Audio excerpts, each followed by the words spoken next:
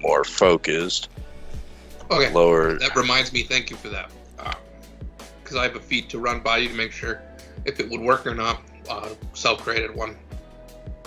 It's a sorcerer class feat. It is a meta magic feat. It is spend an action, and then the next spell you cast, next non-instant spell you cast, you double the duration. So an extend spell or extend meta magic feat. I'm bringing a 3.5 feet in, and a 5th edition. I'm bringing a D&D feat in. What level would you put it? Probably 6.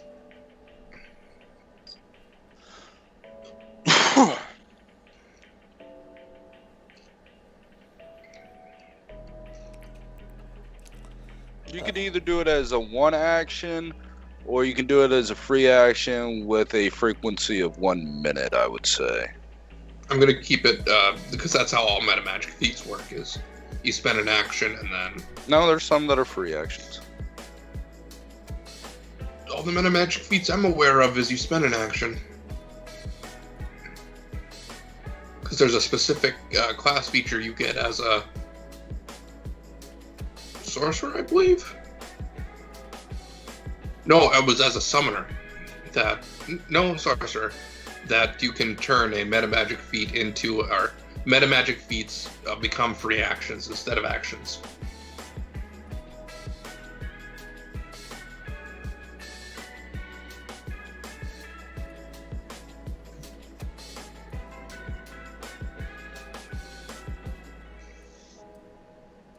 I'm trying to find something. I'm here, guys. I just need a couple more minutes to finish up food. Y'all are pricks making us start super late. Derek says welcome as well. Yep, those were my words. Pricks. It's not my fault you want to start it this time. It's not my fault y'all have fucking busy, horrible lives that conflict with this.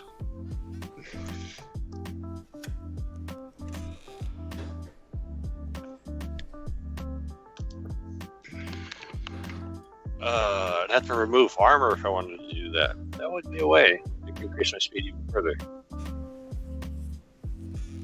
What? Monk. Yeah.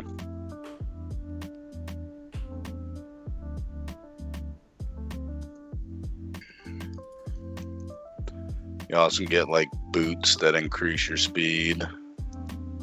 Doesn't haste slightly increase the speed, or does it just give me an extra attack? It gives you an extra action that you can use to either strike or stride.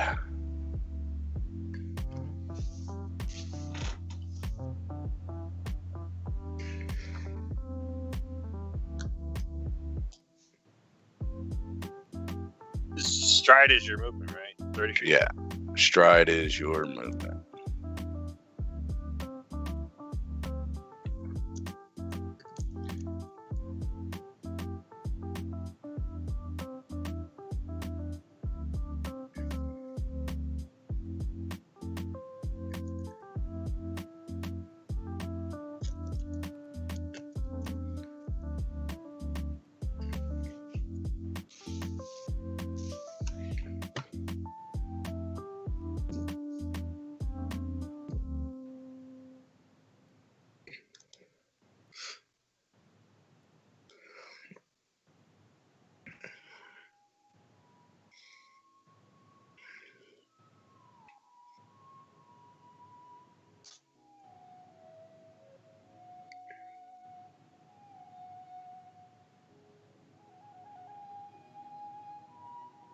It's bugging the piss out of me.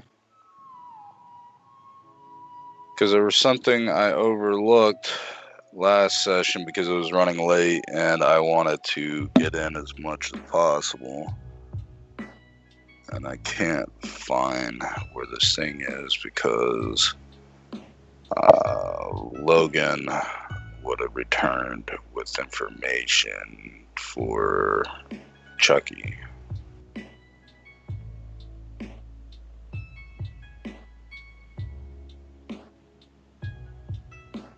Dun dun dun.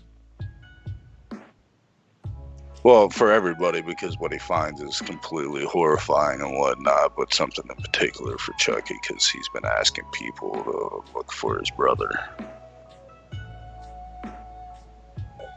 I figured it had something to do with brother. But apparently I didn't save that in the handout. I know what it is, and I know the rough area for it. But I apparently did not save it in the handout, so I will have to randomly place it in a place that sounds about where it should be.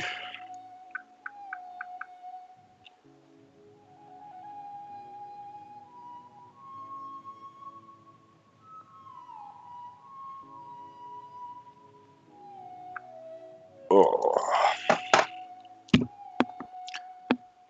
Yeah, it's weird having a preferred car brand now because I've been looking at new vehicles and everything like that, and I've only been driving for about 2 years now. But I have absolutely just fallen in love with the Toyota brand. The reliability, done a lot of research on them, all kinds of shit, and just, yeah, turns out I'm a Toyota person. Unless we're talking trucks, and then maybe Ford. You know, they have something new in Fords. Hmm. It's a magnet in the bumper. And so you can pick up the parts while you're driving down the highway.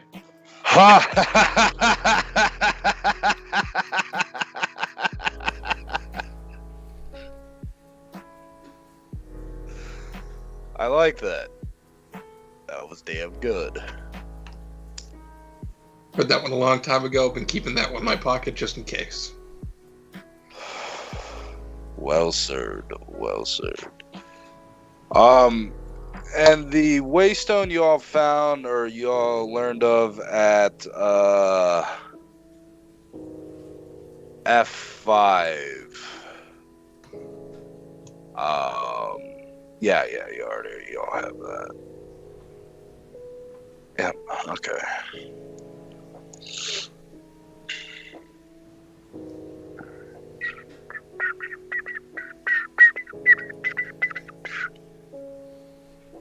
All right. Yeah, your all's saving grace is your all's Phoenix Feather for this Vorgoth fight.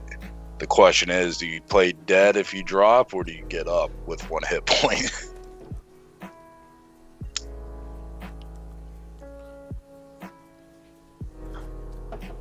The Phoenix Feather returned us to full. It has 2 uses. You have the active use, which use and removes you.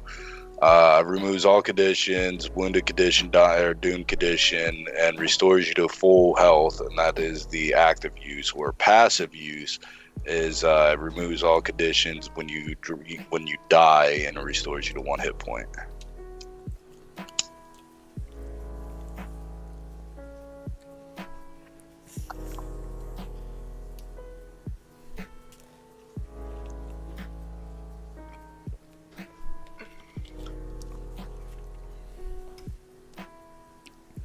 If it passively goes off, it destroys the feather, of course. And if you actively use the feather, it destroys the feather. It's just one of those things, like, you gotta weigh the option of, do you want to wait for the passive, or do you want to proactively use it? Mm-hmm. You can't only use the hero point to do the exact same thing. Well, not heal, but, just not fall. Mm-hmm. Is there a way to get more than 1 hero point? Yes, and I keep telling you, I'm horrible at giving out abstract resources like that, so I leave it up to the players to denote when they think somebody's earned a hero point. Fair enough. I forget. When a It player doesn't stick. It only sticks around for the session, and resets for at the the beginning, session. or it resets at the beginning. okay. That's kind of why I gave you all that trinket. To give you all an extra hero point, because I'm horrible. I remember giving them out. But remember, and I'll restate this when everybody's back, that I leave it up to the players to know when they feel like somebody's earned a hero point doing something heroic or something truly badass or something like that. You can freely say, oh, hey, Rambo family did something clever and good and didn't kill us. He gets a hero point. And I'm like, oh, okay. The start of the Vorgoth fight session, whatever session that happens to be, I feel like I earned a hero point by taking out the two biggest threats by convincing them to eat a jumbo fruit. I will let that carry over. I agree with you right there. Yeah. Because it was the seer that convinced his brother to eat it. The seer knew what your intentions was. That's why I wanted to make clear your intentions, because she's seen you. She can read your mind and all that shit. So she knows your intentions, and while she can't actively fight Vorgoth right now, she does not like him, and she does agree with you. This is, as strategically speaking, this is about your best chance right here. Because you have so many things in your favor at the moment. Yo. Still going to be a stupidly hard fight. And then you got to make sure he doesn't flee if you get him down low enough. That's why we have the Hydra. He can kill that Hydra. Yeah, but not when he has just low enough hit points where he's forced to flee. That is true. So, I mean, use the Hydra if you all convince the Hydra, which I think you all will, because you talked to me about your plan, and that is definitely something that would draw his attention and open negotiations with you all. So, Which plan? A plan to help bring the Hydra to our side. Both me and Charlie have the ritual reincarnate. Mm-hmm. Oh, you're gonna resurrect. Yeah, we can. And while we couldn't bring back its mate, because even though a regular Hydra is level 6, and technically I think we can go up to level 8 with the level we currently are in our ritual, I think the Royal Hydra is going to be significantly higher level than that. Or if not significantly, I think the Royal Hydra is going to be higher level than that. But the infants, the infant would easily be under our level cap. And if the Hydra makes a deal with me, I could realistically use my power to guarantee that it comes back as a Hydra, as opposed to another beast. well, with your wish capability, it is within your wish capability to make sure it's actually its original body. The reason why I'm allowing that is because you're not restoring it to life with the wish spell, and it wasn't destroyed by something that you would need a 10th level wish spell to bring back, like Disintegrate or something like that. You can bring its, the mate or the child, you'll find out what it is, body back, the original body, and then you would still need to succeed on your reincarnation ritual. Okay. And that's where it becomes a challenge, because you do have to succeed. You do know if you use it at a nexus point, though, it reduces the DC considerably. And y'all know where a guarded nexus point is. Well, you know where 2 are, technically. But one's within your all's territory. Oh, the way. Yeah, where the Waystone is. You can surmise, your all's intelligence is high enough, you can surmise Waystones have to be placed on a nexus point. You deliberately told us that when we made the exploration, so... Yeah. Just reiterating that Waystones have to be put on a nexus point. Everybody's here. Yep. All right. So the recap on something, because a couple of you were missed.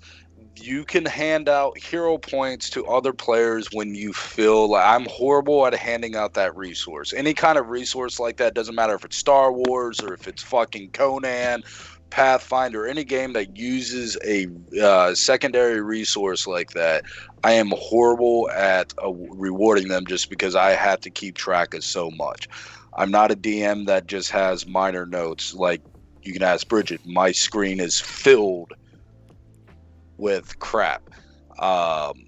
So I leave it up to players to reward other players that resource. A hero point, how you earn it is if they do something truly deserving of a hero point, be it self-sacrifice, be it, you know, an ingenious plan, doing something courageous, heroic, you know, anything like that. So remember, as players, if somebody does something that you genuinely think should reward them a hero point, nominate them for a hero point, because I'm never going to remember to generally. I do agree with Dan that when the Vorgoth fight does start, so that hero point is on reserve for that fight, Dan, whenever we get around to it. That his execution of basically taking out Vorgoth's two greatest assets during this potential conflict does reward him a hero point for that combat, just because that was ingenious. Gavin, Charlie, I'm going to be able to bring you back one extra time. Yep. Go balls to the wall. Don't worry, Vorgoth is higher level than him. Oh, so you're never going to fall. Exactly. You just have to worry about everybody else. Yep. This is the one time where something higher than him just hits him in his face, and he's like, "Oh my god, that hurt!" and just falls dead. That's when I spend a hero point.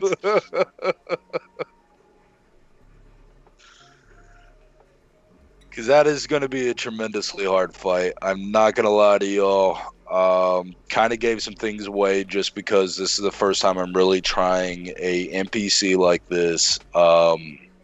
And, you know, the potential dangers here. This is a fight that it could be a TPK.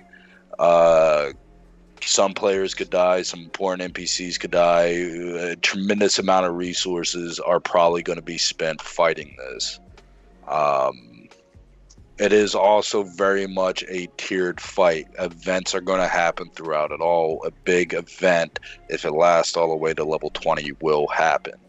Or not level 20, to round 20 will happen. So, yeah, it is. This is the first time I'm actually like designing, quote unquote, a raid boss fight that you could equate to an MMO or a video game, where it's like the longer the round fight. 20, something went horribly wrong. Yeah, and by horribly on wrong, both sides. I mean for both Vorgoth and us. You're right. Something is going on, like horrible rolls or just so much countering of each other. I don't even think horrible rolls would equate to a 20-round fight. Yeah, no, that's the longest fight I've ever had is 20, so that's why I staged it out like that. So, use your words. Well, each round is 6 seconds. 20 rounds is, so that's 2 a minutes. 2-minute fight. Yep, 2-minute fight. In story game, but not saying. That's a whole fucking session. You were cutting out horribly, Rambo. I might, and I don't know why. I mean, I know why. I don't know how well this internet. Like, I have internet, but they tore the internet box away from the house, so it might be on a bit strained, the wiring. So it might connected as stable as it normally should be. All right, I finally started my siding on my house. If Charlie, you good to start recording? Yep, already done. Oh, you're already recording? Oh, yeah, gotta start early. Frick. All right. Somebody do recap. I'm going to be right back. Bridget just got here, but let's go ahead and get the recap rolling. Dan, who did it last time? It was Josh who did it last time. Josh did. All right, so if Josh has to do it again this time, he gets BP rewarded to him. But somebody go ahead and start recapping. I'll be right back. Only thing I is the evocation tower. Rambo, the one with the cutting out. Yeah, okay. And I mean, I came like at the very, very end. So Okay. So last session. Trying to remember where we started because we did mostly the evocation tower. That's my problem a lot of times. I can never remember where we started the session.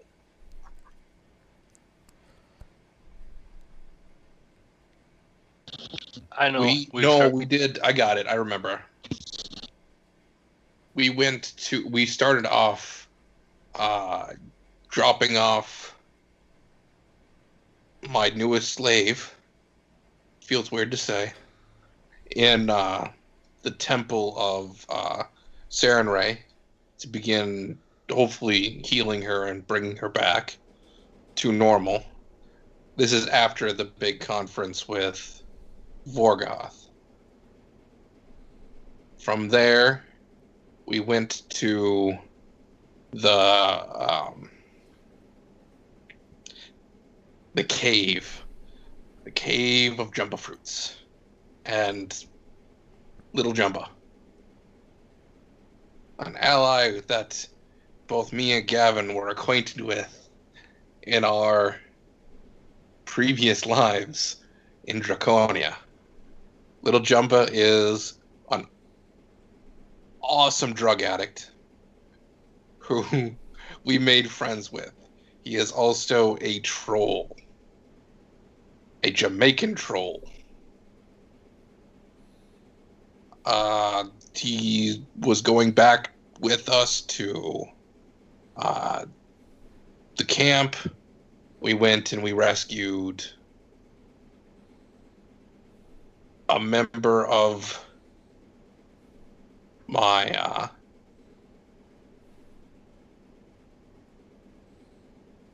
entourage, my bodyguards.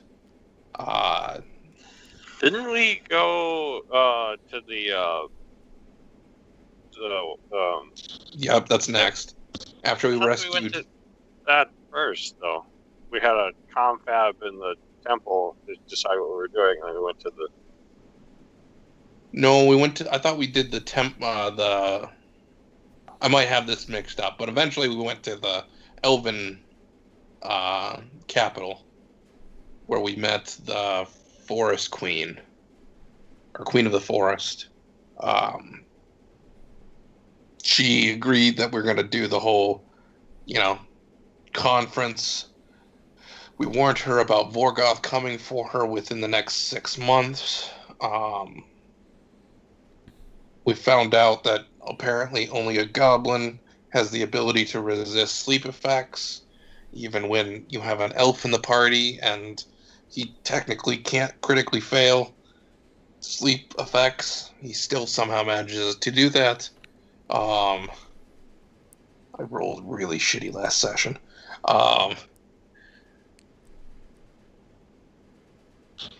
Me and Gwendolyn had some one-on-one time with the queen.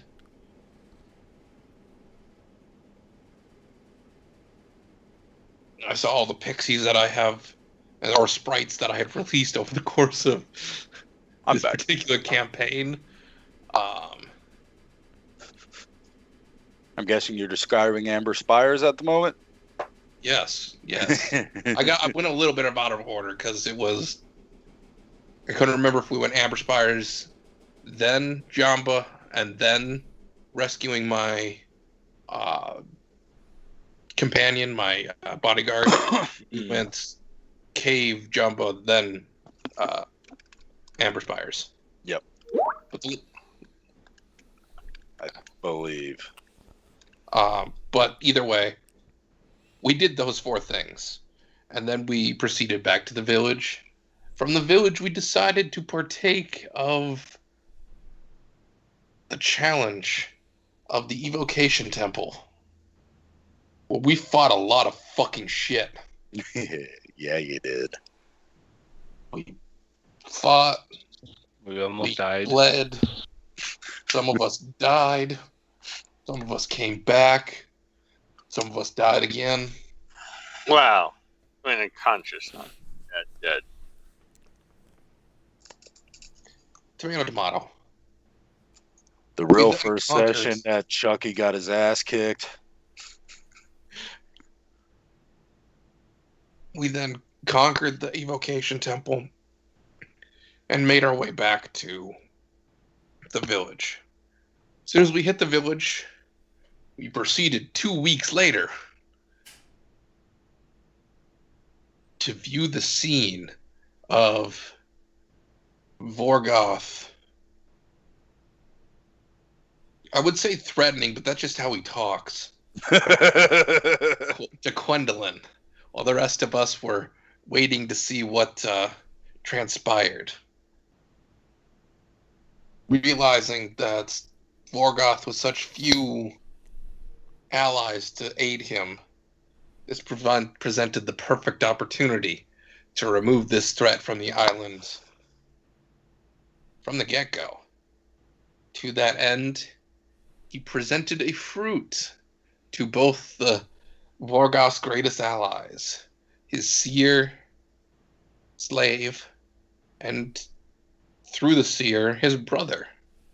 Slave. Upon eating said fruits, they started tripping balls and are out of the fight.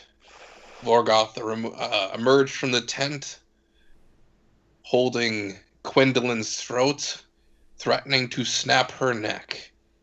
And that was the end of the flash forward. Yep. And now we find ourselves 2 weeks earlier, leading up to that fateful moment. Dun, dun, dun. Yep, no, that was so to iterate on that last little bit right there, Vorgoth, he it's how he talks, as Dan has said, but it's pretty much, it's really the same thing in the end, that he wanted Gwendolyn to acquire the Draconic language for him. In turn, she would get her mother back, which that's why the giant purple panther was with him. He did a demonstration shocking the panther to the point where it reverted to a female elven form that was unconscious on the floor, and proceeded to put his giant foot on her head, threatening to crush it if she does not comply. Gwendolyn agreed. Vorgoth, being who Vorgoth is, rolled a stupidly high perception for the sense of danger. Basically, danger sense. He scored stupidly high, felt something was off, and being who he is, he trusts his instincts. Blinding flash, grabbed Gwendolyn by the throat, and basically steps out with a grin on his face out of the cabin. And yeah, that's what all that was right there. That was intense, and we're going back in time now to lead up to that moment right there. So yes, 2 weeks. Logan returns. Logan returns with 2 Anolian soldiers. Yes. An Anolian warrior and an Anolian juggernaut. The warrior is donned with impressive full plate armor, shield, long sword. The helm he wears has antlers, metal antlers, of course, but very, nomadic, tribal, clan-based decor about his armor. Very impressively crafted as well. And then the Juggernaut is wearing a half plate with a massive great axe. as he enters the village. Unlike the first time, bringing Kendra. These two walk on their own accord. So, yes. As, you know, the commotion rouses up again, your all's attention is brought to Logan, who has a look of purpose upon his face, and meets all of you at the center of Sunrose Village. I have done as you asked. I have found more of your companions, and he motions with his hand towards the Anolian warrior and the Anolian juggernaut. I did not come up with names for them yet. I do apologize. You can either come up with names, but it be, Scandinavian-based names for both of them.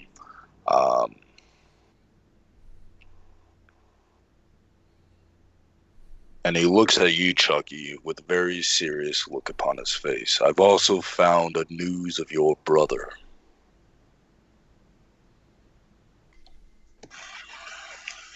Tell me.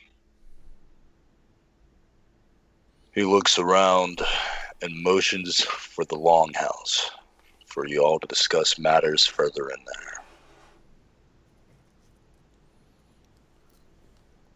I follow. I would follow. Yep. Follow.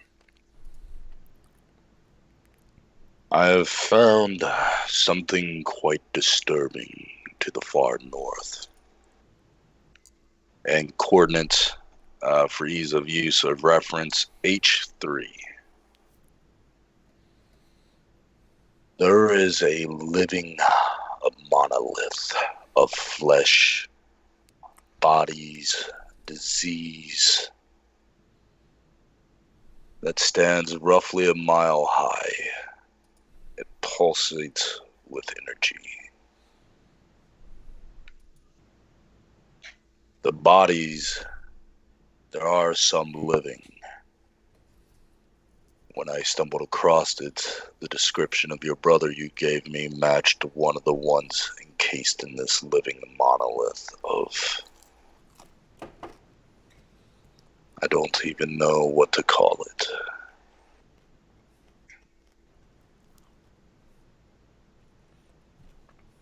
I did have to quickly protect my breathing. Let's be honest, I held my breath for like 10 minutes as the area is filled with various disease and plague.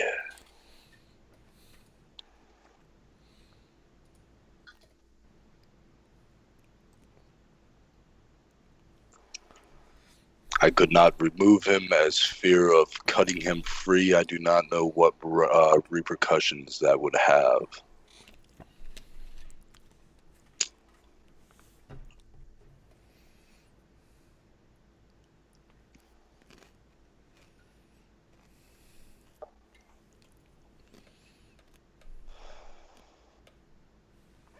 And he looks at you, Solon.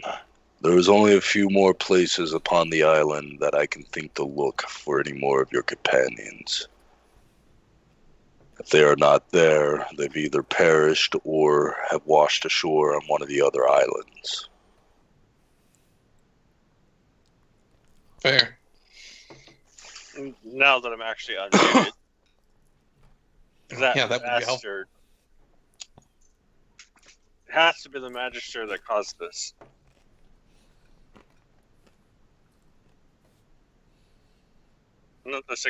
Isn't that the Yep. Yeah. Orgos Magister.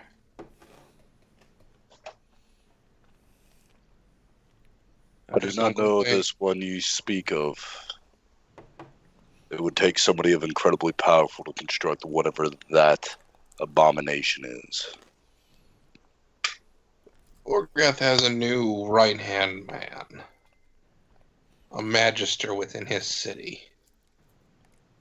Someone who wields plague, as you describe it, as his form of magic.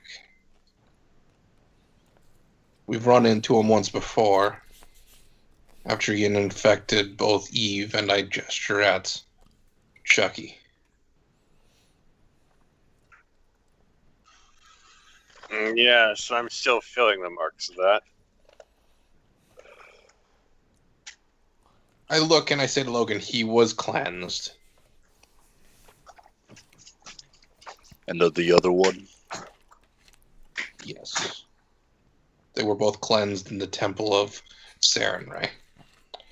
Sarenrae is one of the southern gods. I know of Sarenrae.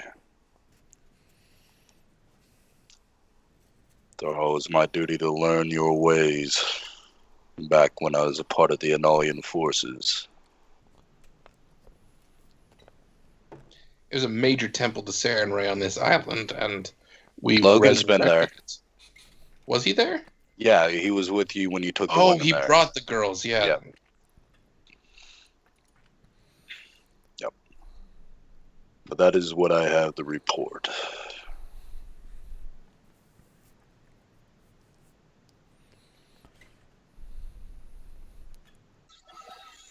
How is the front moving against Vorgoth going? In a couple weeks, we have several updates on that. As I let Chucky process what he's processing, and we'll have to get back to that. I say to Logan, Vorgoth's forces are preparing to war against the Amber Spires. At least that's what he's announced to everyone. We have yet to believe he's actually... That's idiotic. Why would he do that? We don't think it's his actual target. He nods. We think it's a feint. I think he wants everyone to assume he's going after the Amber Spires, when I think he's actually going to target either the Kobolds or the Fire Giants. Okay, I thought the Kobolds, the Queen of the Forest, thought the Fire Giants were another viable target, as he is currently indebted to them, and if they're dead, no more dead.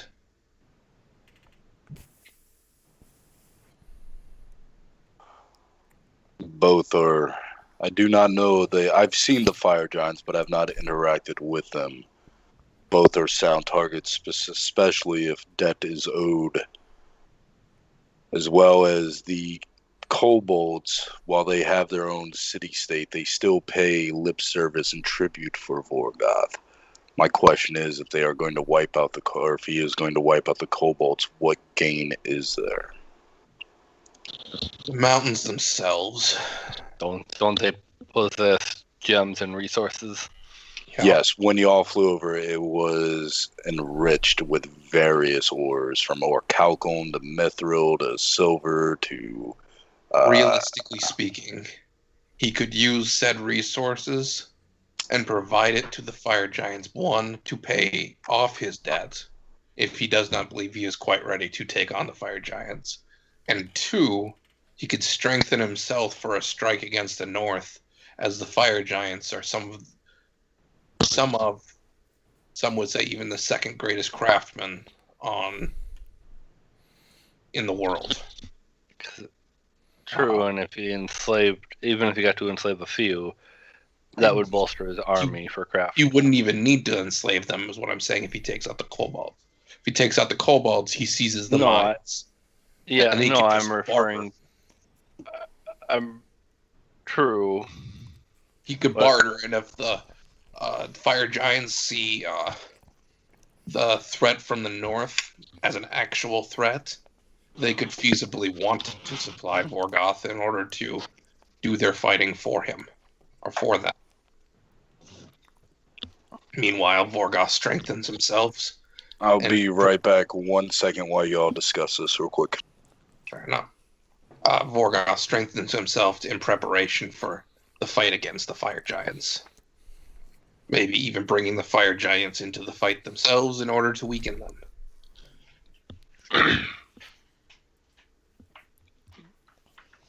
That's why I was thinking the Kobolds, just because of resources. It makes sense. And though I don't think it'd be wise to underestimate us kobolds entirely. But it does make sense. I never underestimate anybody. I But was referring to Vorgoth. oh. But the greatest strength of the kobolds is both their trap making capability. Wait, I don't know this. I take that back. I'm sorry, I forget kobolds are a new race, so I wouldn't have the basic knowledge of their type. Yeah.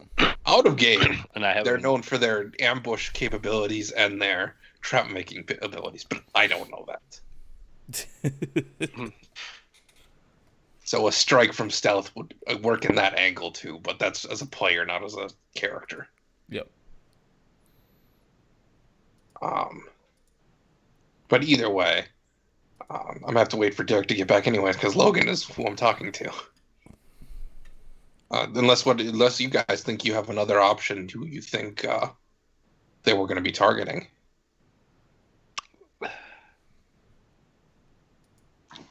Out again, what up in the north again?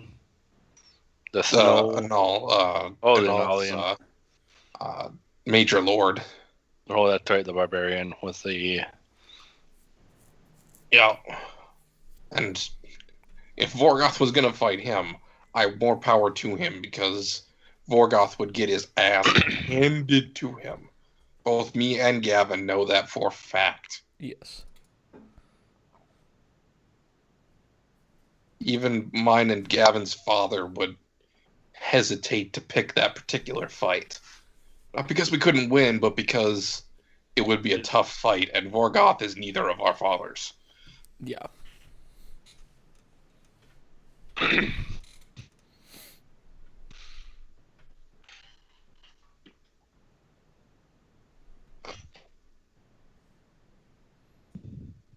And I'll end up telling Logan about the summit that we have in a couple weeks here with the Kobold leader and the Elf Queen. So that way we show we're actually moving towards that goal.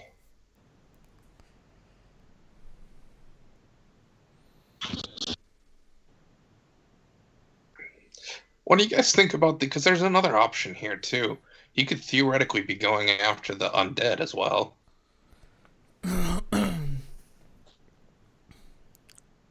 How much? They're in the swamp, so I mean, unless there's a resource there that we don't know, I don't think. I'm back. I think he would leave Okay. them be for a later thing, unless he's looking to enslave them or bring them under his reign to use as cannon fodder. Possible. It's quite possible Realistic- with his mad, whatever the fuck the plague dude is to him. Because I mean, Fair. what better? 'Cause he is What working- better? Personally, what better way to deal with a massive threat than to have a massive amount of cannon fodder and then to come in That is when a you know very you can take them? That is a very fair thought process, because the biggest threat on this island to, the plague guy, is because of the allyship between him and Vorgoth, would be the undead. Simply because what's a plague to an undead? They can Yeah. give two shits. Well, depends on. I mean, he could, they could become carriers for the plague. Yeah, but they don't care. The undead And if they don't. kill something, it'll come back as an undead, so it won't care about said plague. It's a No. vicious cycle with the plague, then. But it's the fact that that would make the magistrate happier, because they become carriers. Those that survive and don't get turned all of a sudden become carriers. Yes, but when they die, they come back as undead. Meaning there's more undead to fight. Meaning the undead get stronger. In numbers, they don't. In numbers, they don't generally come back always at the same strength that they were. Yes, but undead have always been a cannon fodder fight style. So the entire island could die, and it would just benefit the undead, in all honesty. And There is nothing that the a Plague Master would be able to do. Which would make sense. Completely undead. So undead is actually a viable target that I hadn't really thought about until now. Yeah. If he doesn't crush them, forcing them into the fold and then using them as cannon fodder would be. Depends on what he finds more valuable. Does he find his newest ally more valuable, or does he find undead cannon fodder more valuable? And I guess not knowing what his target is would deter. Without knowing what his target is, we can't figure out. We won't know which way he'd lean towards. Right. We haven't. There's no clue what his actual target is. I'm just saying it would be idiotic to target the Amber Spires like he announced in front of everyone. He has to know, announcing like that, it was going to get back to the Amber Spires. And 3, Right the Amber now, Spires are so well defended that his current forces. I wish him luck, unless he has some kind of magical item that he's holding close to the vest that he thinks he'll be able to blow through the Amber Spire's magical protection with. what about the plague? All of a sudden, Yeah, but then it becomes a contest of whose magic is mightier, the Plague Lord versus a High Fae. And in that particular matchup, they'll most likely cancel each other out, in which case Vorgoth is right back where he started and has to muscle his way through Yeah. a completely magically defended forest. but with a leader gone, and it's been done. His odds aren't No better. clue I'm what's saying he still has to contend with all the spells and protections that are laid down. And unless he has let's put it this way. We entered in there, and all of us but one were instantly knocked unconscious. You can't tell me he's getting an army past that. Vorgoth might be able to himself, But his army wouldn't be able to, and enough bees put together will eventually sting an elephant to death. Yep. But not a bear. Anyways. Because bears are awesome, all right?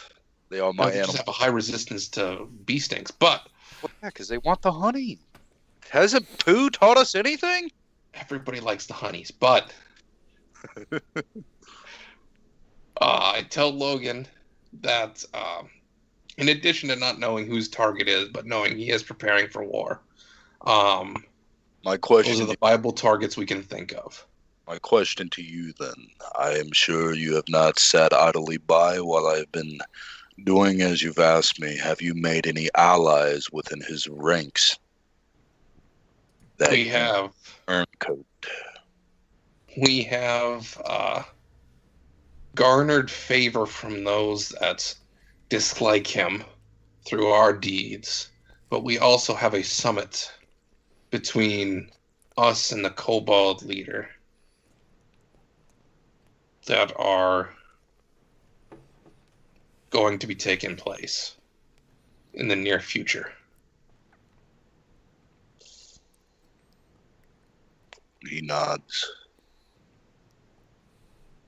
If you wish, I can head out and further my search. Again, I may be out for a week, maybe 2 at most, to cover the last grounds where your companions could be.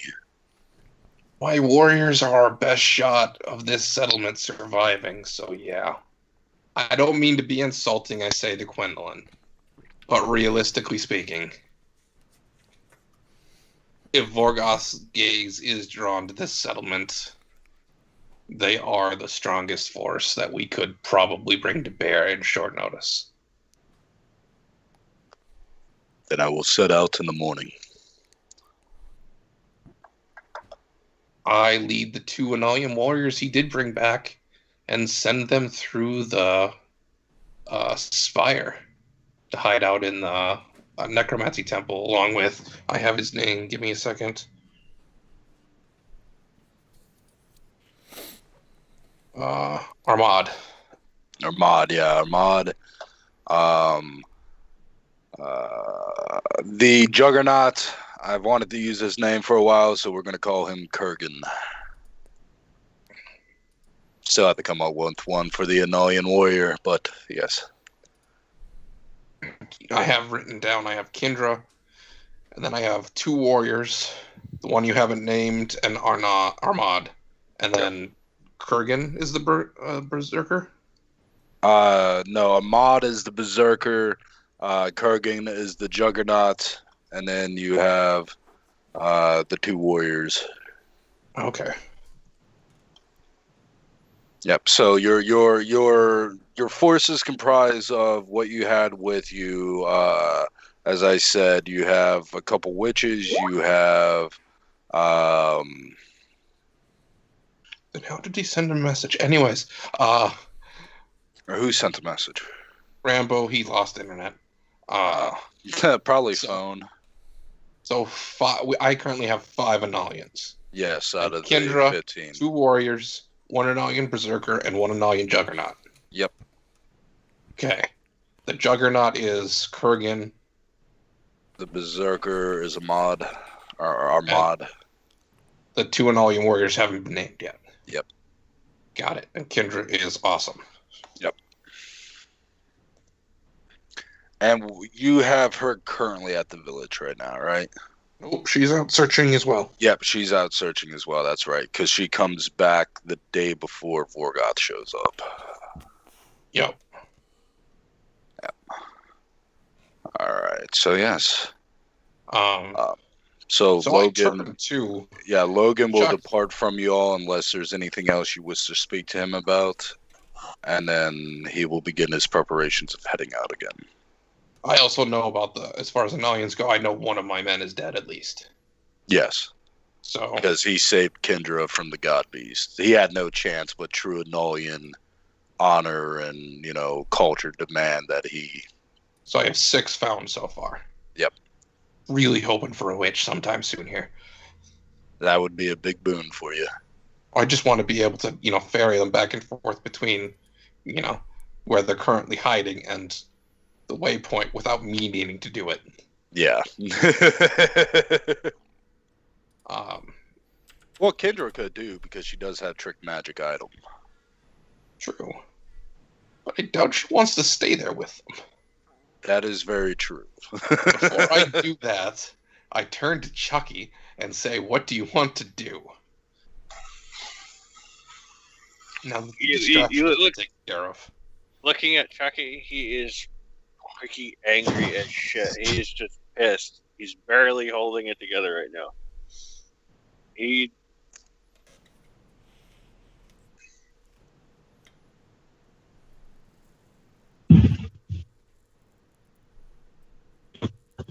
In fact, let's see how well he holds it together. 14. Well, the easiest way to do that, what is your total will modifier? My will modifier? You rolled a 14. You rolled a will saving throw. So you have a +6 to your will? Yep. So you're not holding together. So how you would do something like that is you would take your modifier and add it to 10, and that would be the DC. So you failed your DC of holding it together right there. You didn't critically fail, but you did fail your composure of keeping your anger and frustration in check. For the record, I do get the location of this spire from Logan before he leaves. Yep. H3. That does put it up near where you all found Eve and Beastman territory. Ouch. Why ouch? Because Beastmen are ouch. Fair. Except we could teleport there, but yeah. It's a good thing Eve didn't go farther north. Right?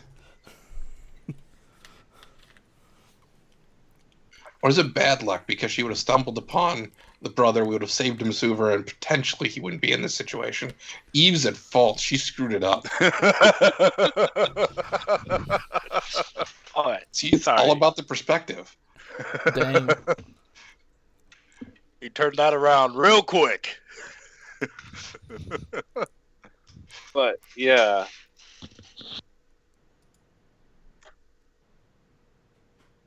Chucky's.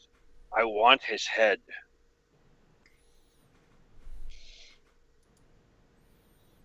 Hopefully you bury it like,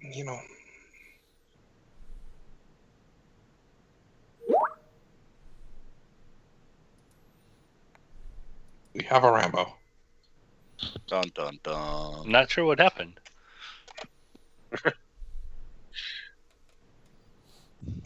So I gotta go after my brother. I gotta. can you survive the plague?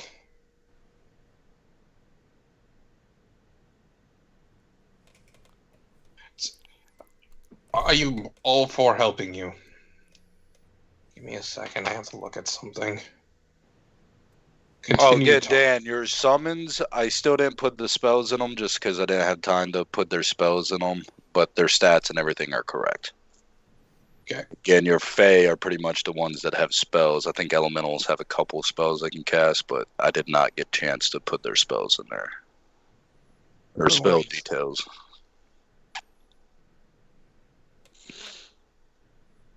Continue to talk amongst yourselves. I have to look up a spell real quick.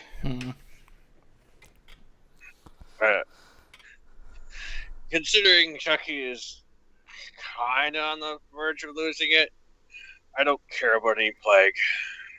I'm going to save my brother.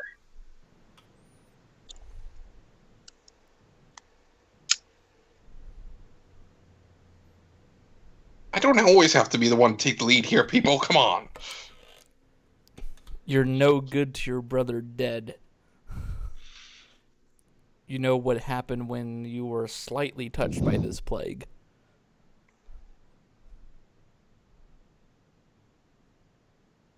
Actually, we don't even know if it's this plague. A plague that this being can create. And if there's a pyre, it doesn't do. It's only gonna it's only growing. And we don't know. Maybe it's there long more so to keep him, give him power.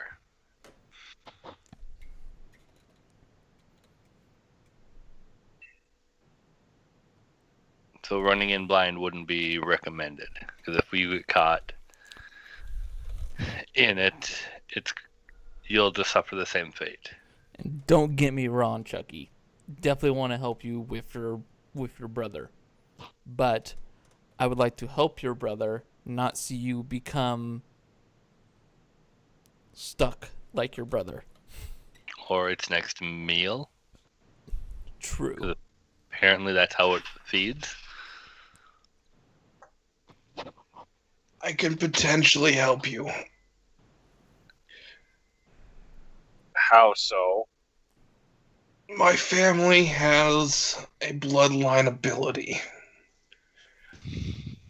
We have the ability to make deals and magically augment them.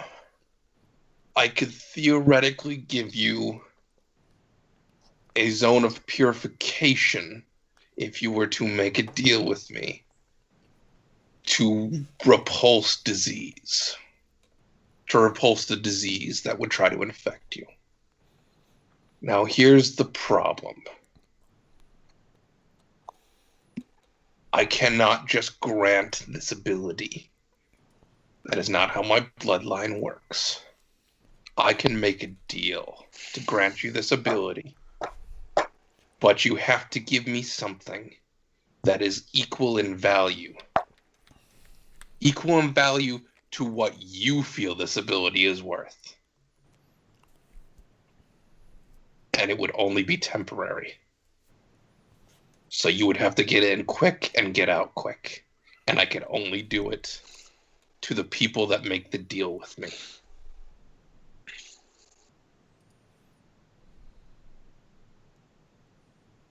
That's what I was checking, Derek, with the spell levels, because it can technically be third spell levels, and I'm playing around a little bit, consider it with spells, subtracting some features, adding others, but it would be a third level spell. Yep. You have to give me something that would be equivalent and worth it, as worth it is to me as this deal would be to you. Equivalent exchange. That's how I could help you.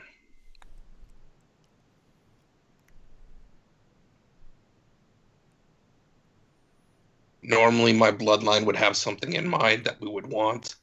I have not known you long enough, nor do I really covet anything you possess, so you would have to come up with an offer to me that I feel would be worth the exchange.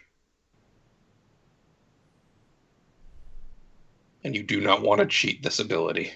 Trust me. The consequences for both me and you would be not good.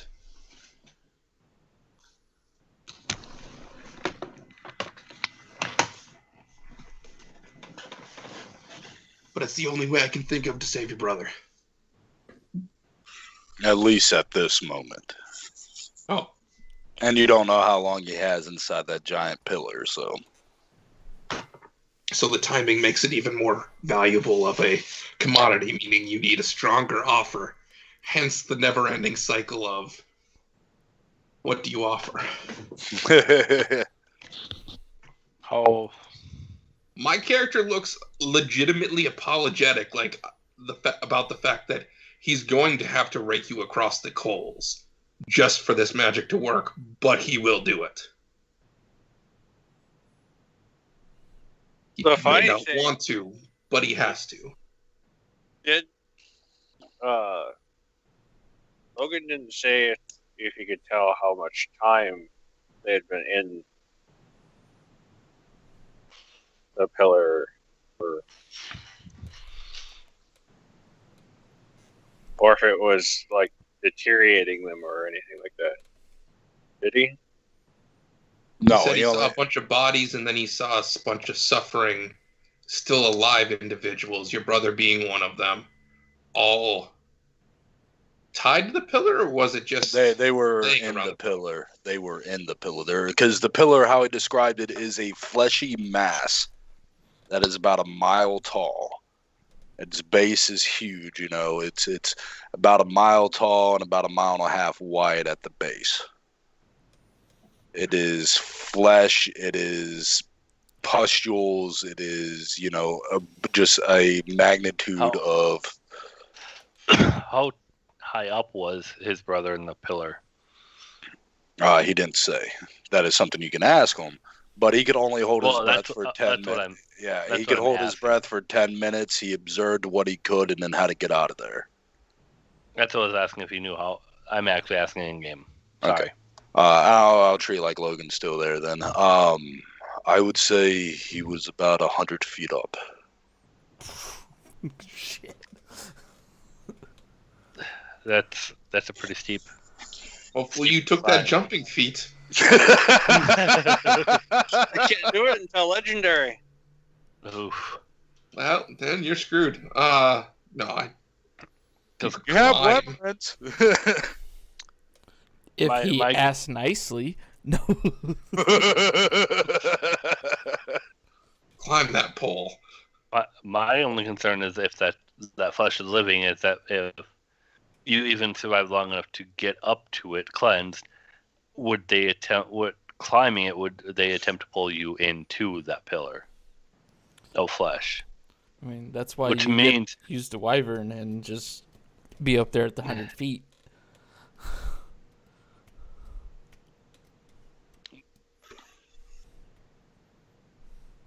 I can offer you the ability as if it was a zone. Okay. So it would be an aura.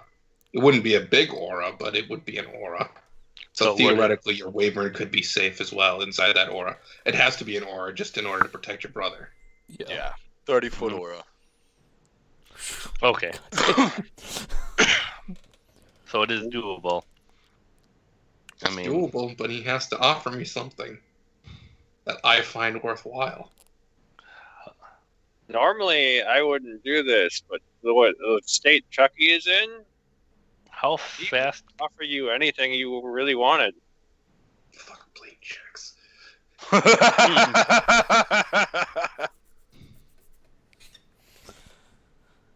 I'm thinking your wyvern can move 80 feet now, right? Not in combat, or is it 60? Wait. Not in combat, it moves normal. Well, not in combat because we have Or the in combat, it moves normal. Out of combat, it moves like 90 double or something like that. 90 feet. So honestly, if you do it right, you could get in and out very, very quick. I mean, you would only need, assuming it isn't too terribly hard to rip him free from it, you'd only need, what, 2 minutes? And you're covering 90 feet. At 60 feet fly, So you double it because it's not in combat. so it's 120 feet. Yeah. Is- So 120 feet every is 6 Six seconds. Ghost Rider double? I thought it was only half. Added half to it, like it would be 90. Find the right character sheet. Feet.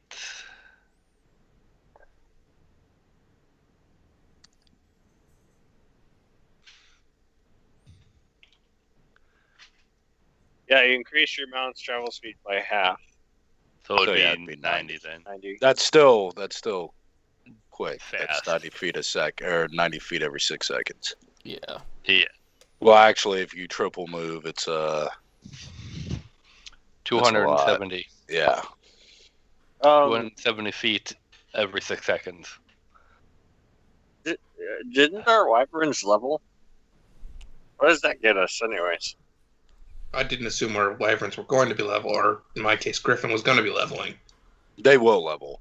I didn't upgrade them because I've been stupid busy trying to fix my car and everything like that. Basically, how that works for NPCs like this, you just go to the creature or the creation rules in the DM guide, and you find what column they find into or fall into, and then you just increase it to the next level worth in that column. Okay. If you want to train them special abilities, that's a downtime activity with train animal and whatnot. But as far as stats and damage and things like that, you just find the column appropriate to them for each of the statistics, and then you increase it.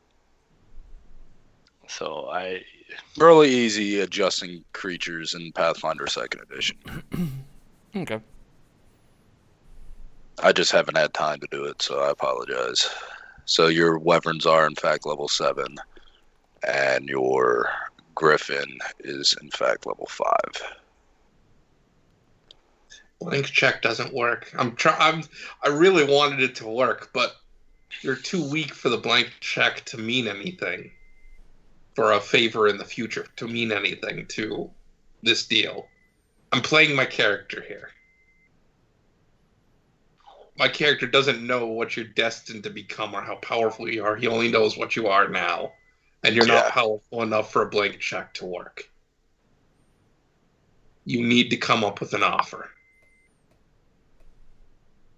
If you're like 10 plus, that might work, but because future's uncertain. Cough, Borgoth fight coming up.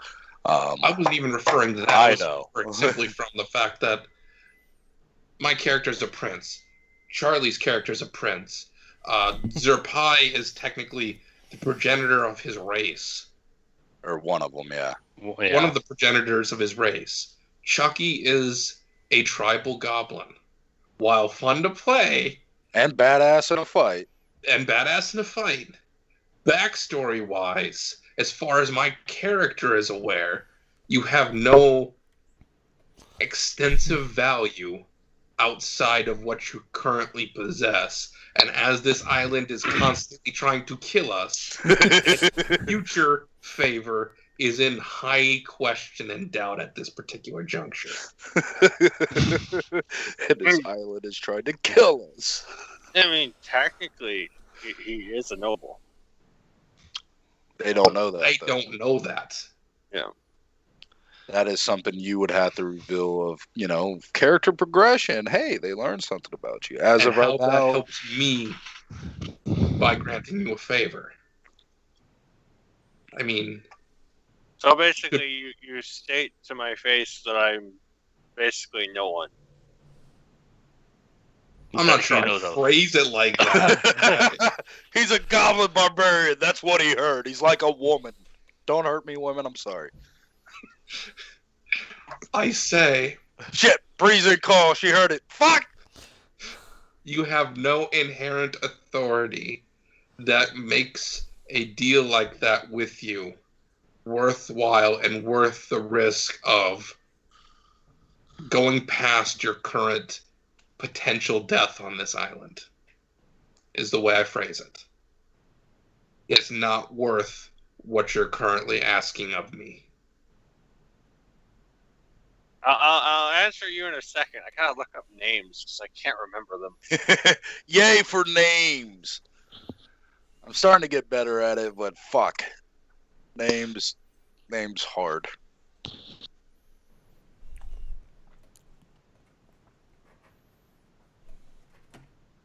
Oh, I was that far along in the tree on that one? Oh, that was long ago. I'll be right back 1 second while he looks up. You have no idea how hard, as a player, I'm trying not to sound like a jackass. Honestly, we've got...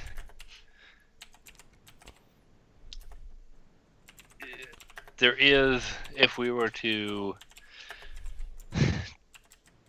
equally divvy out all the stones we got from the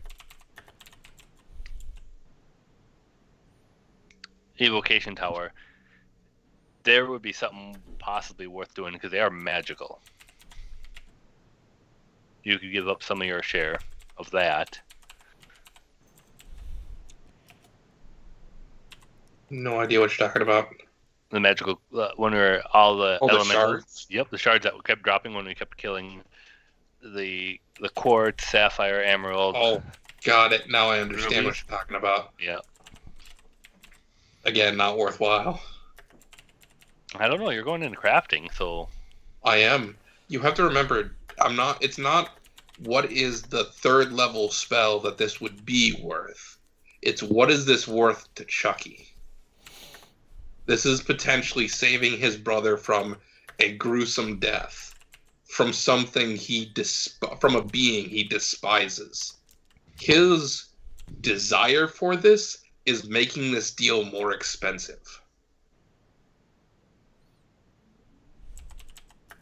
If Gavin all of a sudden hurt himself, he stabbed himself with Alright, I'm back. What happened? He Cut himself? I said, I'm trying to explain how my power works, both for the benefit of Rambo, who seems a little rocky on it, and for those that are listening. The way my power works is, the more a person wants something, the more valuable it's worth. The power that I have can only generate about the effect of a third level spell, but because it's so variable is what makes it so powerful. Because Chucky wants to save something from a being he hates, and the person he wants to save is so important to him, it makes this deal more and more expensive. If Gavin were to fall on his sword or cut himself with a knife, realistically he could make a deal with me to heal the wound as well, in which case a gem would be worthwhile, because guess what? That could be easily solvable by even the most mundane means. So it's not worth it much to me, and it's not worth much to him. On the other hand, the more something is valuable to a person, the more I have to charge.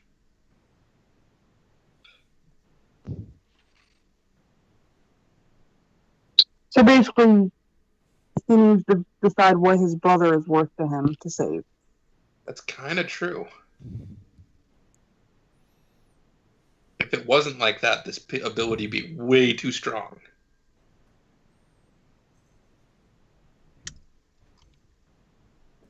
And if we didn't just level up, I wouldn't have been able to help him at all, because Remove Disease isn't even a viable spell until 3rd level.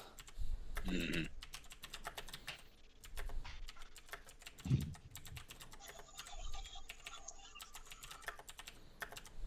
But,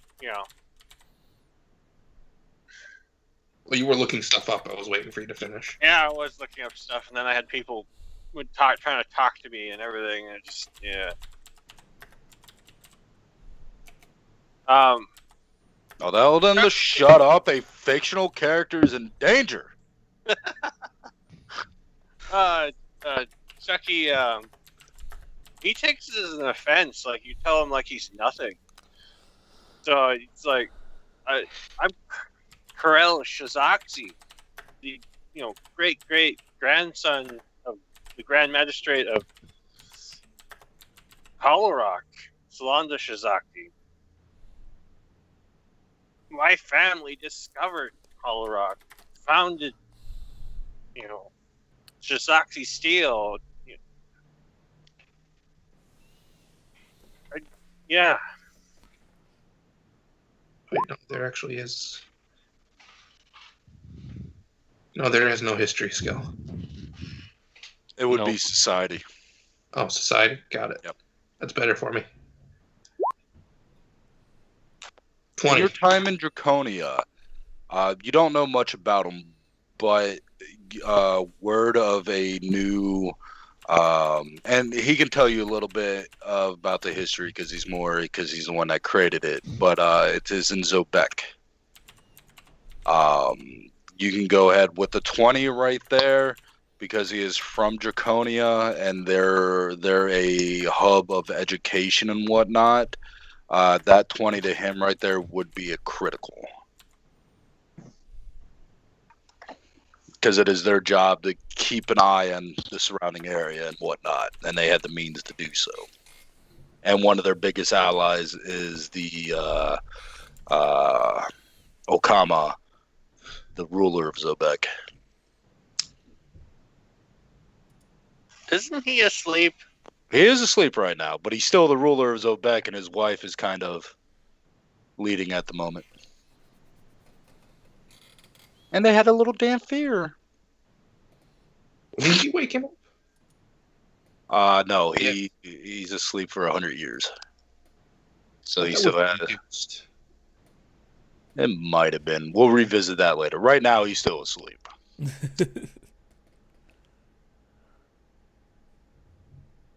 And for the people that do grace us by watching, Hokama is a first-gen vampire lord created by the Blood Lord. Very powerful. I run my vampires a little different than D&D and Pathfinder because I'm not a big fan of how they do it and follow more along the lines of like World of Darkness and other fictions of vampires.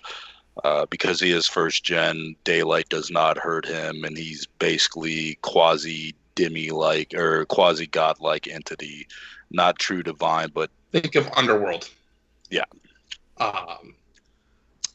So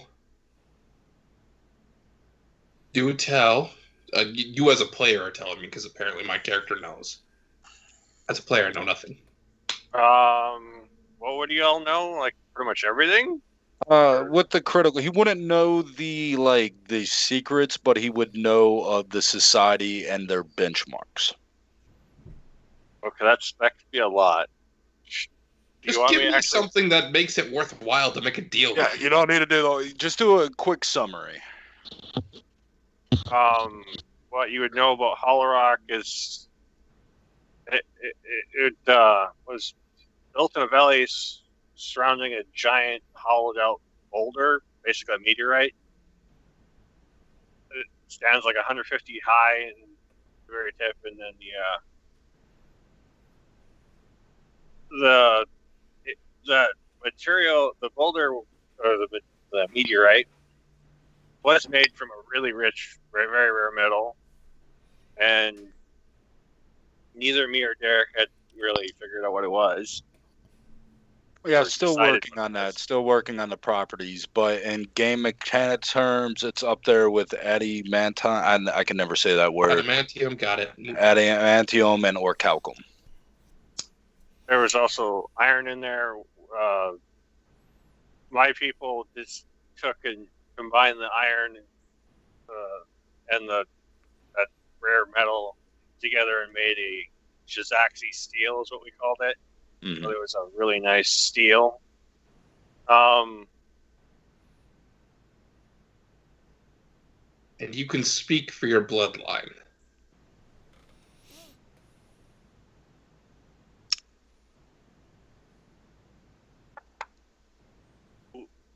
Derek, would I actually be able to speak for my bloodline? I'm not necessarily the oldest child on that.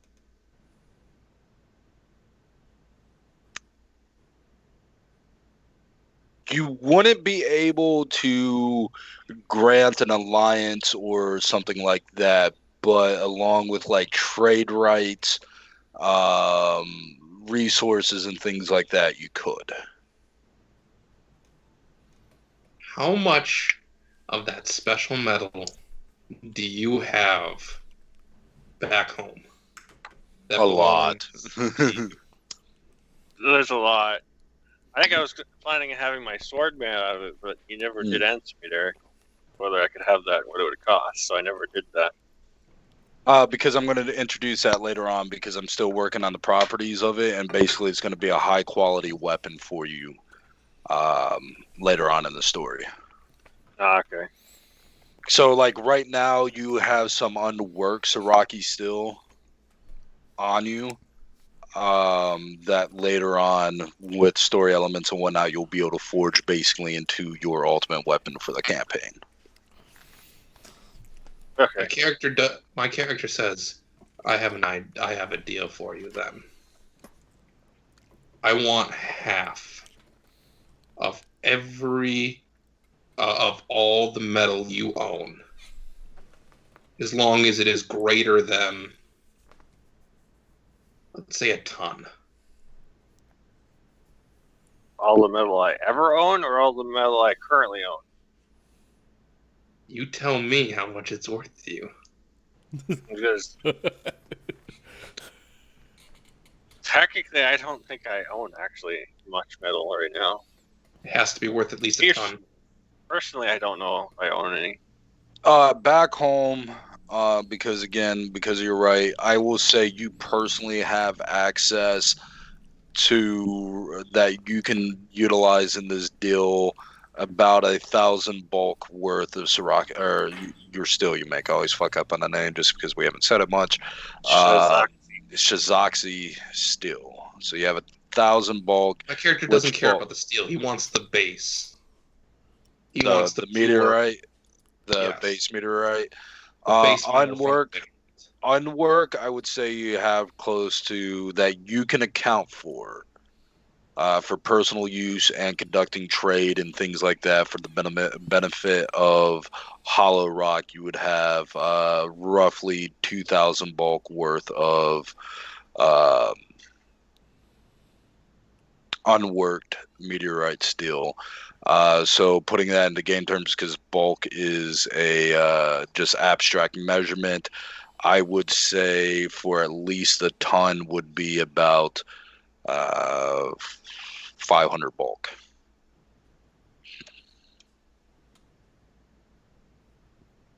So you tell me what it's worth to you. My character says you cannot cheat this. For I warn you, if you cheat this, the spell will fail. You'll still be forced to pay whatever you promised, but the spell will fail. You tell me, is it worth it to you for all the metal you'll ever get? Or is it worth it for offering half of what you currently own? That is a decision only Chucky can answer. How? You know that stuff is incredibly valuable. On the mainland, it's probably 2 steps away from Dragonite. Fuck. So it is very, very potent. It's very powerful. And it is rarer than Dragonite because this is only in one place.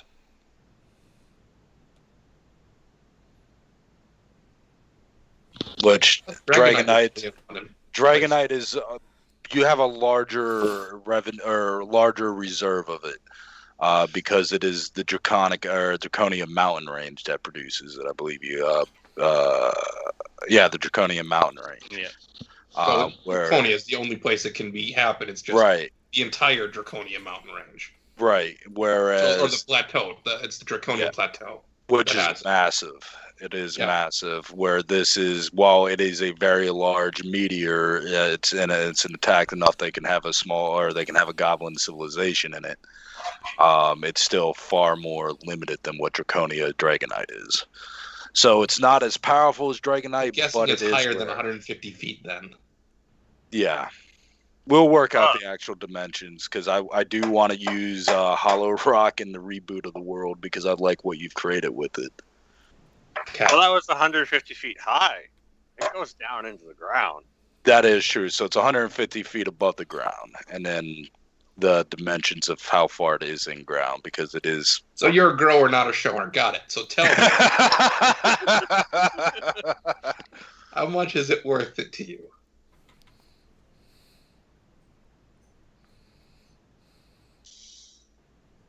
See, now this is where I'm loving this game because you have to make the moral choice here because on one hand this is your brother, somebody that you care for beyond words. On the other hand, keeping in mind it's not a moral decision as in you're not going to go and save him if I all of a sudden say no. It's a matter of, is the magic, the unique magic I'm willing to bestow upon you, even temporarily, is that worth half of all the metal that you will obtain throughout your life? Or which ultimately affects your people at Hollow Rock.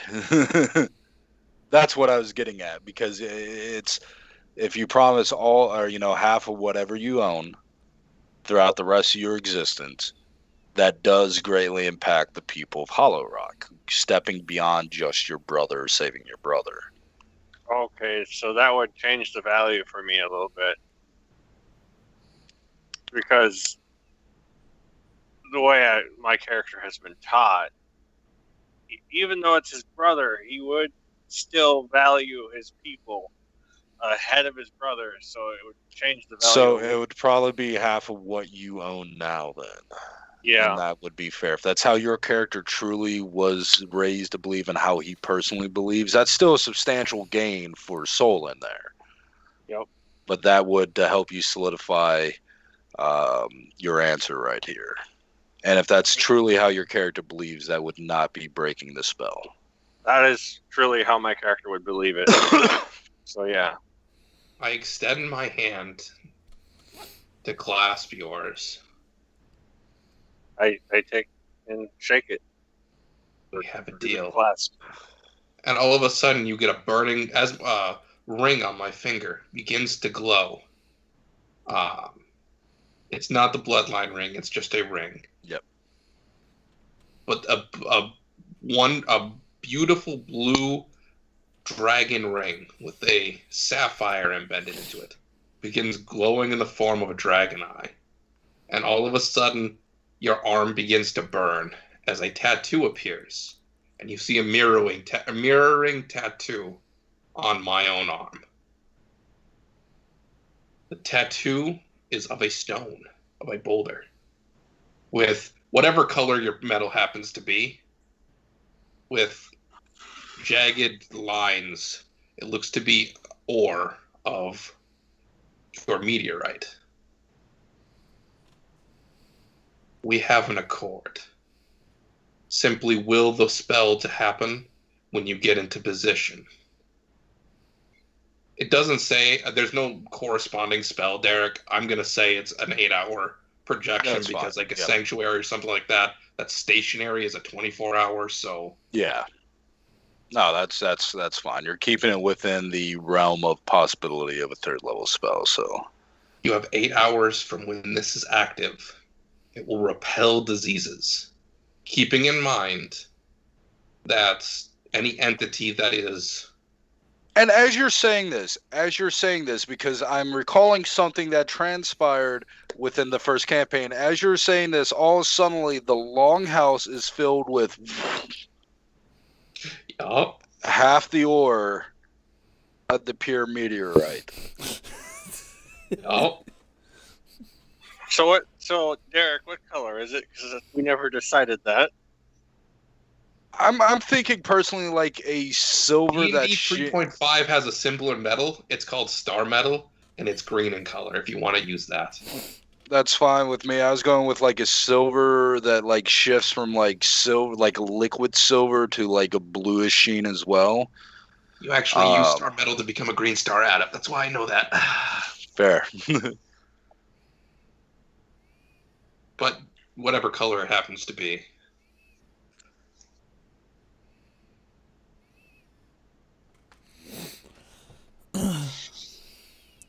I jab Gavin in the side. I have stuff to craft. Fuck it, I have stuff to craft. All right. So You have a 30-foot aura that lasts for 8 hours that repels disease. What else? Disease- and you have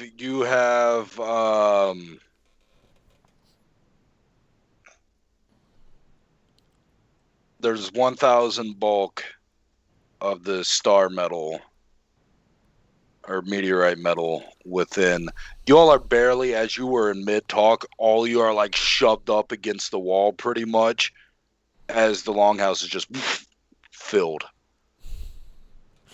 This is awesome. Well, that's going to be an interesting thing to explain to my people. Why that just suddenly disappeared. You're not there. You don't have to explain shit. True. As a matter of And fact, it you did- could walk back up in there. What the fuck happened to all my stuff? Well, my great grandmother is a seer. She might actually know already. I'm not saying that you have to do it that way. I'm saying you could. Though, what's this metal called, Josh, so I can write it down? I didn't put a medal on that. Yeah, No, I 'cause meant the name. Meteorite metal? I didn't actually name it. I just named the steel that I made from it. Okay. I'm calling it star metal until you guys tell me differently. all right. Star metal and how many bulk? 1,000 bulk, and it is high grade.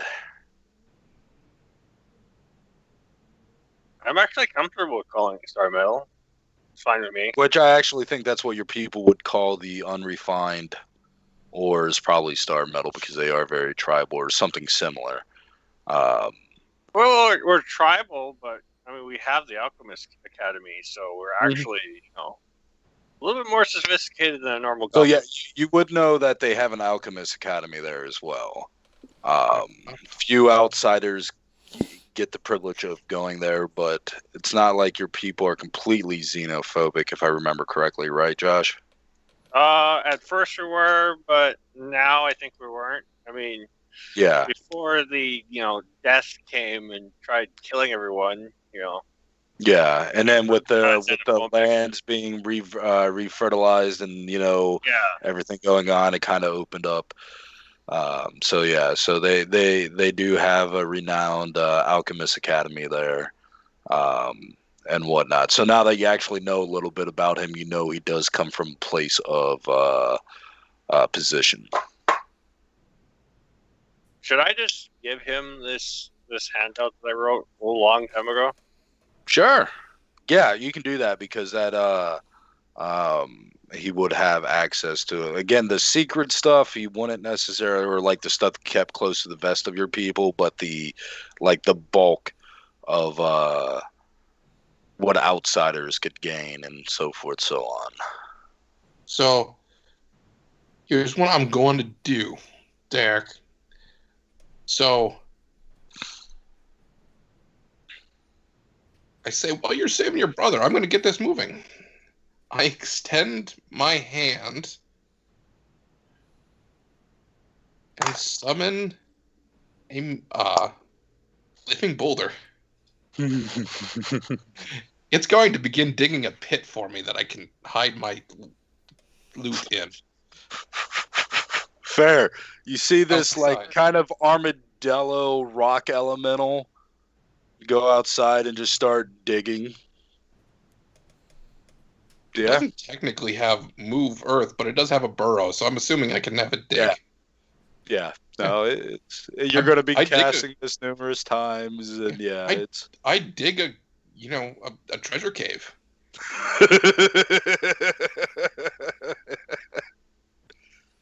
I've been meaning to build a horde for a while now. This is going to take a couple days for him to really make it. We're in the repeated casting of it because it lasts for a minute. So we'll 2 say minutes because I extend. I got the extend. that's right. So 2 It's still gonna take a minutes. couple days. I only have so many second level spells. Yeah. 2 minutes. Well, with it being a signature, you can cast it at lower levels as well. Yeah, but boulder is a living Oh, boulder gotcha. level 2. Yep. And then when So, my yeah. living boulder is done, then I move to earth method, which is a level 1 creature.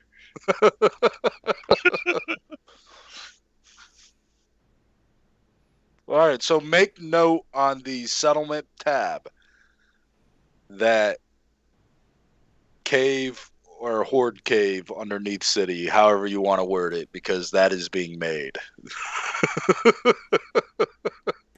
Solin's horde cave.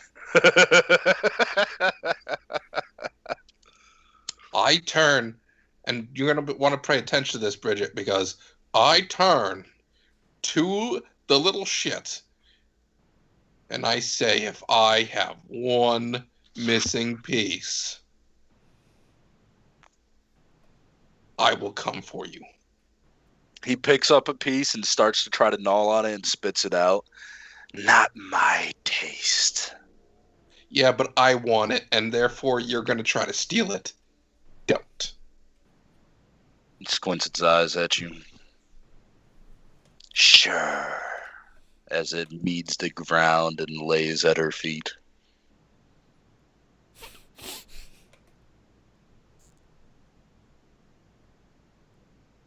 What's Bridget do? Or what Drax does will Quinlan do? himself.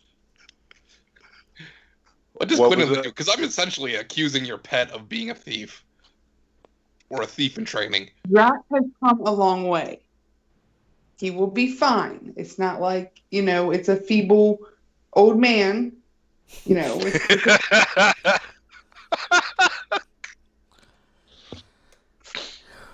Oh man.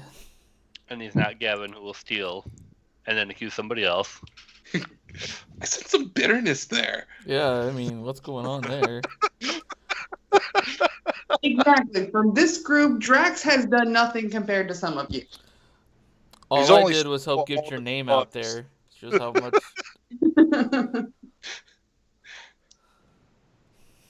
Your pet is an addict. He stole the liquor from Xavier. It stole the Jumba fruit from Jumba or Little Jump.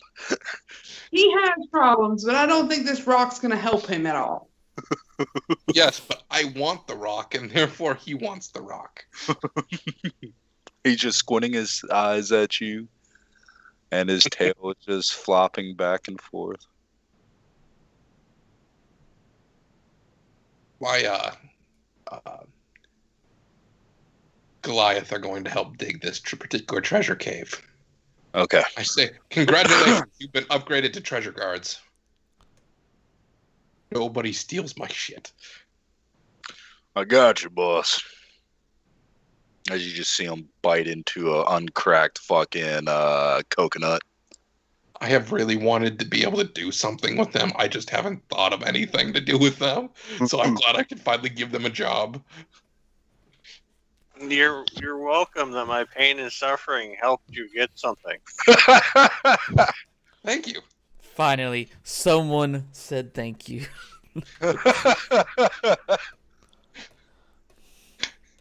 All Hey, right.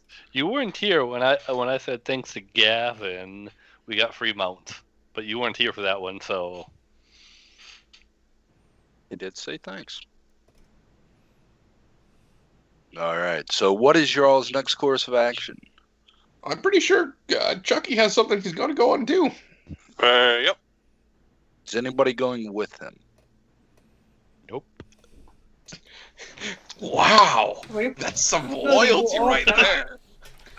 I It's a will 30 tell. Chucky will remember this. I will It's a tell 30 Chucky. foot I will. radius.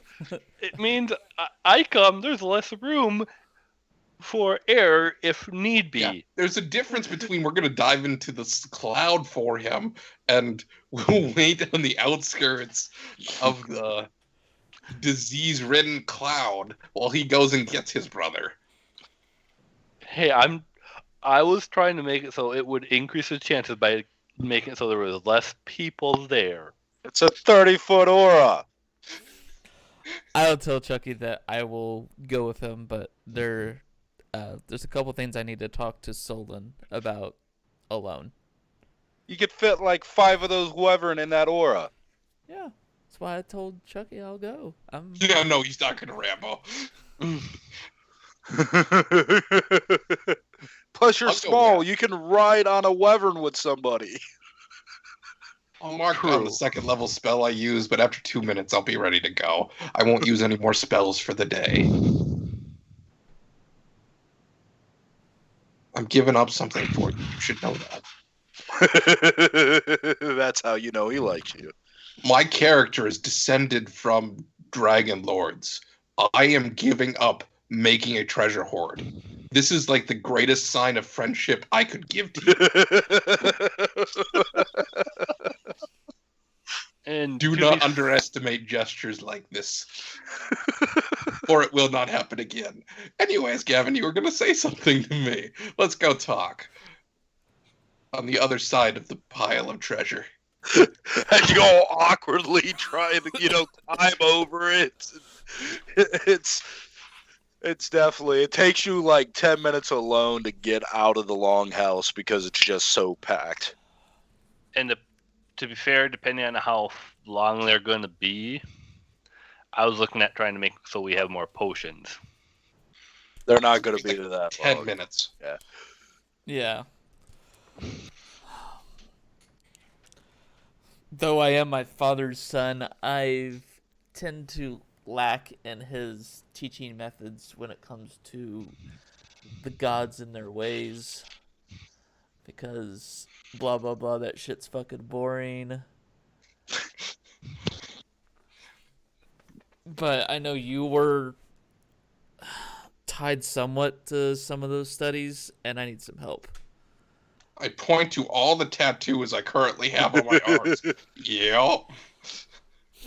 What do you need?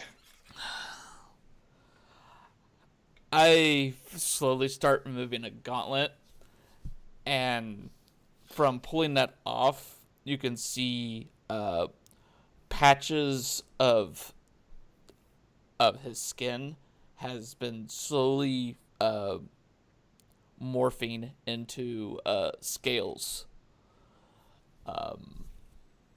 He also, at times when he blinks, his eyes will go yellow, and then next blink they'll be back to normal. Have you tried lotion and eye drops? I need the sarcastic tone in your voice right now to be turned down to 1, and I need you to focus because I'm freaking the fuck out. What makes you think? I say with a chuckle in my voice because he hasn't killed me yet, so I obviously haven't pushed too far. What makes you think it's God-given as opposed to a regular curse or infection?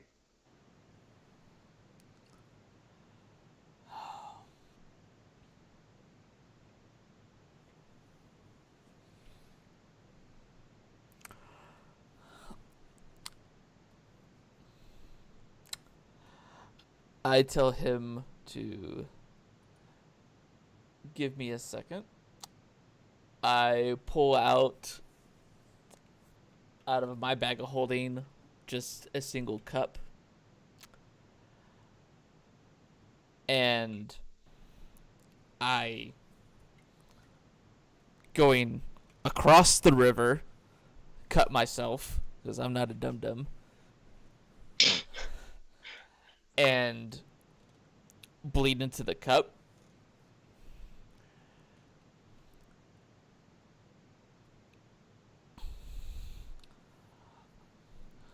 The only reason I know this right now, or why I have the inkling that for some reason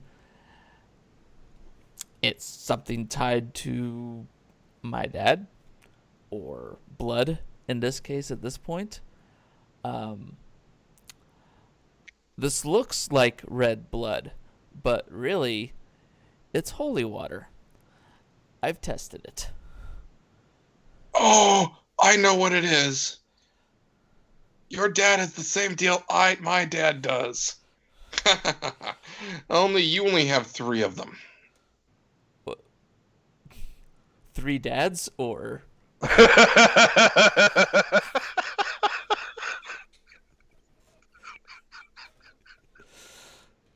Yes, Mortoy is one of your dads. No! 2 can play at this game, motherfucker. No, it's not possible. Your dad and my dad made deals before we were even born, that their descendants or their heirs would be bestowed blessings from their gods.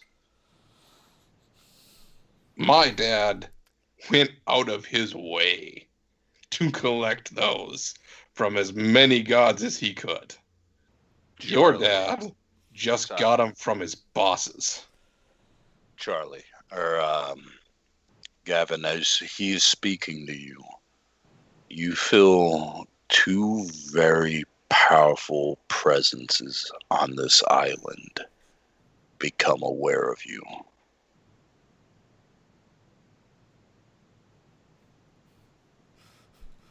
As you bleed into this cup, and as he's talking, the hairs on the back of your neck stand up.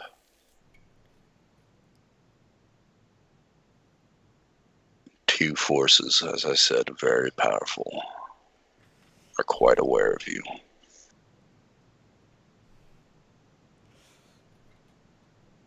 Congratulations. The 2 Lenore know where you are.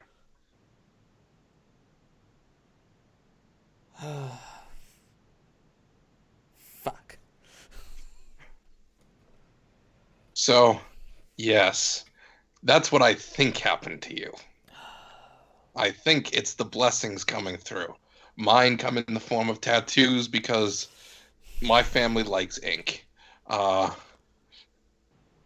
Yours might manifest in a different way. Okay. Refer to blessings page in out of game for what you gain from your 3 greater blessings. Notes: lesser is attained at level 4. Moderate is attained at level. Always forget what the moderate is, or base is attained at, and then greater is 12. 17. So 4, 12, and 17. That could be what you're currently feeling. Or you could be going through puberty. Finally. Finally, dragon puberty. Off in the It's my favorite distance, you puberty. hear 2 roars, and you see birds, you see pterodons, you see Argentavises go flying. You can tell the 2 roars do come from a single source. It's the fucking Lenorn. And then far, far to the north, east, you hear another roar that almost shakes the heavens. Hand to bleed into a fucking cup. You asked why.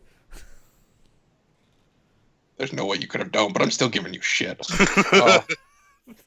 We're all gonna die. I'm going to die insulting you. You mean we're all gonna level? The Lenorn is like 3 times the level of Vorgoth.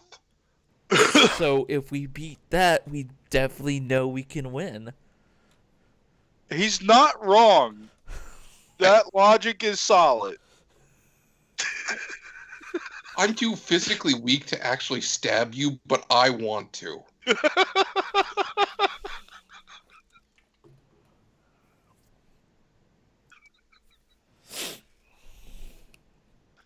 Oh shit. I think we should go to the edge of the village. All right. So they don't destroy the village coming for you. Okay. Because it sounded like it was coming this way, right, Derek? You don't know yet. There were, again, total of 3 roars. You know 2 of them came from the same entity representing the 2-headed Tarn Lenorn. And then the massive roar that seemed like it shook the heavens, you can assume to be the Lenorn. Are you sure, Derek? Because technically Drake made a deal so the Lords Lenorn are exempt from our bloodline.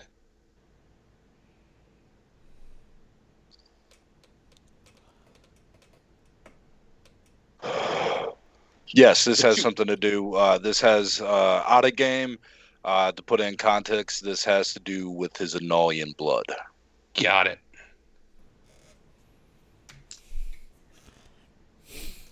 Shit. I'm assuming the rest of us heard the roars. Oh yeah. I did not do anything. You actually do see Drax, who was on you as the roars happen, because you all are still in the longhouse. Gavin and Solon are out. The rest of you are still in there. You see, actually, as those roars happen, you see Drax actually curl around you, as if almost hiding.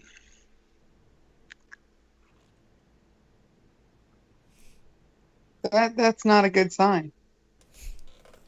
This little fucker is brave as shit. To the point of stupidity sometimes. Sometimes, not tonight.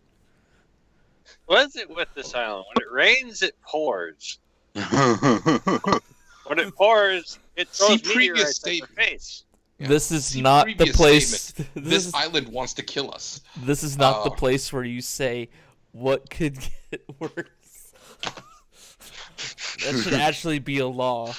That anyone who says that is immediately killed or sacrificed. I'll be right back.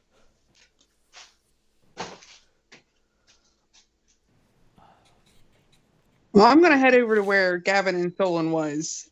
Okay. You Because I'm awkwardly assuming- climb out of the longhouse and go outside, and Drax is clung to you. Do I know what that was? You can take an educated guess because you did hear the Tarn Lenorn roar once, and it did seem like it came from the one. The other roar that was a single roar that literally again felt like it would shake the heavens. You have no idea on that one. When I go out there, I'm just gonna straight up ask them, "What did you guys do?" 'Cause I know who's them and what they're capable of sometimes. That didn't happen until they left the longhouse. Exactly. I respond with, so if I take a shit and something bad happens, it's because I took a shit? Probably. I hold a cup full of blood. You think a guy could bleed in a cup in peace, but no.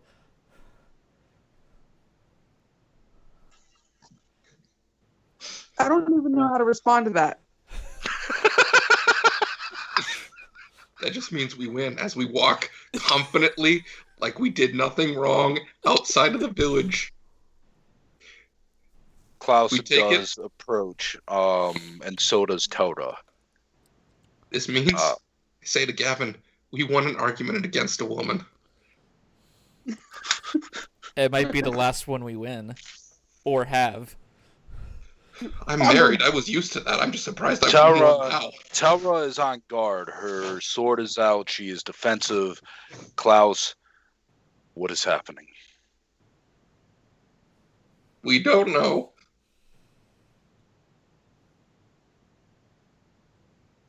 The two be were fair, talking. I really came back don't. out. I say with an innocent look on my face, I will roll my deception check. Go for it. I make my way out of the longhouse, by the way. What did you roll? I had to look up Klaus's passive perception. 24. That is higher than Klaus's passive perception. I look like an angel. He nods. Telda, gather the people, get them to safety. We do not know what's transpiring. She looks at you for confirmation. Quinn. Yes. Gather the people, make sure they're safe. I say to Klaus, go with them. You should probably go with them, because if you need to, you can use the Waystone to send them to where we're hiding the Analians. He nods. It takes, as you get to the edge of village, and I assume everybody goes, or what's every? Let's find my phone. Mom's texting. Oh, you're fine. Chucky, do you go with them, or? We're all leaving the village, or we're all going to see what's coming? We're at the edge of the village. So what's ever coming doesn't crush the village. Yeah, I suppose.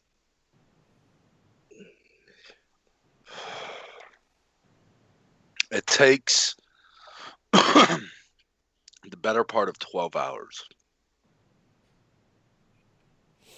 And off in the distance, again, you see animals fleeing, and off in the distance, just trees give way as you see this massive two-headed Lenorn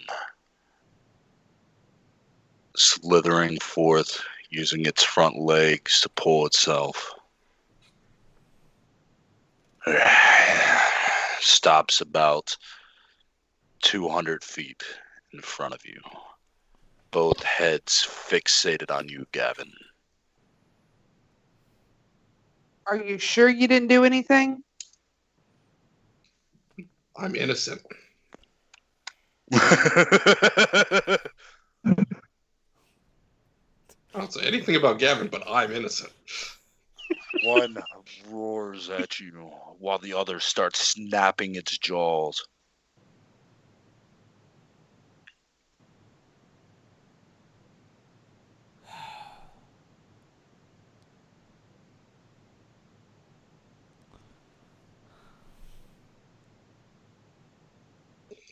I say draconic to Gavin.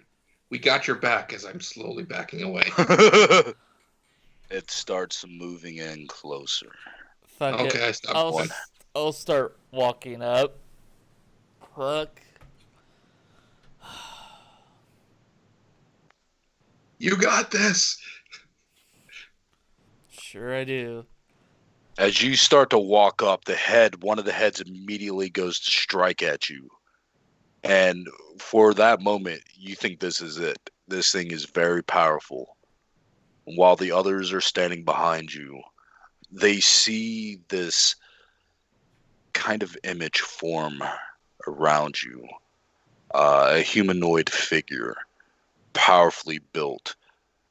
Solon, you know what this apparition reminds you of? It looks like Archaon. Well, shit. And as the mouth goes to bite on you, it rears back, almost terrified itself. Gavin, you have no idea what transpired. Your passive perception is not high enough for you to notice this apparition around you. But all of a sudden, you see, like, you're like, oh god, I'm gonna die. And then all of a sudden, it just rears back and starts inching backwards.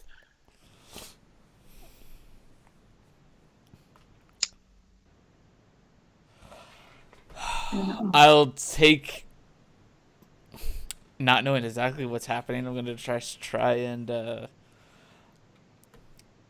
will try and intimidate it in Draconic. Try and command it. Then if I see it actually like carrying away, I'm like, fuck, maybe I can do this. Oh, this is gonna be perfect. Gavin's gonna die, but it's gonna be worth it. Give me an intimidation check. Don't you worry. I am sure only the best thing will happen.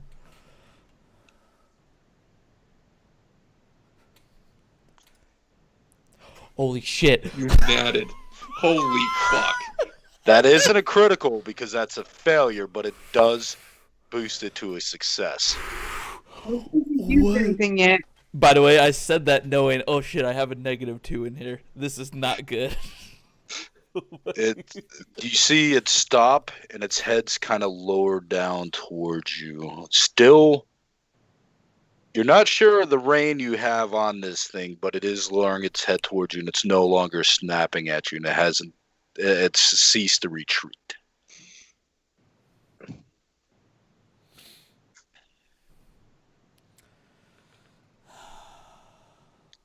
I pinch myself. The time for a crit was right fucking there. So how do you actually intimidate this? it's about the only time that Gavin actually like shows that he is actually from Draconia at all. Being with his dad, he's seen his dad command the packs of the white dragons. Silver dragons. Oh yeah, silver. And I've seen Geldrum a number of times. Yep. So I try and take that nature, and it.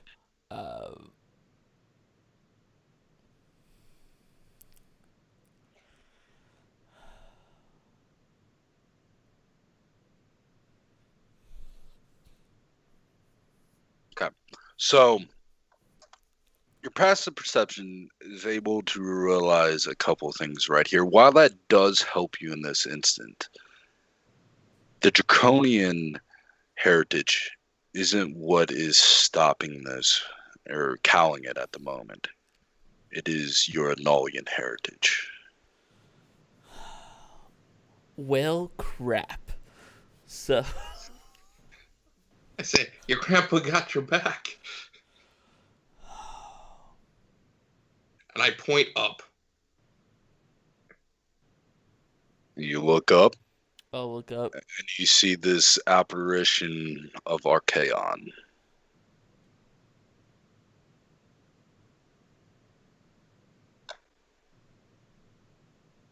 Who does, in fact, make you look small. Yeah. Good old I grandpa. whisper over at Chucky. You know, after I lean down low enough. I'm like, I don't know what's funnier. The fact that that worked, or the fact that thought he did it himself. I don't know. I thought he was going to get eaten. Oh, I was certain of it. I mean, I always had faith in you. I'm shaking my head while I say this to Chucky. Off in the distance, you hear a roar. What? Remind me, what is actually Archaon's stance as far as champion to? Is it just the head god of the North? No, all the gods. All. Okay. Of all the... Okay. Champion of all Yeah, the... of all the fallen, yeah. Of all the fallen. He's the chief he's like a pantheon champion. He isn't necessarily like the culmination of all the champions into one being. It's kind of like all of them are like, we approve of you. You get a shard of all of our powers. Yep. Each of the gods actually have a designated champion still. Yep, he's just as he said, the champion of the pantheon. Kind of like Gideon is for the three dragon gods. Yeah.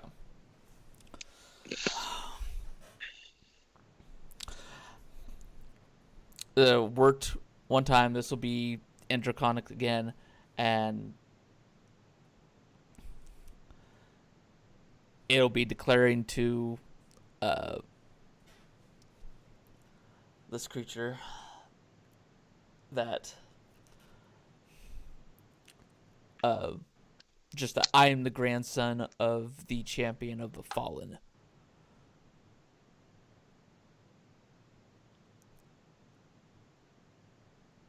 You are beyond approach. As it snips at you, but not like trying to bite you. It's an aggressive beast by nature. And then you hear again the roar, and both heads snarl towards the direction. And this is a truly rare Lenorn that you see, because it's not on the ground. It does in fact have wings. It makes the two-headed Lenorn look smaller. It's not infinitely bigger than, the two-headed Lenorn, but it is considerably larger than two-headed Lenorn. And you see this white with like gray and black scaling flying in the distance. Its eyes just pulsating this blue, icy energy.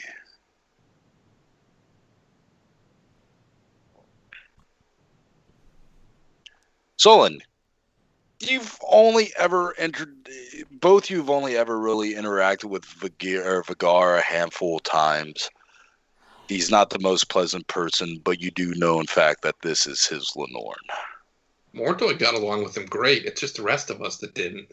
Yeah, Mortoy got along with him great. He actually went into a competition thinking that it was a drinking competition and got punched in the dick.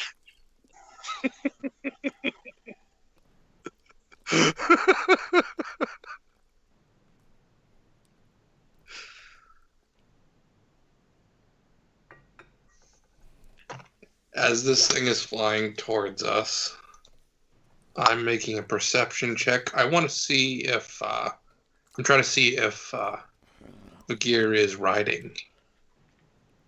Okay. This particular Lenorn. He is not 24. riding him. Oh, thank God. I'll see what happens. I will speak to the Lenorn that I guess is now to my back at this moment.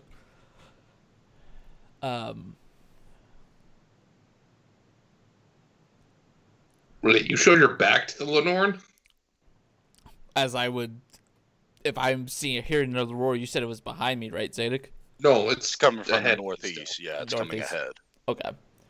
So then, no. I wouldn't have my back to him. I was about to say, you just turned your back to the cage. The Tarn Lenorn lowers down and is snapping at the air in the direction that this winged Lenorn. And just for lore continuity, you know that each of the Lords of the North, they do have the extremely rare Lenorns that do have wings. Mm-hmm.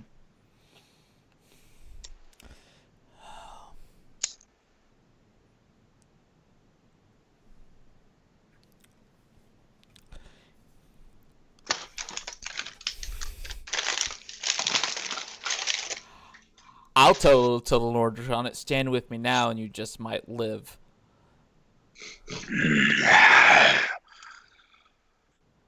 It actually moves around you as if protecting.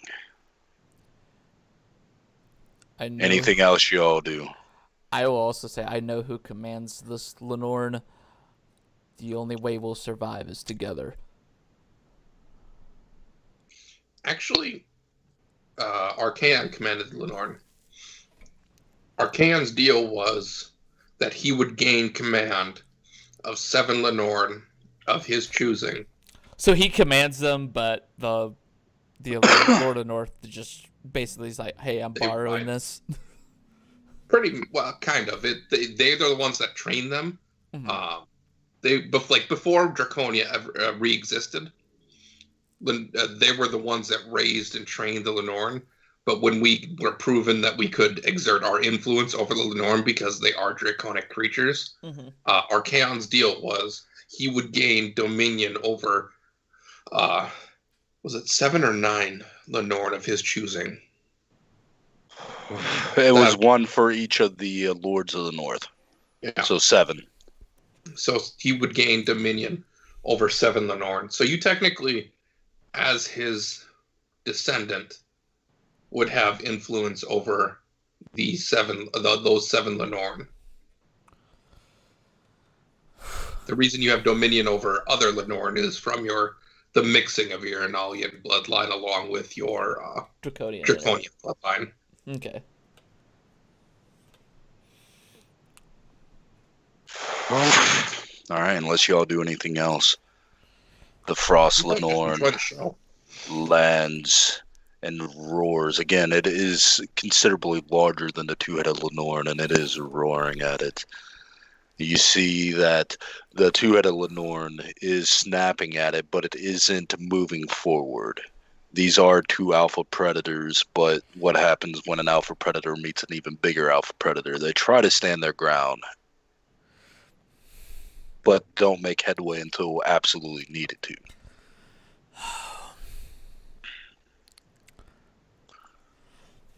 My enemies. As it serpentines its head, looking at you and sullen.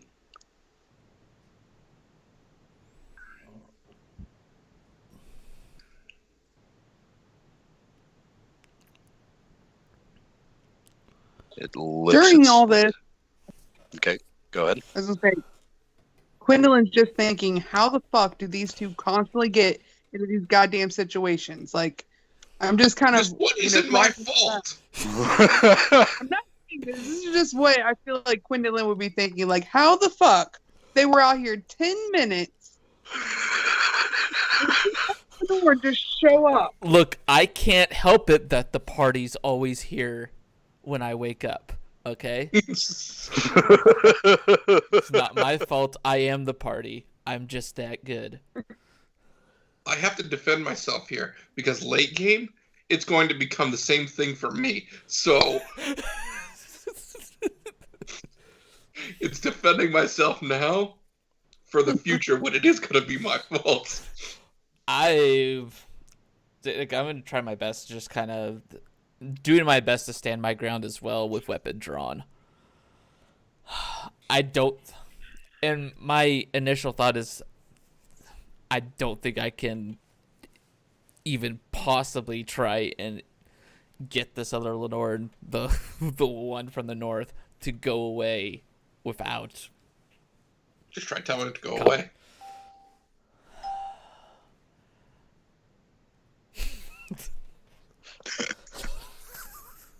Do you say that? Yes. I'm kind of curious how much your power your bloodline has over him. Go away! Don't tell anybody about us.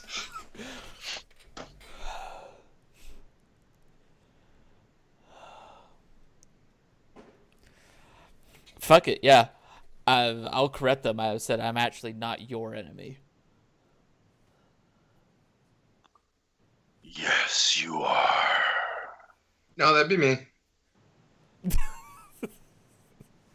It looks at you and its eyes grow hungry. It starts stepping towards you, menacing with intent but slow.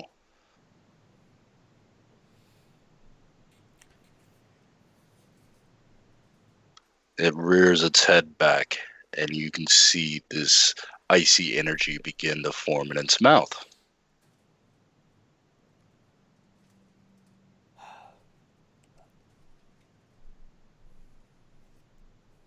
If Gavin doesn't say anything, I do. This isn't Draconic, so anybody who doesn't speak Draconic doesn't know what I'm saying. Yeah. My dad told me about you.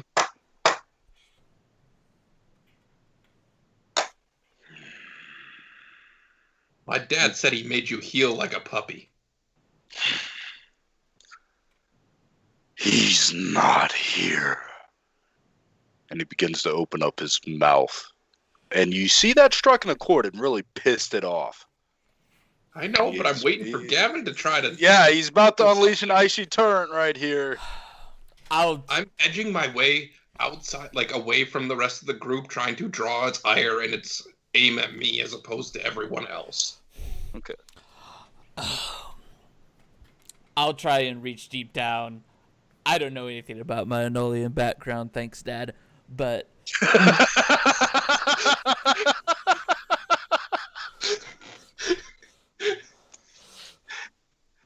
I'm gonna try and order this thing to leave. And to not tell anybody about us. As I continue to, distance myself from other people. Give me a... How are you going about this? Diplomatic or intimidating? I'll actually try diplomatic. All right, give me a diplomacy. That's at least not a -2. Oh, this is gonna go great. Oh my god! Remember those rolls I had the one day where I couldn't roll? Wait, that's it! They're stronger than us! And that still holds true. The only time Gavin shines, when you fight things or there's a threat of something infinitely stronger than you all. Oh, man. It stops. You see the icy energy just fade away, and it snarls at you. Grandson of Archaon, you would order me to flee.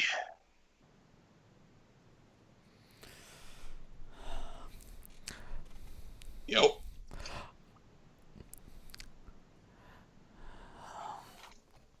I would order you to leave and hope that next time we meet, it's at least somewhat of a challenge. Like a true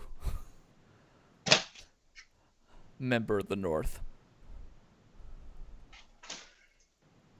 Okay, so for clarification here, what all is commanded to this Lenorn? To leave and not reveal mine or Solon's presence here on the island. Question, Derek. Do I recognize the fact that he actually has temporary command over the Lenorn? Give me a perception I've check. seen that in action before. Yeah, give me a perception check.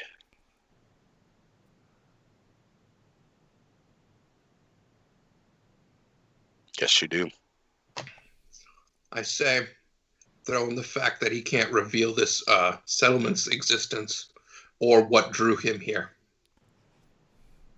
I will add that in also. Cannot reveal the settlement's existence.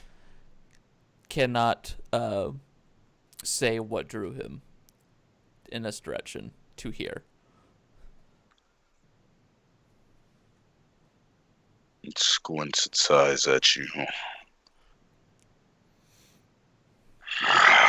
It takes to the air.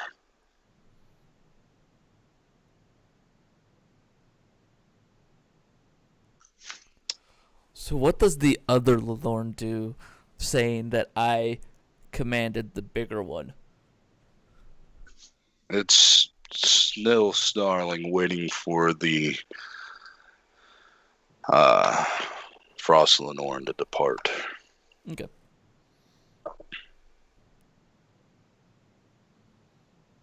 As it leaves, and then as it's departing, you see it veer off to the west, and you lose sight of it.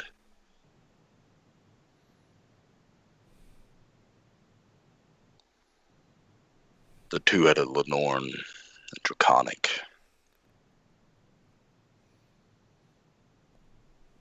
When you grow in strength, find me. And it begins to depart. I can't believe you got 2 natural fucking 20s. Both those were failures. But because of how natural 20s work, it bumps it up to a success. So, Gavin gets a hero point, right? Yes. Yeah. I kind of think he gets 2. I'm okay with that. Wow, that changed that. That changed that radically. So that was an event trigger. So Charlie. So that was a trigger that would happen if you did any kind of ritual or something involving your blood. Wow. I mean, I'll make a note of that. Yeah. Not to ever fucking do that again. So yeah, what the fuck do y'all do now? The sun is setting. I can't believe 2 natural fucking 20s. You Wow. don't look directly at Gavin and be like, what the fuck? I speak the soul in Draconic. It's like, I think I got a Lenore. I mean, I later. speak Draconic. I'm going to say that in Draconic. When did you learn to speak this? You made a deal. She made a deal. She asked you if you would train her in Silver and Draconic. Oh, it wasn't important enough for me to remember, so. Ouch!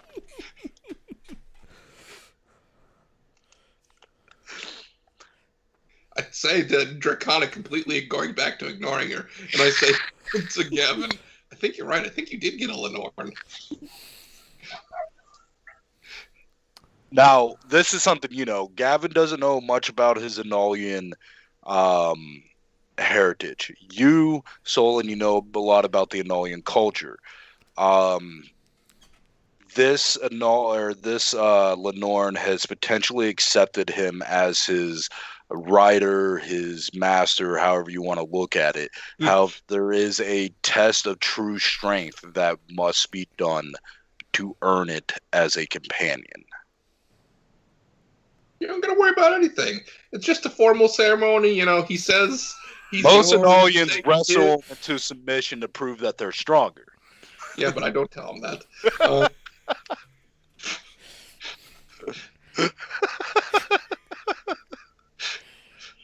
It's really kind of just an acknowledgement ceremony, you know. Give me a deception check. Yeah, I want a deception roll from this right now.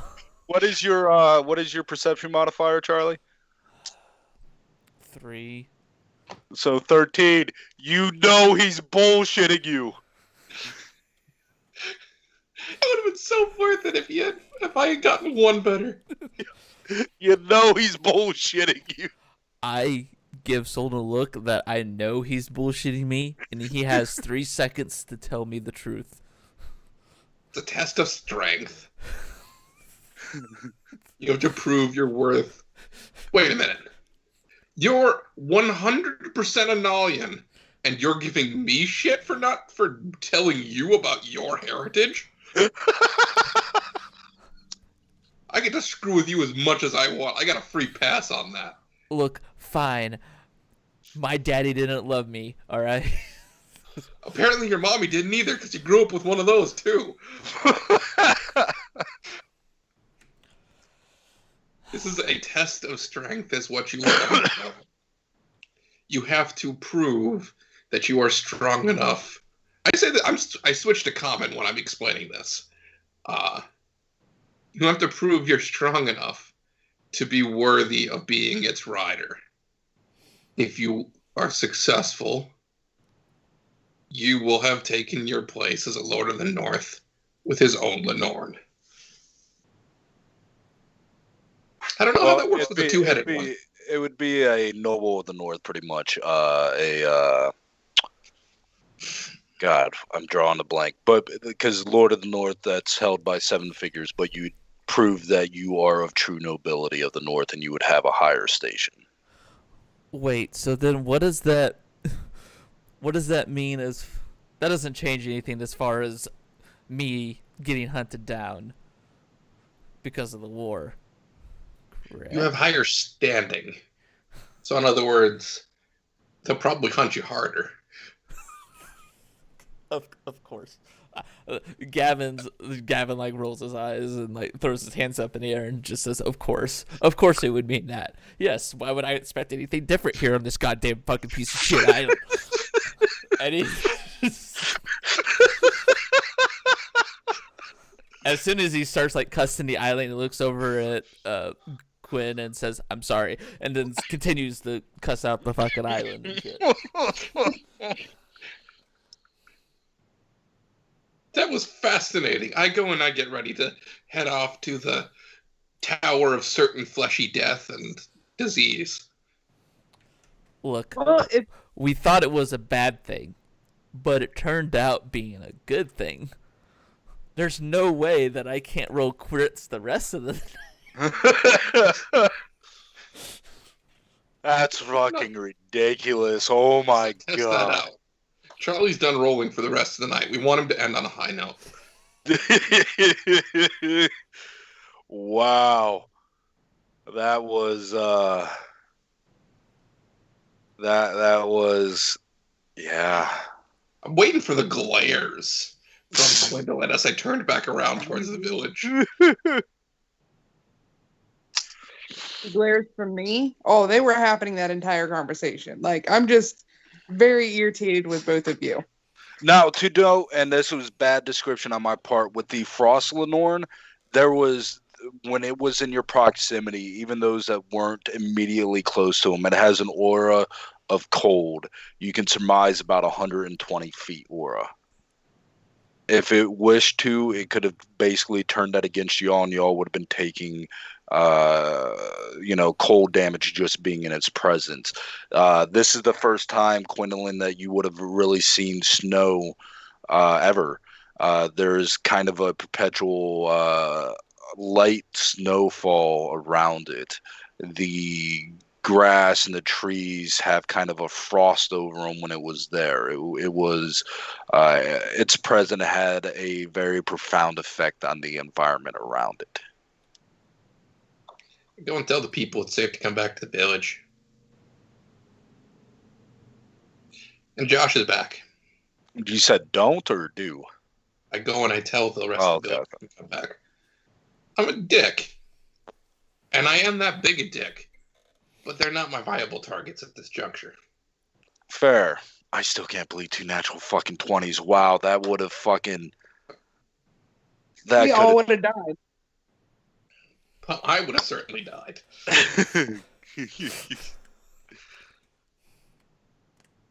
And it leaves you quite... Well, there was something that the two-headed Lenore did say, that you are beyond approach, referring to you. What's your intelligence? Yeah, what's your intelligence? Intelligence is 18. The mod is 18. 4.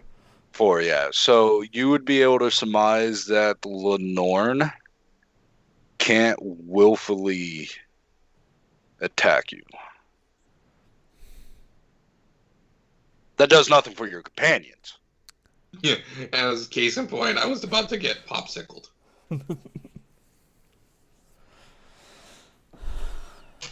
And you would have if he didn't get that natural 20 right there. I'm just saying. Wow. And you both almost caused his death. You both almost literally killed your friend, and you saved him all at the same time. Kudos. Look, man, there's nothing that could happen today. Let's go and free your brother. All right, y'all mount up on your mounts. You go to the Waystone, I'm assuming.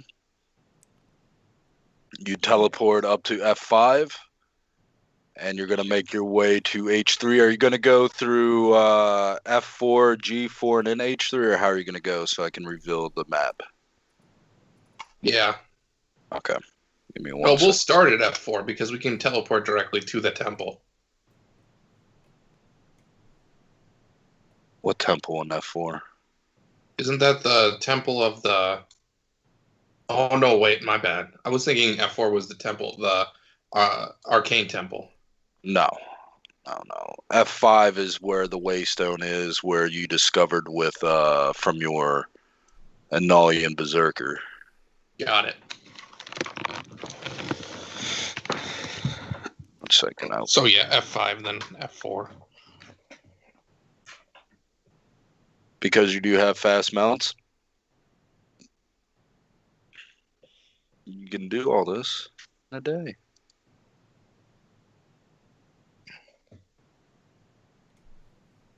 There you go. I'll move the marker up for y'all. Alright, as y'all begin to approach, you can see a miasma on the ground. And then about a couple miles from the beach, you see this towering mile-high monolith of flesh, pus. It's very putrid. How do you all approach? What do you all do?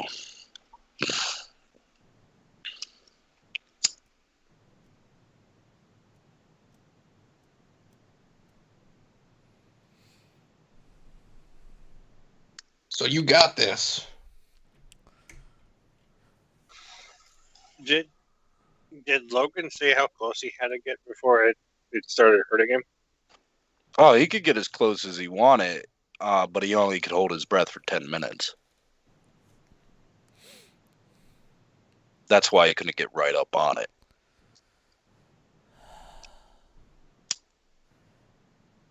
I'm not entering the fog, Derek.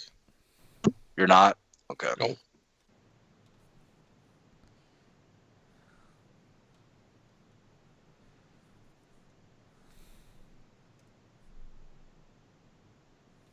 Who all enters?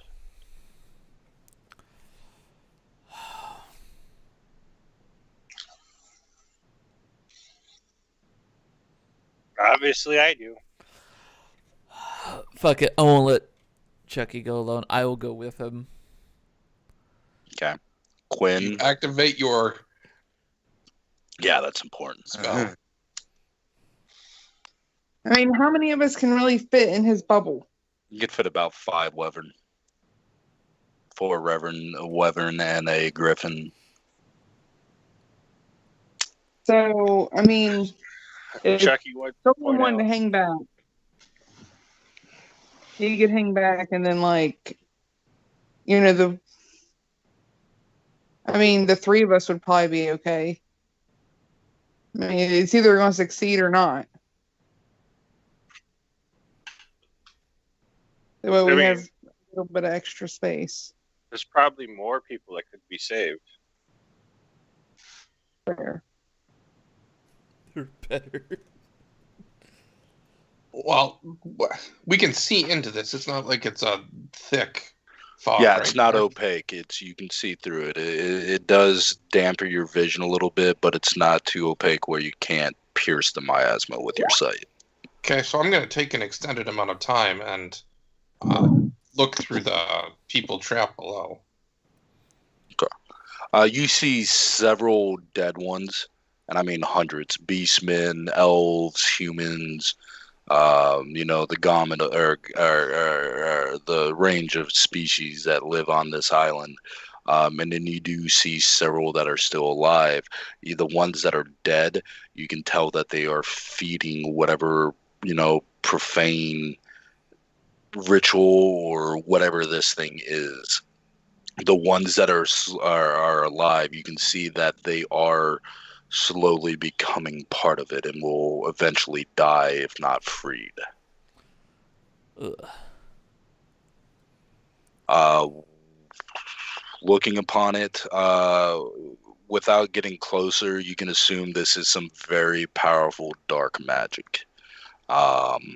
What school and whatnot, without you getting closer to use your detect magic or really examine it, you couldn't get any further information on what exactly is happening. You just know it's very powerful, evil magic. Oh, I have an idea. Okay. Did I see any Annulians or anybody that I like?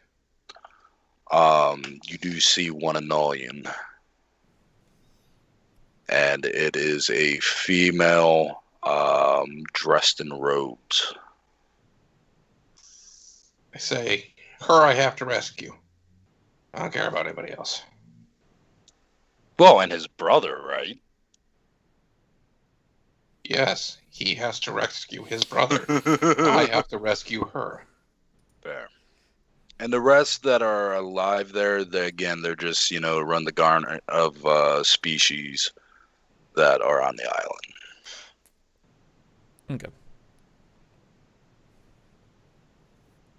One thing you do notice looking at it, though, there are no animals. These are sentient beings that are part of this. Or sapient. Mm-hmm. Second question. After, like I said, an extended... It's up to you, Chucky, how long you wait, because Solon is taking his time trying to identify who to target, because realistically speaking, there's only so many people we're going to be able to pull out of this, because we're going to need to stay in your aura the entire way back to the Sarenrae Temple, or we will be affected. True. I don't have remove disease, so I can't cast that spell. Someone else has it, we could theoretically maybe say one or two more people, but how many people could our mounts carry, Derek? Let me see the strength of the... Well, it's not necessarily strength, it's how much room is on the back, so maybe two. Well, you could fit two on the back, and the reason why I was looking for the strength, how many it could carry in its claws.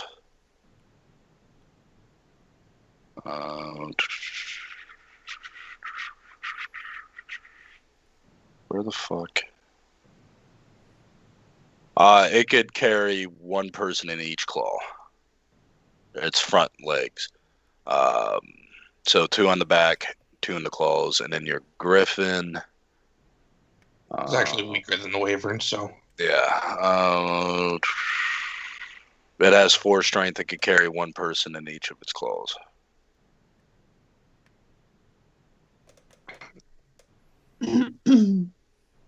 Anybody dress better than the rest or look stronger than the rest, Derek? Give me a perception check.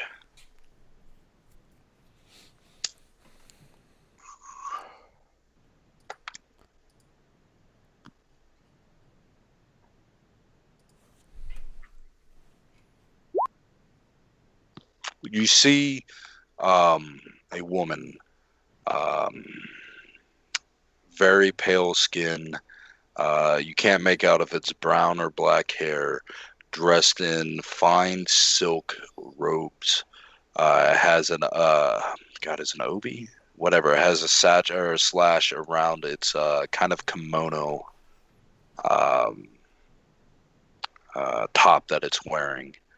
Elongated sleeves. You haven't spent much time there. You maybe been there once in your entire life, but and I'm still trying to come up with a good name for it. But basically, where the God Emperor is. Got it. If anybody else is gonna talk, go ahead. But I just say, I got her and her. Pick your targets and let's go. I don't like how long some of these people seem to have. Yeah.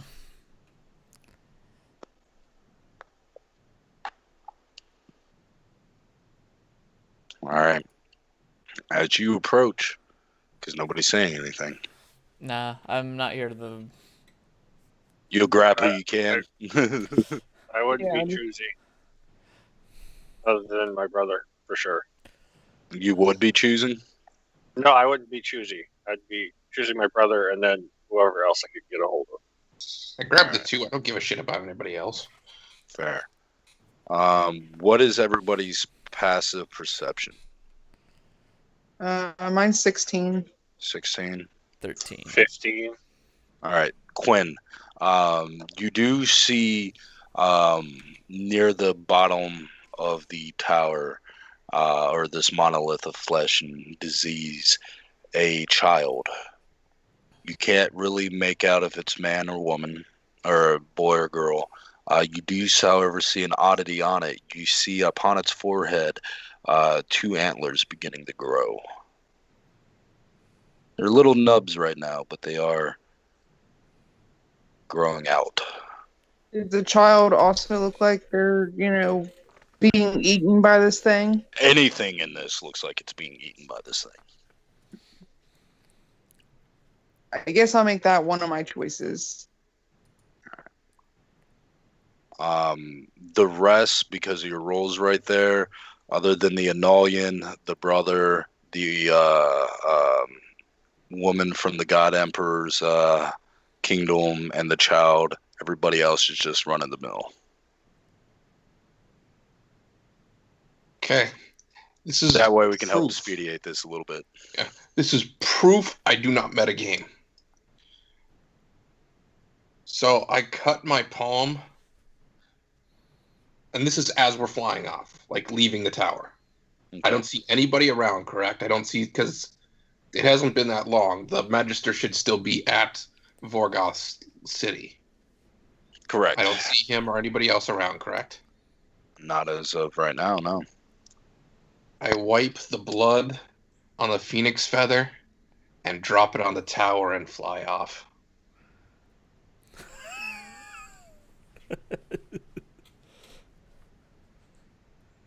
Do you inform that's what you're doing? Because you do have a small radius. You have that 30-foot aura. Yes. Well, I say, I'm dropping a present for him. Actually, I'll show him what I'm doing. Like, I take out the feather. I'm not hiding it. And I drop it on the top of the tower. Interesting. And with a small prayer to Sarenrae, and I say, I have an opponent right up your alley. Here's the target for you. And I paint the target and I GTFO. Give me a religion check real quick, just for your general prayer to Sarenrae.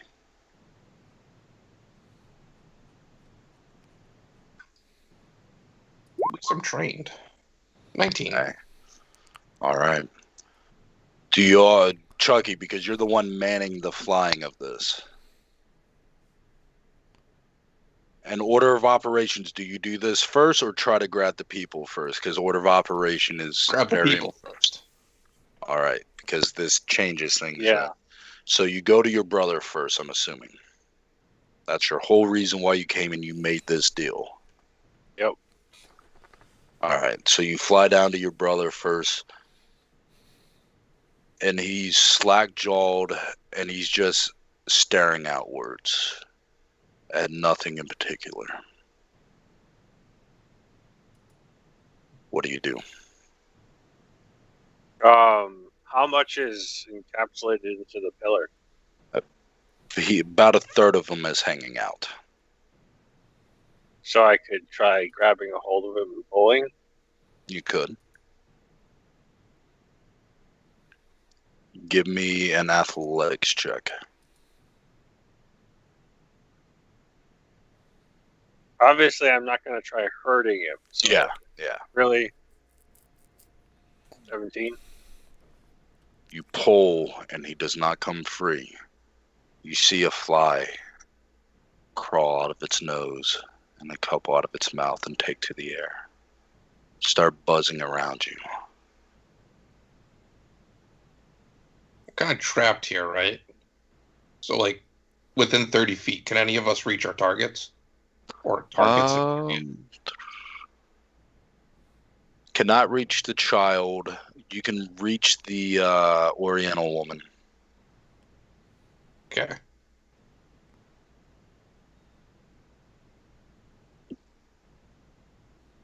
The Analian and the child are out of range. But within your 30-foot aura/sphere, you would be able to get to the Oriental woman. How do you try to get her out? I don't. I have a griffin to do that. Okay. Athletics with your griffin, good sir.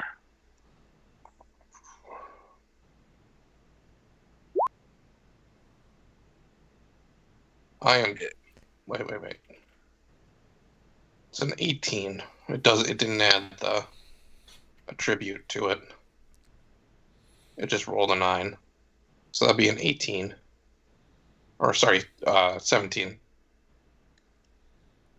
17. Okay. It cannot get her out. And you see, again, flies and maggots beginning to crawl out of her orifices.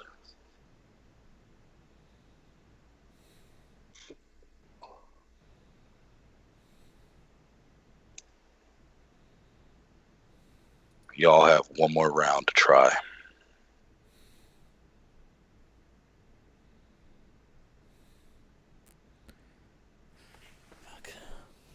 Can I try on one of them? Just You can, whoever- yeah. Well, all of you can. Whoever's there can try. So let me. We'll do this in rounds. So both Josh and Solon have tried. You can technically try 2 more times because 3 action economy. Oh, so we can still Yeah, try. we'll treat this as turns. We'll go with we'll start with Josh, and then just count that you've already done one, Dan. So you got 2 more attempts if you want to try. I do something first as a player on top of the griffin. Okay. Grease.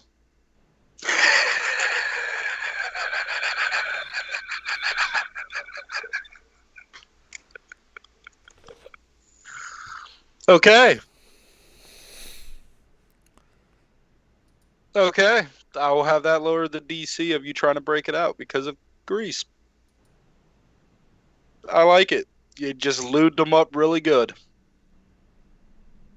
What cantrip do I have equipped right now? I would have to look real quick. Don't ignore that roll there, because that isn't right. Let's see your character sheet. Spells. You have electric arc and stabilize. Okay. Just because I'm curious as far as when I'm with Chucky and I look at his brother, I want to do like a detect magic around Okay. there. What am I sensing like around where his brother is kept, or around like any of the bodies they are kept, especially on the tower? So as you send out the pulse of detect magic, it's magic unlike anything you've felt before. In fact, I take that back. It gives you a similar sensation of when you were in the courtyard in the Death Temple.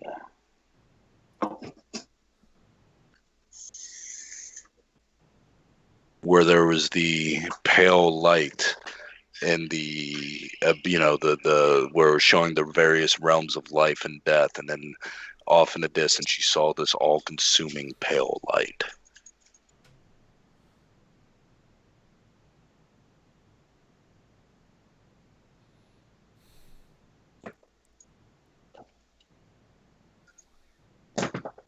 All right. Give me 1 second.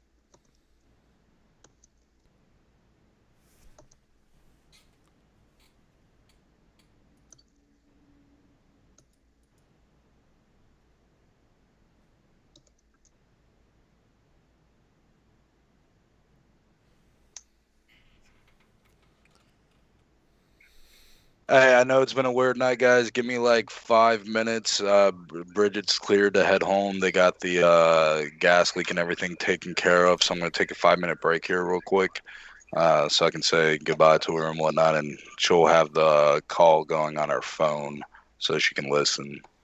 But yeah, so give me like 5 minutes and we'll pick up. All right, man. All right. Yay for first level spells that are of coincidental use. I'm gonna see, Dan, if maybe I can help maybe loosen the tower's grip on people with this dispelling it. We'll see. Okay. What that costs. Only one that I would have had that would have been useful if I would have went. And part of why I didn't go is because I knew I'd be gone for a while due to the time. I assumed you were with us. Yeah. I have Unseen Servant. Yeah, but doesn't that... I don't know how long that takes to cast.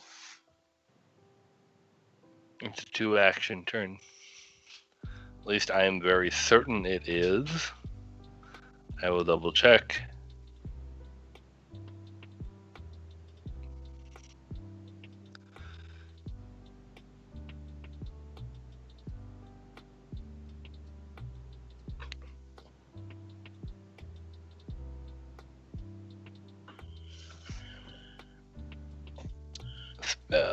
Spell description, Unseen Servant.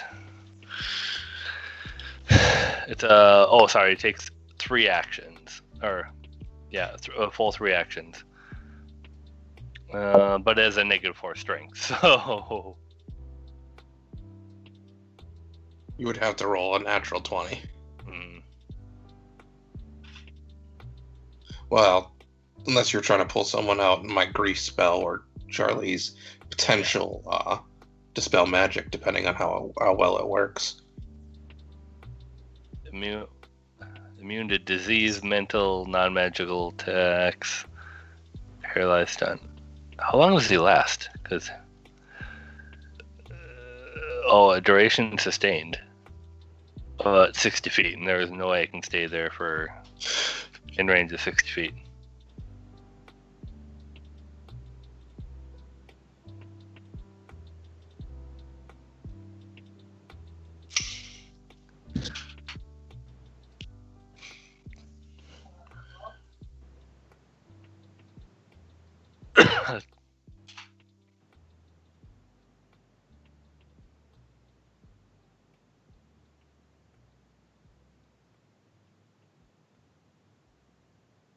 Oh, that is why it's a -1 creature.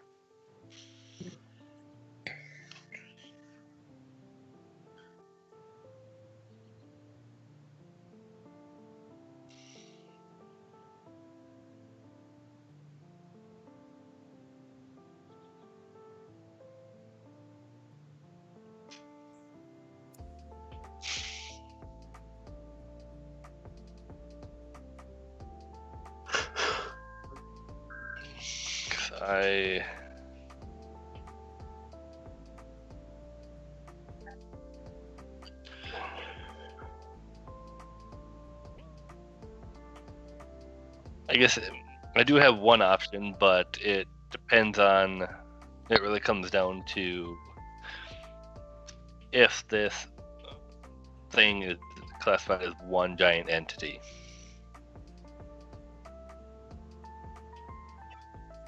No idea. Because I have Raven Feeblement, which reduces its strength.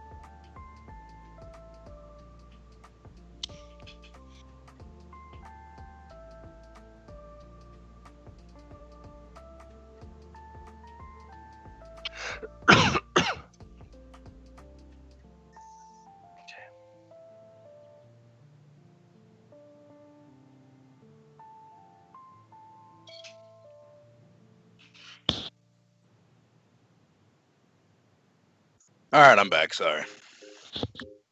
I have a question for you. I have an answer for you. This giant tower, is it technically classified as one entity or is it many? You'd have to give me a roll to surmise that. What kind would that be? One of the spellcasting skills or raw intelligence. Okay. There you go. 29. Good God!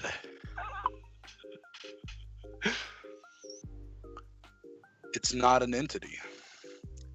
While it has entities in it and is consuming on it, it itself is not an entity. One thing with that right there, you know, this is a very profane ritual. Okay. Because you got a natural 20 there. In a year's time, this thing is going to blow up and it will kill all life on this island. Well, that probably puts a damper on some plans. With how potent this is,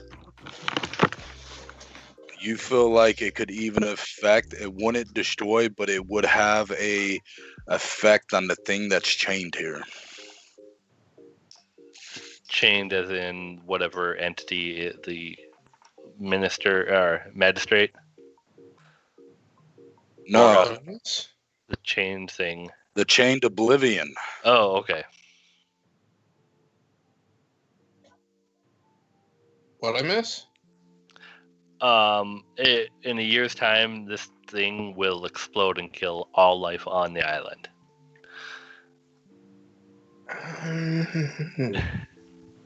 It is not a living entity. It's more of a ritual. And growing as it gets more bodies. So if anybody else wants to drop any more feathers, Phoenix down the fuck out of this thing. Anyways. Because I wanted to use... The reason why I asked Derek... I'm back, by the way. Sorry about that. I was wanting to use Raven Feeblement, but if it's not an entity now, I know that won't work. Correct. Is Eric, if I were to do, like, Dispel Magic, like, trying to concentrate on the spot, like, if I was helping Chucky, spot where his brother is morphed into the tower, would that help? I would potentially allow it to help. You're not strong enough to dispel this entire ritual, but a portion of it disrupted enough to try to pull free, I would allow. Okay, then that's what I'll try and help with, at least on the Chucky's brother. Trying to help him pull it out. Okay. Go ahead and give me an Arcana. I wanted to cast, and never mind, I will. You have no effect. You know what? I got a few hero points here. I'm okay with this. You technically have 3 at the moment. Yeah. You have no effect. Oh, it was better. It was better. It was more better. All right, Chucky. so Since we are within 30 feet, get a +1.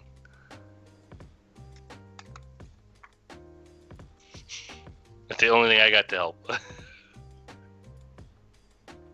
all right. And the next time you try.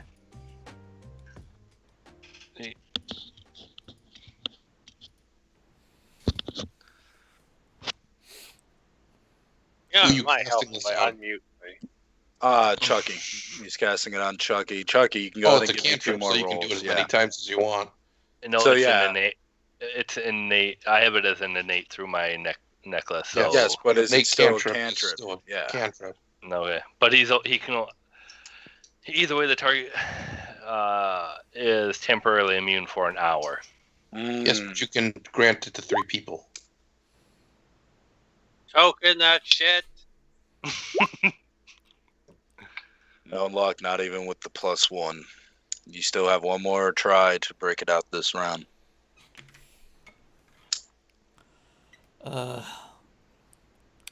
Before he does the last one, I'm gonna try and dispel it again and see if I can help. All right. Give me an Well, Arcana. If This here, will be your second action for the round. Yeah. that'll be my That's last his one. second action for the round. You do. 22. Yay! It lowers the DC for you by 5, Chucky. Now I have insurance. That wouldn't lower it to where an 18 would succeed. If you use Assurance, it would be 10 plus your Athletics modifier. Which would be 18. Do you want to try Assurance? Because you can use You assurance do after feel you the roll, flesh. right? Yeah. I would allow you to use a hero point to roll if your Assurance does not succeed.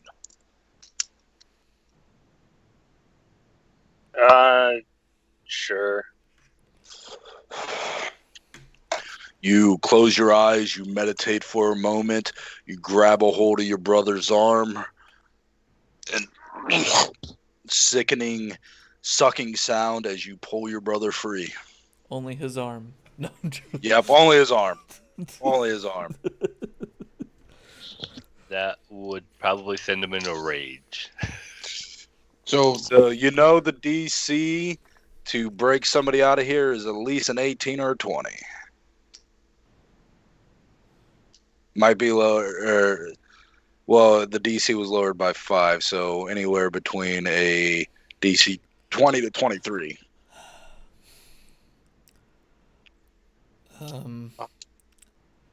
That's all 3 actions for you, Dan. You still have there are 1 action left. And I technically still have 1 left.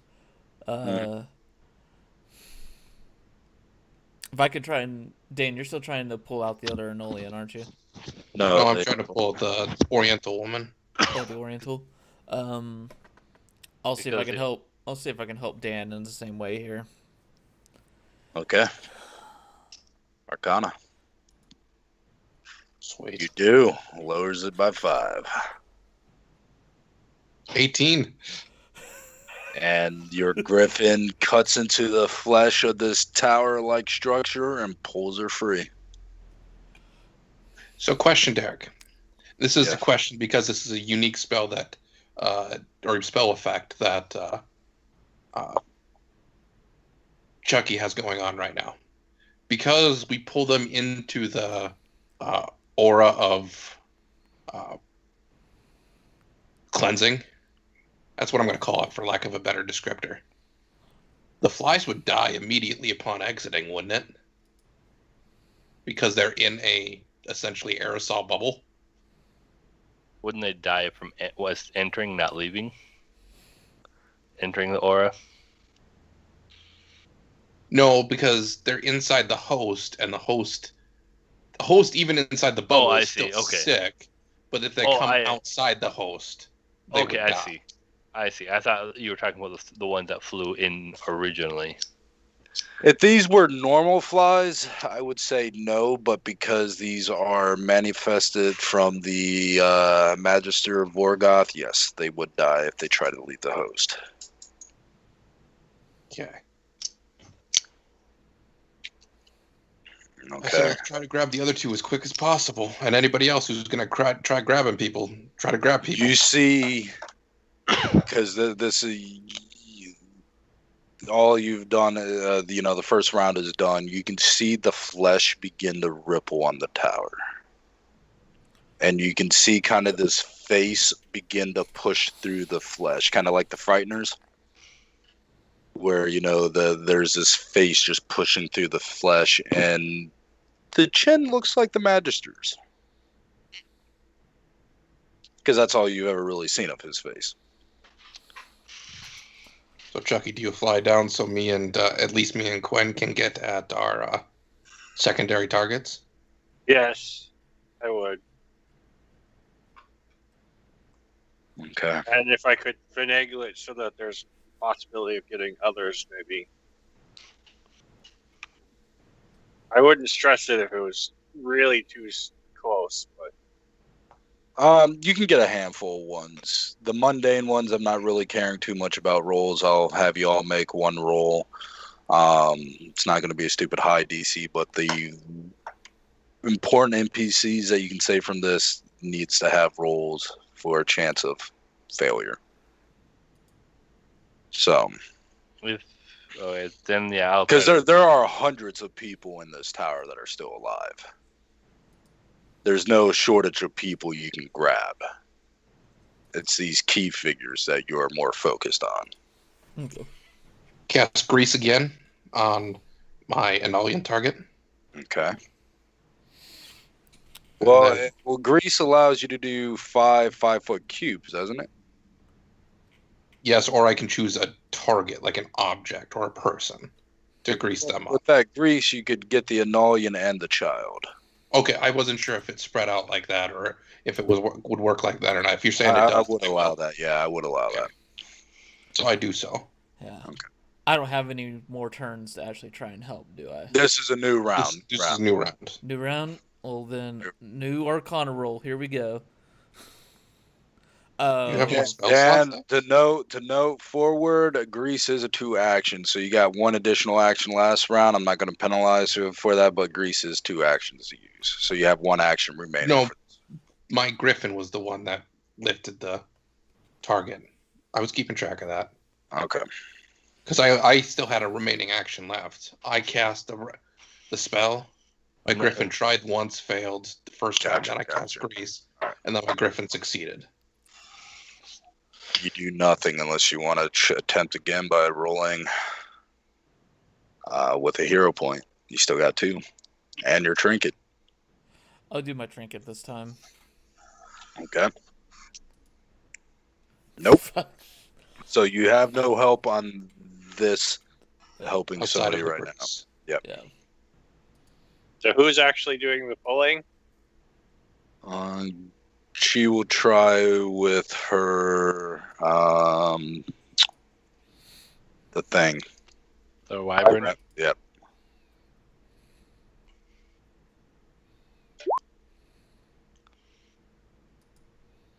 Well, that's the way to do it. Yeah. The wyvern goes in and with expert precision manages to carve away the flesh and pulls the child out with ease. Fuck. That was the Griffin's first roll, first attempt. Your griffin not making any progress. As he cuts at the flesh, you can see that the vestige of this face becoming more and more pronounced. The Griffin has one more shot this turn. Yep. 22. Grabs the Anolian witch. Now All right, you so just need the child, right? nope, Nope, child nope, was not the gotten rid child. of. Child is So, gone. Okay. Dan, you have 1 action remaining. Charlie, you have 2 actions remaining. Mm-hmm. Zerpai, you have all 3. Chucky has all Mhm. 3. Gwendolyn has all 3, and her wyvern has 1. Because I like the idea of this even better, I do the cutting thing, and I'm going to do this one action where I just drop the... I show everybody that I dropped the phoenix feather in the hole that the Anolian woman was in, because that just feels like Ooh! it would hurt so much more to this thing. As you do this, you can see this divine energy just the feather just turned to ash, and then a divine flames just start erupting on the inside, and the tower does shake.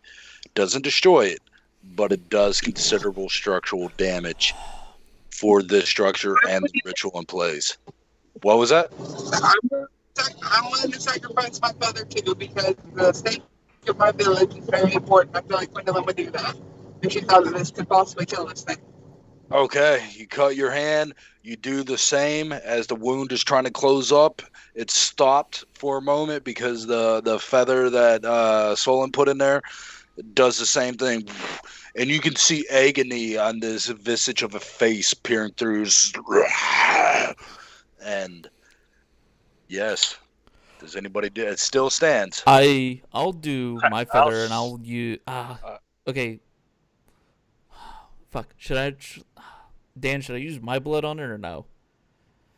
I would. It's bound to you. It is your object. So that's my entire thought Yeah. process was you need some kind of activator. I'm using my blood as an activator. Yeah. My blood also being holy, technically holy water too. I'll use my blood. I want to try and put it in the hole where Chucky's brother was. Okay. It's, the closing ceases each time you put one in, and again.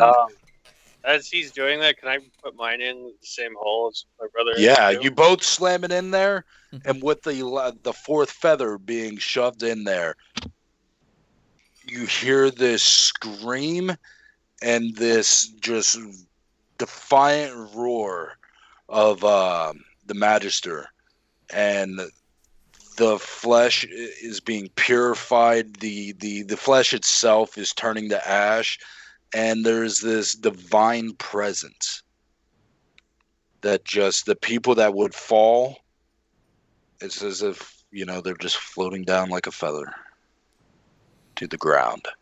It takes roughly 20 minutes for this whole thing just to turn to ash. The miasma cleared. I feel very proud of ourselves right here. I mean, we did good work here. Considering would have had a year to figure out how to undo this, if not less, depending on how fast it grew.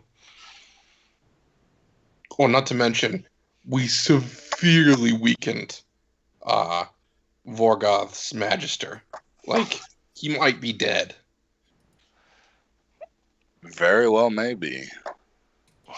If he's not, he's going to be out hunting for food.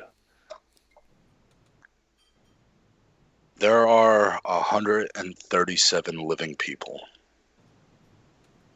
The ones that have already died,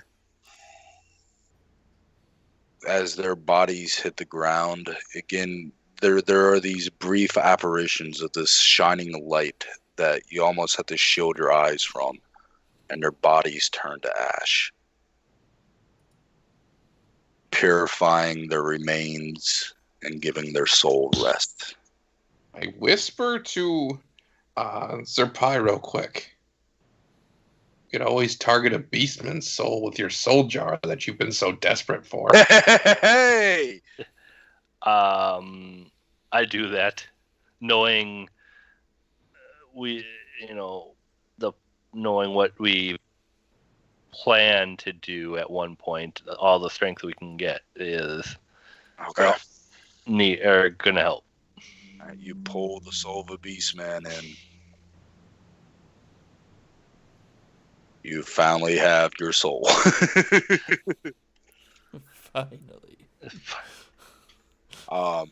Yes, what do you all do? There's 137 living people. They have not awoken. Your brother still looks as if he is staring at the nothing, his eyes glassed over. He is breathing, so are the others, but they are unmoving. Do they look purified, or do they still look like they're infected? They still look like they're infected. Is that 137 including the ones we saved prior? Like Yes, it's the total of everybody living. There's about 130. Did I hear that right? Yeah, Yep. 37. So we can take those of us on Wyvern can take a total of 4 people. 4 or 6 people. Yeah. You can take a total of 5 people because you're one of the riders. Okay. I will go down and grab at my Wyvern, grab 5 people. Whether they be, I'd go for Bridget, can you mute yourself, please? Sorry. I would go for anybody that is Cobalt, Elf. Essentially, I'd leave Beastmen just because I'm not sure what their intent would be when they get healed. Yeah, out of the 137, 21 of them are beastmen. Okay, so I'd leave them, and then I would maybe grab an or if there is an orc, I would grab an orc. Okay. As you know, you're going down and you're grabbing people. Your all's passive perception is high enough.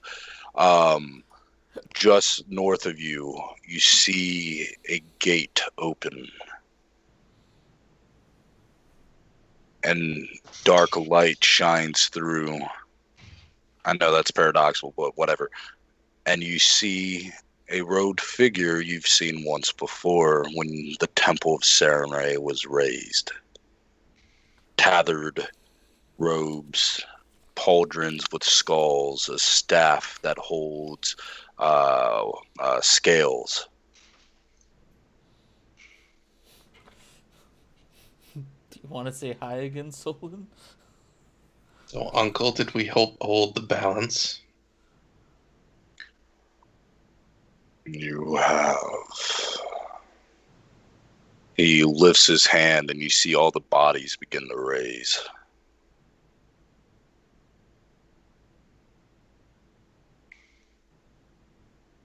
You have averted the plans of the enemy of all.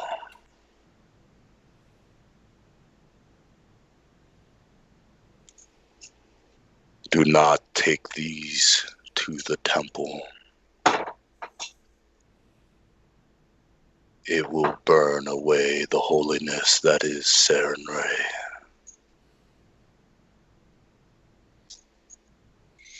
Do you know how we may purge the disease that lies within? I say, gesturing specifically at the people I'm carrying. I could give shit about, innocence.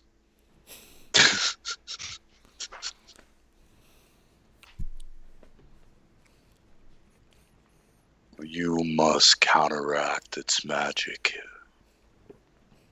with a magic of equal force or greater.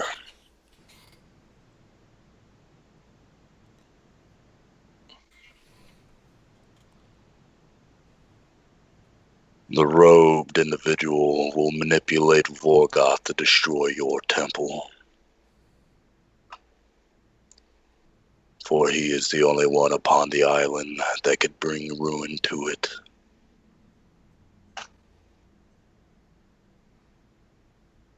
Does he know the location of the temple? He will. The one that conducted this is well aware of you now. He still lives, but is weakened.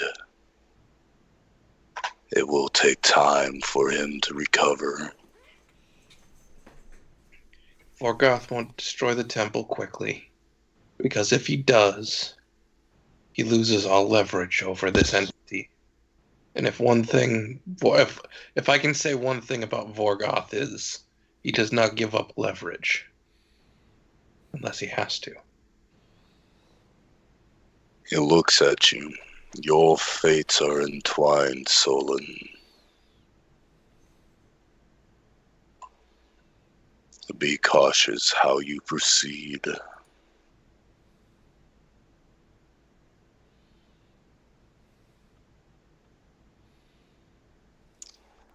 You see, he takes his hand that's holding the staff and he hits the staff onto the ground, and you see multiple little portals form and the bodies go through.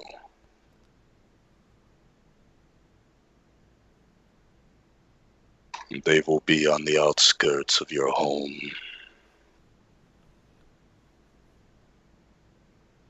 Thank you. He looks at all of you. This entity that is old, powerful, beyond anything any of you have felt. Solon and Gavin, you come closest because you've dealt with Drake in Archaon.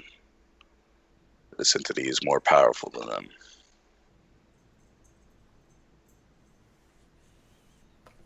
He opens the palm of his hand and extends it towards you. And in a flash, you are away from here. And you are standing at the Waystone. by your village.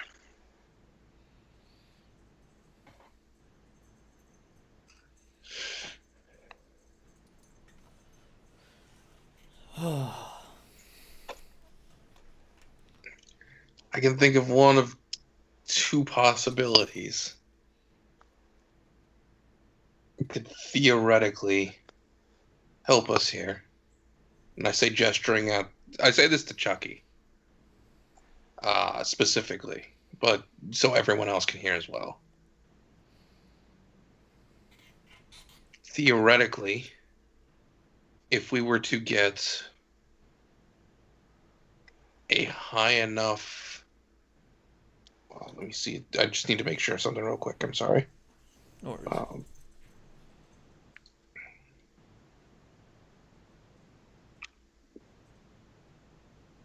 I just need to see the...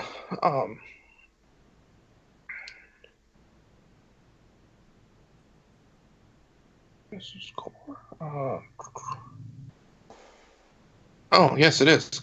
I say, if we attain a high enough level in... And I hold up the necromancy shard.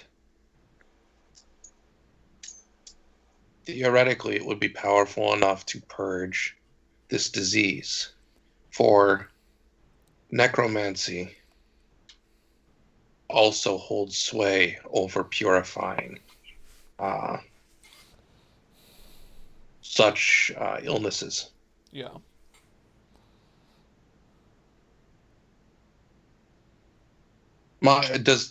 Since we have the second tier of shard, it shows no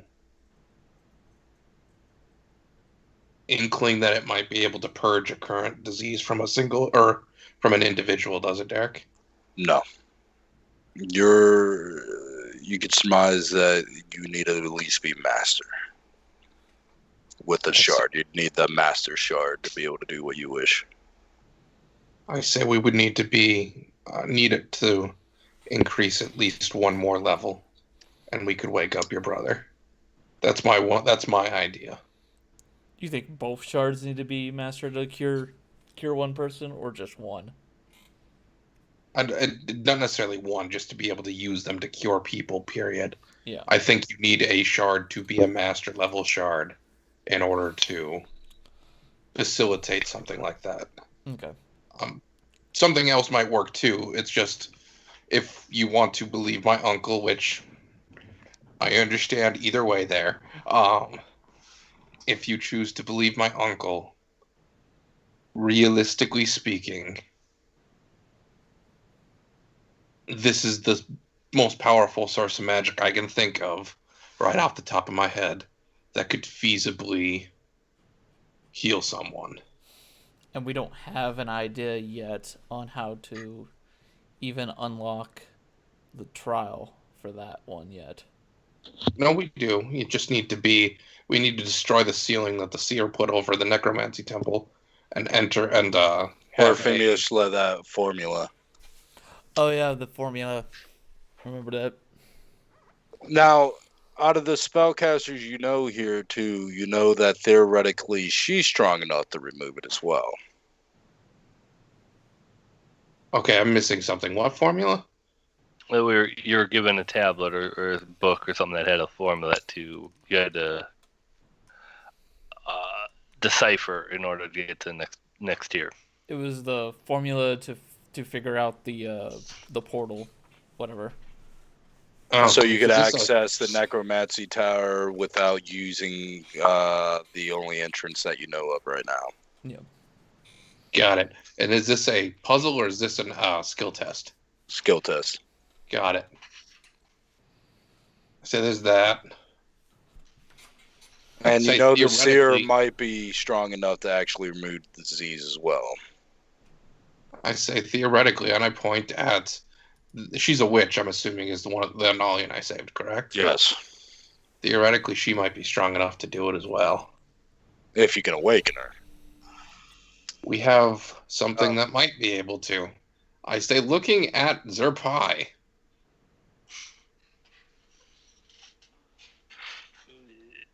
My feather. Yes.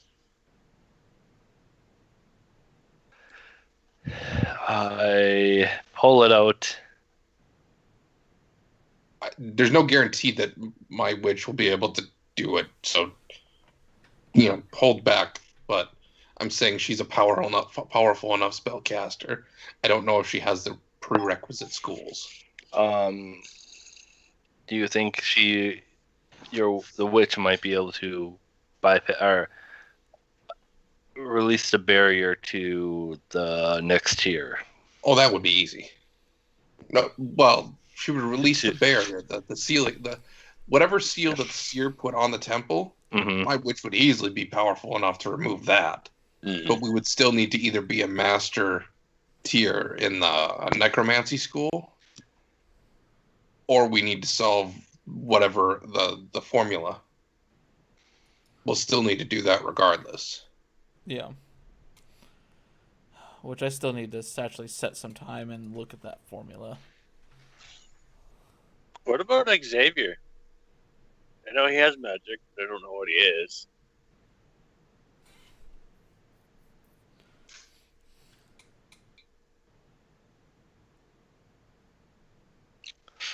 That is a possibility.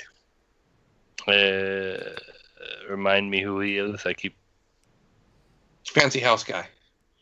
Oh, yeah. That's the guy. Likes to date Bree. Oh, that's right. I forgot about that.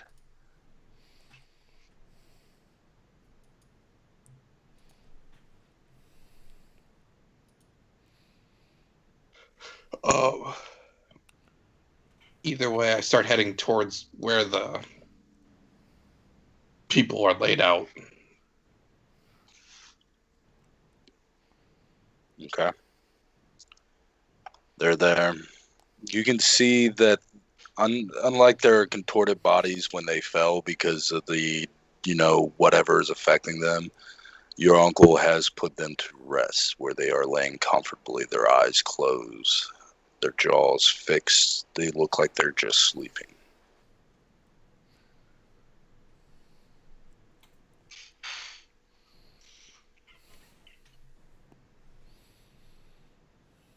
Question, Derek. Yes.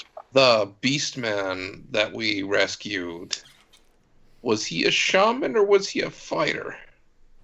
Akala? Yes. He's a fighter. Okay. I don't know why, but I just assume any Beastman that's white in coloration, I immediately jump to shaman. Get an idea that Vorgoth's brother's a shaman. Yeah, but Josh is the only one that could probably get Vorgoth to help. I actually look at Josh and I say, if you go to Vorgoth with your brother, there's a good chance that he'll help you, or allow his people to help your brother. He is xenophobic like that.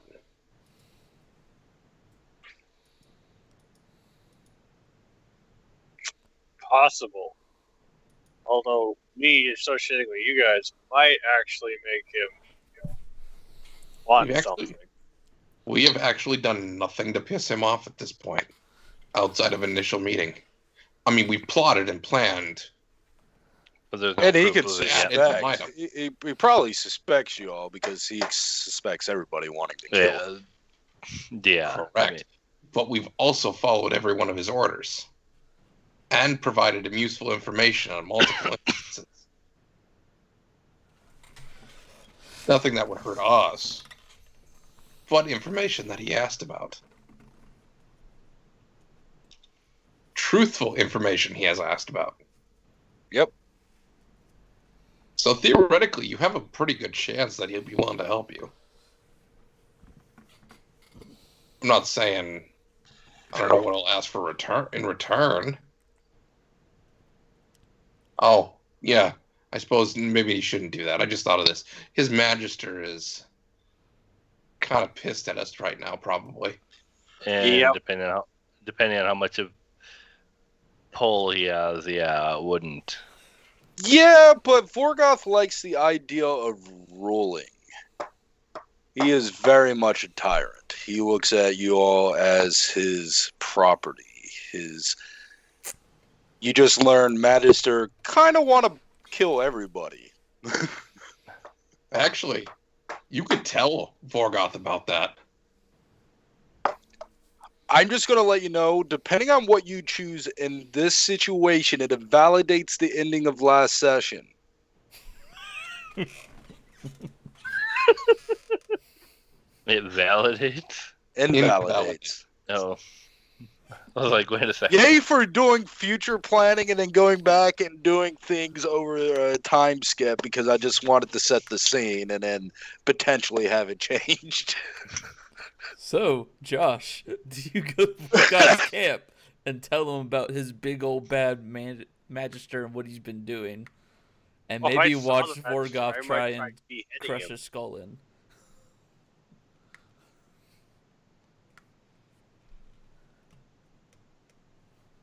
That does sound like an interesting idea, though.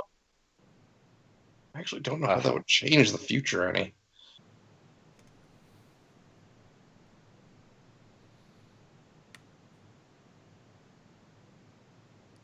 Well, he might be on a hunt for his magistrate then instead of visiting us. Wouldn't matter. He's still preparing for war. He would still know that he eventually needs to learn the draconic language. He needs to show up for Bree to force her to force us to teach him. That's a lot of circular things, but you get it. I hope. I mean, The language. He is very hot-headed. So if he's like, "You were doing what behind my back?" He That's might... metagaming besides the things. So we don't know that. I simply put forward the idea. It's up to you whether or not you do it. Yep. Out of game, I don't see how this affects the future, but whatever. Doesn't really matter one way or the other. Yeah, no metagaming. I was just saying there's a potential. That was my bad, but no metagaming. What would you do? You know Vorgoth has no issue with you. I think I would go there. If Does anyone anybody wants else to go with him? ahead, No, but- because if this entity dies, so does his disease. All right. No, This is a good way. I'll take the time to start looking at the formula because that's what I need to do. I'm going to do something as well, but I'm going to time it. It will take 2-day travel to get there by your weapon. While we're at the stone, I'll stay because I want to study it. And Actually, no, you'd be able to do it because you're going alone and you have that feat. Yep. I would bring Eve along just so I have someone else watching my back. We're going to get better results if none of us go with you, so. Yeah. I am All right. going to go into the woods, but I'm going to time it. So, in other words, Josh leaves. I know I would be able to reason out because I have an 18 Yeah. intelligence. So, about the time he would get to Vorgoth, I go to the woods, blow the horn, and I talk to, I know you just said his name, but I forgot. Akala. I tell him about the 20-some beastmen that we have that... They were teleported too. Your uncle did teleport them as well. Yep, so Akala's clan could theoretically get bigger here, or he knows to kill him off. Either way, win-win. All right. So, I'm going to deal with Josh for a moment. Okay. Josh, you fly for the better part. You all are actually able to get sleep because the sun was setting when everything all this happened. So you get there early in the morning, you're tired. Everybody else gets rest. Dan times it, or Solon times it, goes to the woods. You arrive, and there is, the villages, or the great city is busy as always. You fly down, and as you do, you see Vorgoth's brother. Welcome.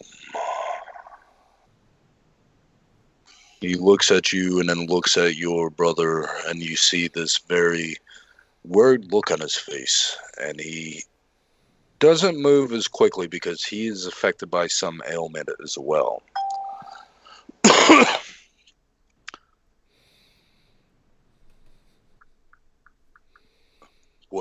What has happened?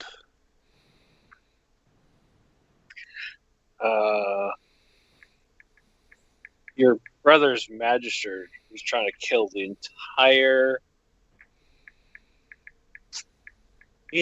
island with a ritual. My brother's infected. He coughs and he rubs his arm as you say this. Come. He leads you into the lodge. Vorgoth sitting on his throne looking at on the table there's maps and various different things of the island, of another island, and you see some people standing next to him, and as you enter he looks up at you with a smile.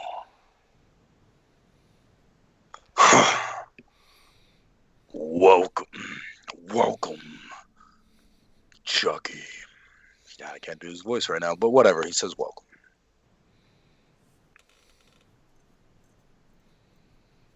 He motions with his hands for the others to leave. They do so. You can depart, brother. Or he just says you can depart. You've never once heard him call him brother. And he waves his hand and you see the orc nod at you and step out. What brings you to me? And you see he has a very sinister smile on his face.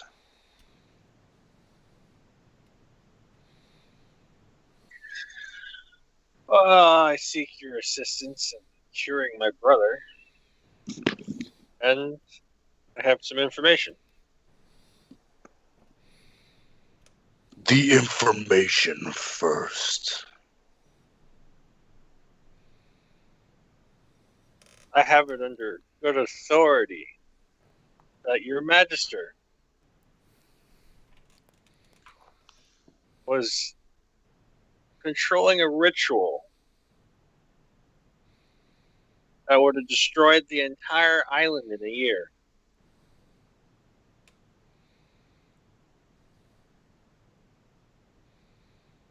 He looks at you as if he's piercing to your very soul.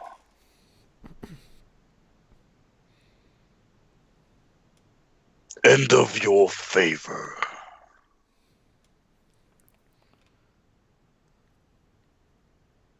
I wish my brother to be healed and cured.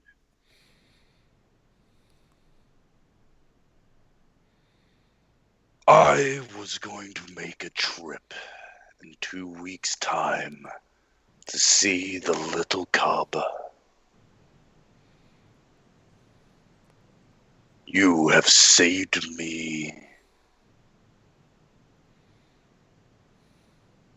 Effort. I forget what word I was going for there. Whatever. Your brother will be saved. But in turn, you will acquire the draconic language. Your companions, Solon and Gavin, know.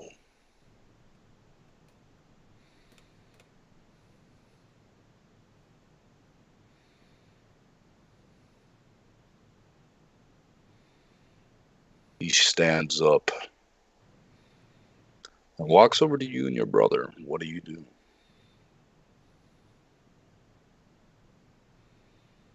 That isn't mine to give, unfortunately. He looks down at you with a sinister smile. I just stare right back at him. I don't even flinch. And he looks down to your brother.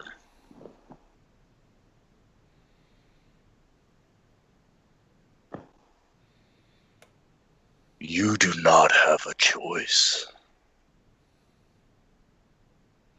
I respect you as a fighter. I respect you for the trials your people have gone through. So I will show you the respect and be very frank. Your brother does not leave here until I have what I want.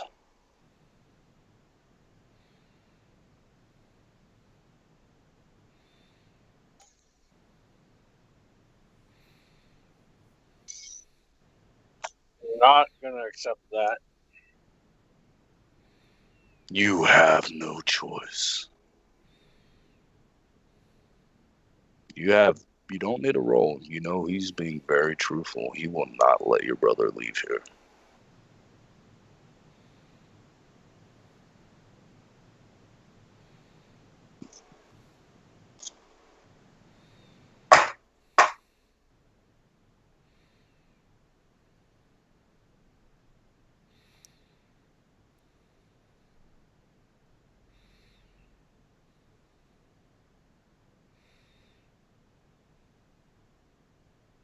What do you do?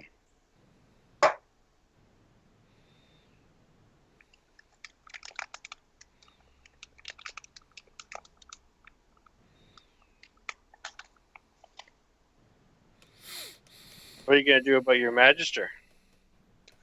He would have killed you eventually. After I am done here with you, I am going to separate his head from his neck.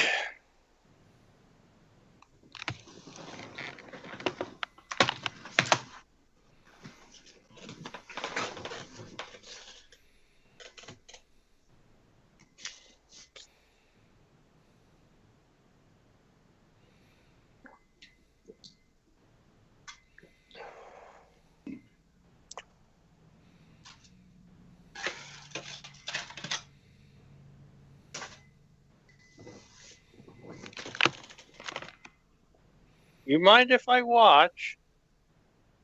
Yes, you may. As he reaches down and grabs your brother and lifts him up and throws him over his shoulder.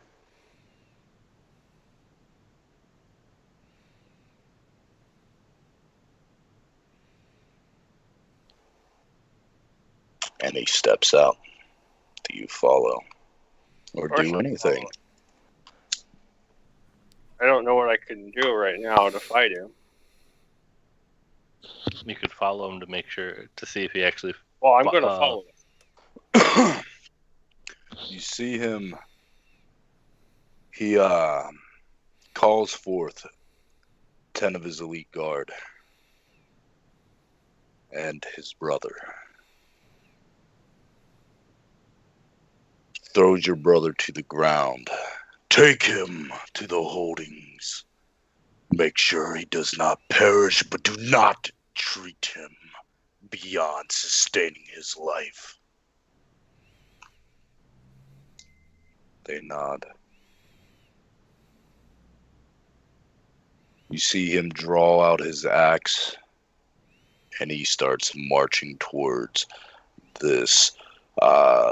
It's not very large. It looks more like a shack.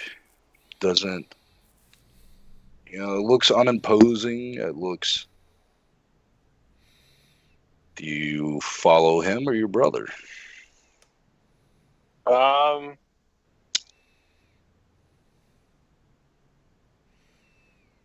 gonna follow him for now.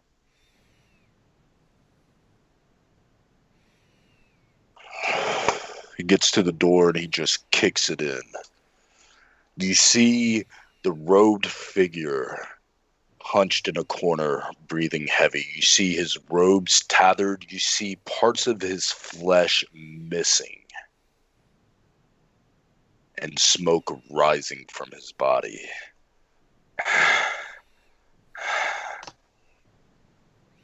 So it's true. Magister just looks up at him. One thing, because I did have Eve with, I would nod to her to follow my brother. Make sure he's okay. Okay. And then He leans down to him, grabs him by the throat, and lifts him up. I am the wrong one to cross. And you see a perverse smile cross the Magister's face. You see him extend his right hand, and an orb appears. Kill me, and your brother dies. You think I care about that whelp? Do you do anything? You can full-heartedly know that Vorgoth does not care if his brother dies.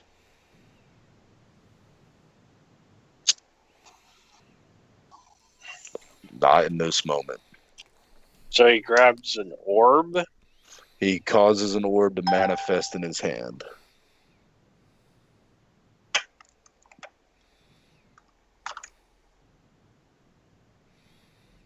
Derek, I'm going to say something here. Okay. Just because it may help you in making a decision here, especially if you want to save this NPC. You have a seer.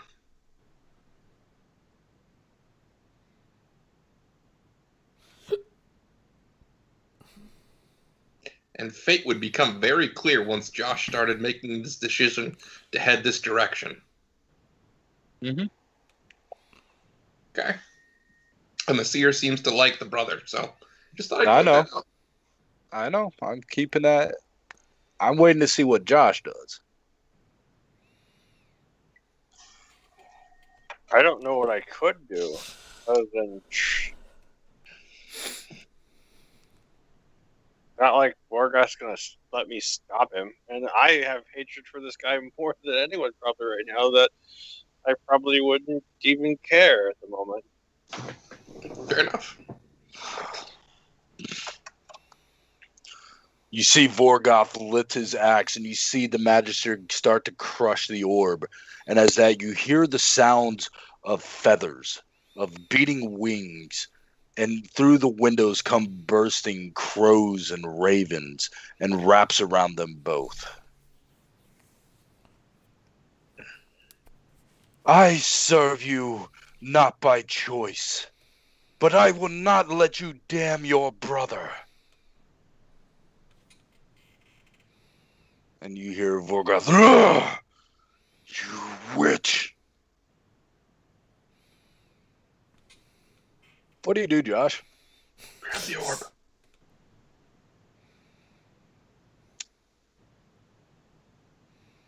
She's actually attacking Vorgoth right now.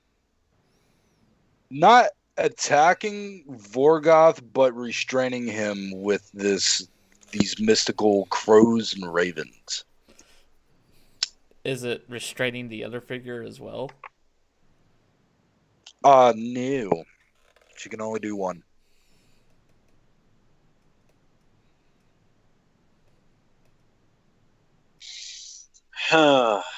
Decisions.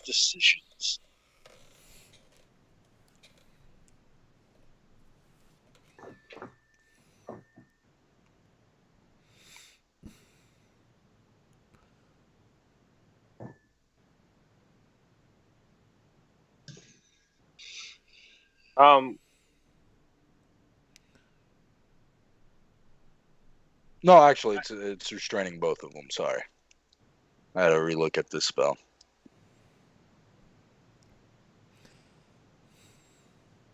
Dude, I don't know. I don't know if this is going to be player knowledge or character knowledge. Did anyone actually explain what that dagger did that Vorgoth has? Or did I know? Yeah, Solon explained that. So I know what that does. Yes. Could I get that? You will make an enemy real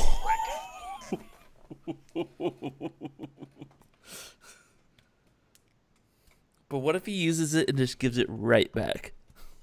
I see where He has to attune to it. He has to invest it. So He would have the dagger, and he could get the fuck out of there real quick. Probably grab the brother too, because Eve.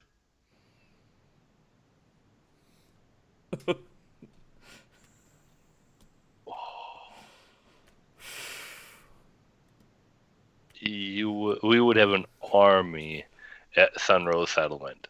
I guarantee you. Choices. Like I said, what happened here could drastically change what the ending of last session was. I tried to foreshadow and it failed. What do you do, Josh? Grab the dagger, grab the orb, and run. They're restrained. Yeah. Pretty much. All right. You grab the dagger, you grab the orb from the hand, and you run. You're making a mistake. And outside, as you get out of the shack, you see the raven-haired woman. She has her palm outstretched and holding her arm or holding her wrist with her other hand, and you see this mystical sigil beneath her feet. War will fall upon you, but go. And she removes her hand from her wrist, draws blood, uses that blood to create a sigil on the ground. She is going to use a meta magic feat and then cast another spell. You see a portal open. Go. I'm leaving my brother behind. I will do what I can. You could potentially grab the brother. And my wyvern still there too, so.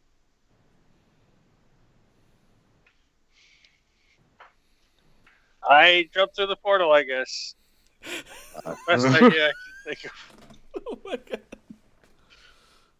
Those of you that are in the center of the city, and we'll just say the majority of you are, why not? Because you're going about your daily. You see a portal open up in the sky about 20 feet up, and out falls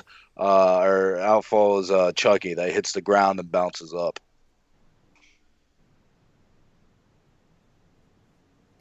Just dropping in. You see in his hand a dagger and an orb. What did you do? I have a concerned look on my face. Do I recognize the dagger? Oh, yeah. Yeah. I go over to Chucky. I pick him up. And I hold his face. And I go, "You beautiful creature, you."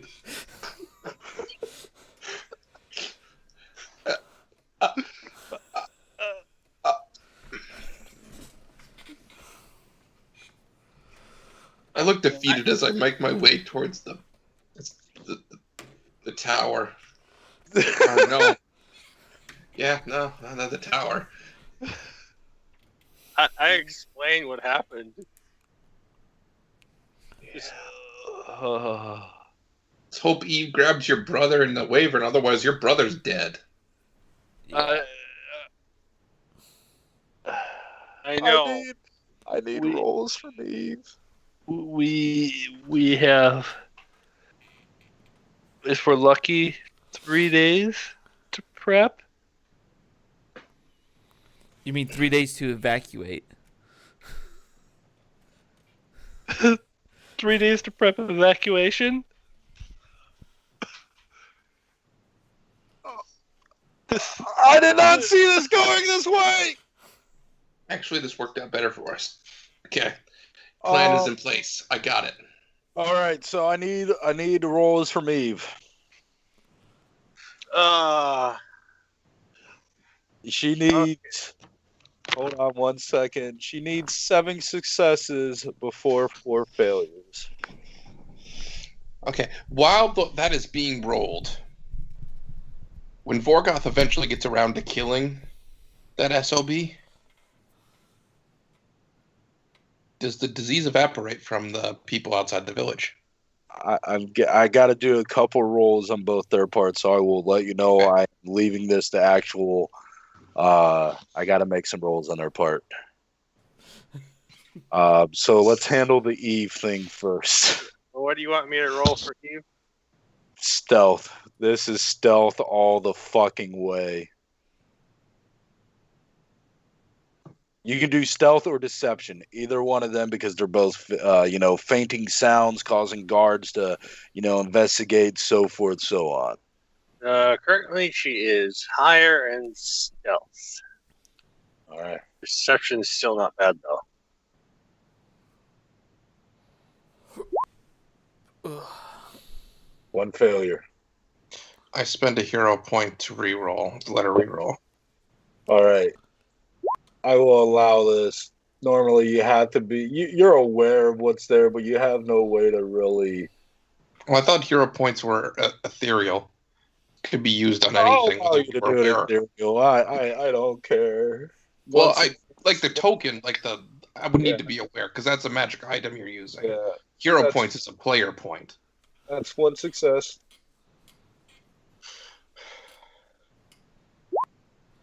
One failure. I'll spend a hero point. I got extra ones to spend, and if I don't spend them now, It's survival. they're gone. Survival. 2 successes. 4 successes. 1 failure. I'll spend my last hero point. 4 failures. Or 1 failure, 4 successes. 5 successes. I'll roll. Okay. 6 successes. 6 and 2 failures. Unless Zerpai or Quinn wants to use a hero point. Yeah, I'll use my hero point.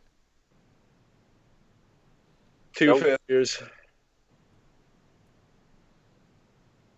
3 failures. Quinn, are you using a hero point? Super nice. Yeah, I can use mine. That's fine. A hero and stuff. 7 successes. So, how many failures was that? 3? 7 failures, or 2 failures, 7 successes. All right. So, she snakes her way through the compound. A few times, some of the goblin dogs almost pick up her scent, but she's able to use natural trickery and her surrounding to throw them off. A couple of the guards, of course, don't think much of it and, just throw stuff at the goblin dogs. You sneak into the ward where your brother is being kept. And you get him. You wait for the right moment. You see Eve sees Vorgoth's brother, and a smile crosses his face. He just nods. Never looks at her, but just a smile on his face and nods. She grabs your brother, snakes her way through, waits for the right moment to get to the wyvern, hops on the wyvern, and takes off into the night sky.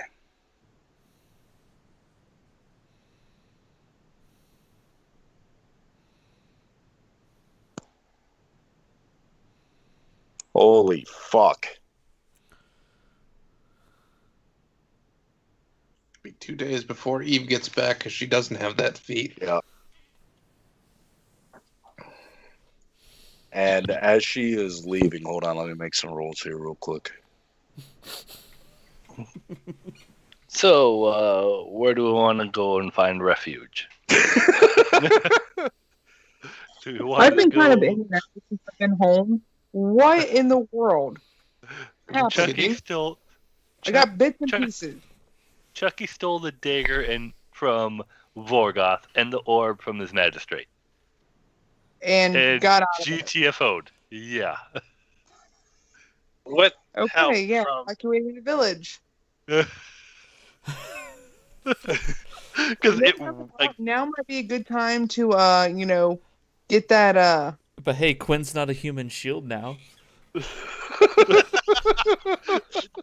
Nope. Fair. In fact, if Chucky's ever caught, he's never going to be given the chance to be used as one. well, I'm primary target number 1 now. but we have time to study this dagger now. No, we Yeah. don't. Theoretically. If we can find a new refuge, So, without Vorgoth knowing. Back to With my a plan. seer on our tails. with as Eve is leaving, she sees from the back of her a battle ensue. She can see the raven-haired woman. Electricity courses around her, and she lets out a blood-curdling scream as she collapses to the ground. You see Vorgoth fighting the Magister, and they are trading blows. One thing she notices, no matter what kind of pestilence or disease he uses on Vorgoth, Vorgoth never is affected. It's not even like he tries to ward it off. She was knocked unconscious, correct? That's what that's what Eve would see. Yeah, she sees. Give me a perception for Eve real quick, because this will tell what she believes happened. She's unconscious. She's still breathing. Have Eve make an intelligence check.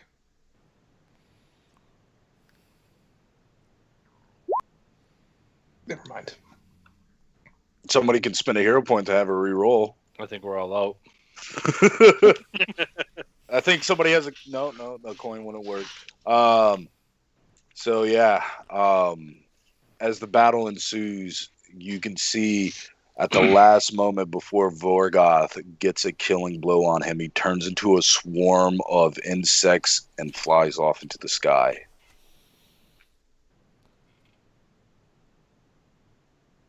Oh, what I wouldn't give for a flock of ravens right now.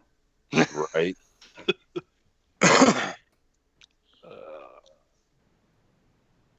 Where's that spell from Warhammer? That nature has it. So it's essentially Flock of flock of ravens. crows. Yep, there we go. Yeah. There is your spell, Dan. All right. So yeah, let's handle the immediate thing now. So Eve gets away. You plummet. They're looking at you. You have a dagger and an orb in your hand. You fell 20 feet and bounced to your feet.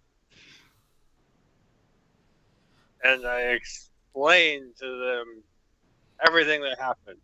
Probably Yeah. in a frantic, hurried voice. Like, guys, I did this. This is what happened. I'm so high on adrenaline right now. And as he's explaining, like, I'm a black kobold, and I start looking pale. As he's Yes. going over this. Okay, so I hold out my hand, level 1 spell, and I summon a sprite. I rolled an 8. It sticks around. Okay. Deliver a message to the Queen of the Forest. Vorgoth intends to attack here within the next few days. We stole his dagger. An Okay. opportunity. This is. And I let the sprite go. All right. Holy fuck! I blow that fucking horn.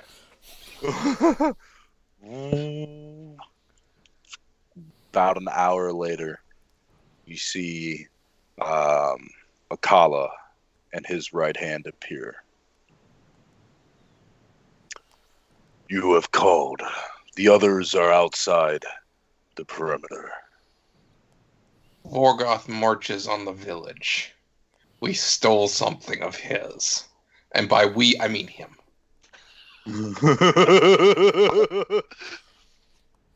Chucky, meat boss. Quinn, your life has become so much more exciting since you met your companions. Exciting's a word. It's a word. It is a word. It is a I don't know if very it's the good. right word, but it's a word. I mean, You remember those nights just about a month ago when you were looking on the ocean, like, man, my life is boring. I bet you there's so much more out there. You were singing Yeah. Little Mermaid songs. That's how forlorn you were. And now, look at you. You're making deals with Ursula. This radically changes things. Good job with Eve right there. Eve got your brother out. But we don't know that. Yeah, He's y'all not for don't another know 2 that. days. Yeah, you don't. You know, Klaus can send a message. Klaus does So know I Eve. turn to Zerpai next. Okay. You saw where the Cobalt Village is. Go there now Okay. and tell them what happened. Tell them if they really want to rise up against Vorgoth, he's marching to attack us in a couple of days. I'm going to send a letter with Zerpai Okay. asking, for their assistance and whatnot too. Because Okay. obviously, if Darius already made this arrangement. He knows of us and whatnot. Yeah. And he's willing to. It'll take you 2 days to get there. You'll be getting there about the time Eve's getting here. Actually, because I have the It'll take Right. you 1 day to get there. And you'll be returning, hopefully, by the time she gets here. but the army won't be there, unfortunately. Well, actually, if they got ways to port, then maybe. What should we do with the villagers? There's a lot of innocent people here that cannot fight. Not a lot, but enough. I say, Technically, I was going to say, I don't know if this is your thought, Dan, but the evocation tower. nope. As long- I say if we die, your villagers are pretty much screwed. So, I go and I say, I'm going to get my associates. We're going to attack the fort now. Which fort? 16.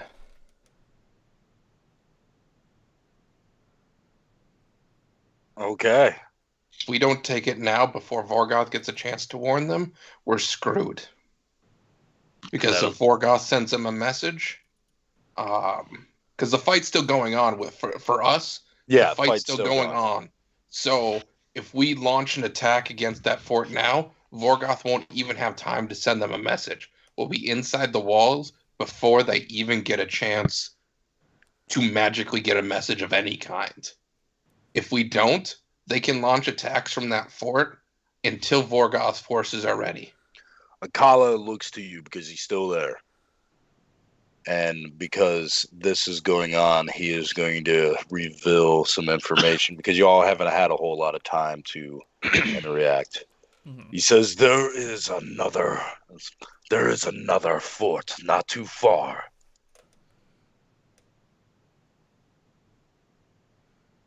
Can you take it, or do we need to? Or no, actually, how strong is the force there? He says, hold on 1 second. He's revealing stuff on a map for y'all to make it easy. Or because now you're at this point of like, oh shit, we have Oh fuck. we have a common threat, and it's immediate.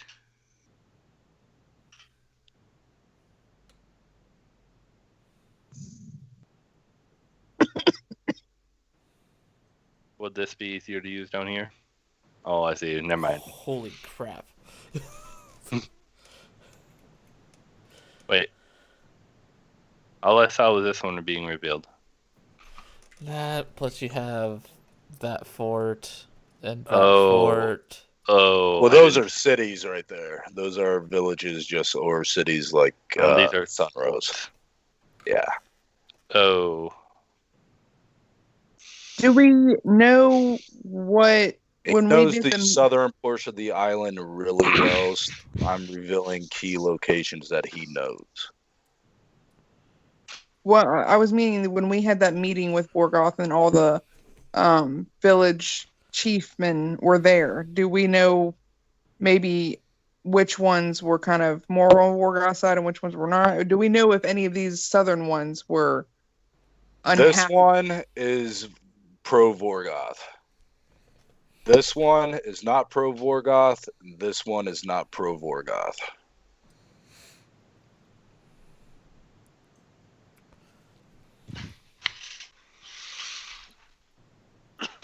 I will be Would my right father know the chiefmen well enough to send them a message? He does know them. And your stepmother is all the way up to the north. She should be returning within the next few weeks.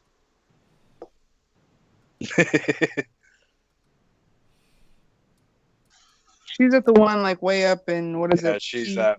thing, yeah. She's right there at that one right now. And that's where some of the actual soldiers and whatnot of your village are with her because they went on a embassy mission when your father was still a leader. Oh, things have changed since you met your friends. Yeah. Do we know force information on the three forts that surround us? The one to the northwest has two forces of 25. The one to the northwest or northeast of you has three forces of 25, and the one to the southwest of you has a force of 100.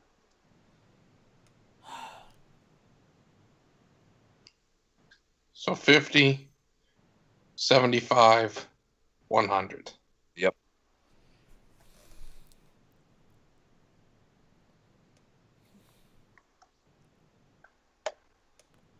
Okala points to the one to the southwest.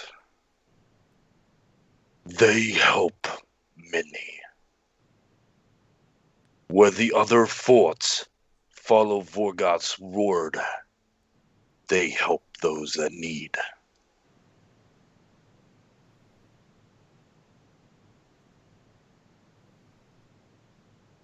They pay lip service only.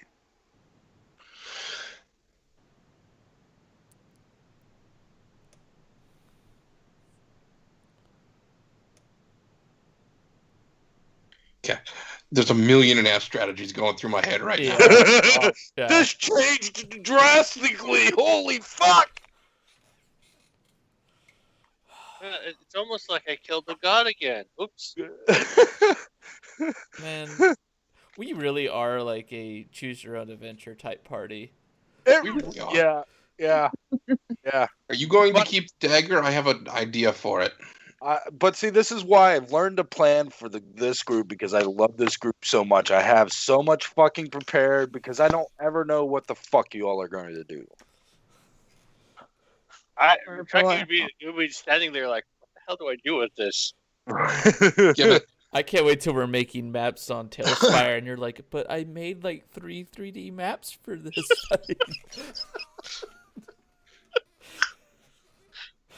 My goal is still to map the fucking islands with Tailspire. Oh, dude, yes, please. So extend my hand again. You Okay. said, and you said, what the hell am I going to do with this? Yes, please. I hand it over.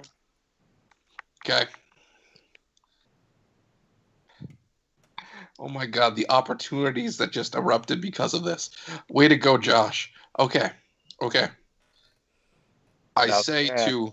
Solon, when you do touch this dagger, you can tell it is evil as fuck. I'm going to attune it. It takes a long time to attune it, but yes. Oh, I didn't know how long it... It's during your daily preparation, about an hour. Okay, so I'm not going to be attuning yet, but it is on my person. Okay.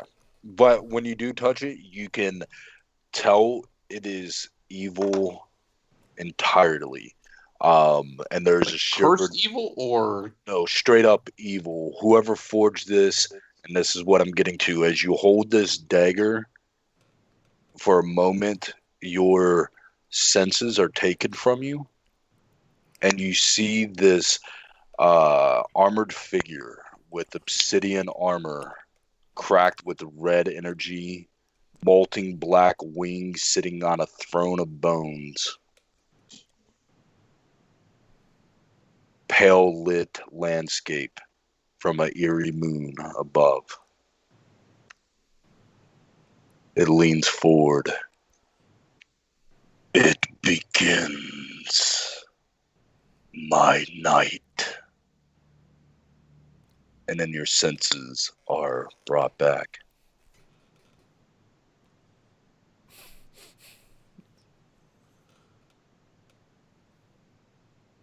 I probably shouldn't have touched this, but I'm not giving it back. In that moment, there is a eerie feeling. You get an idea that, and you're pretty confident in this, if anybody else touched this, they would not have experienced that.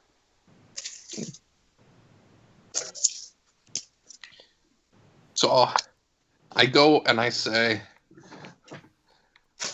these two forts need to be taken out right now, extremely quickly. Me? If you want it done quick, Arakawa, if you want it done quick, send your Noyan warriors to the northwest. Or northeast, sorry. Yeah. So Because each one of them, because you don't have enough army or enough Anolian soldiers to make a unit of 5, each one can be counted as a army of 1. I am going to go and summon my army. Well, you're 3 Anolians. 4. You're 4 Anolians. Yep, sorry. Yeah, you're 4 Anolians. They look at you. Sup? Nah, fam. That.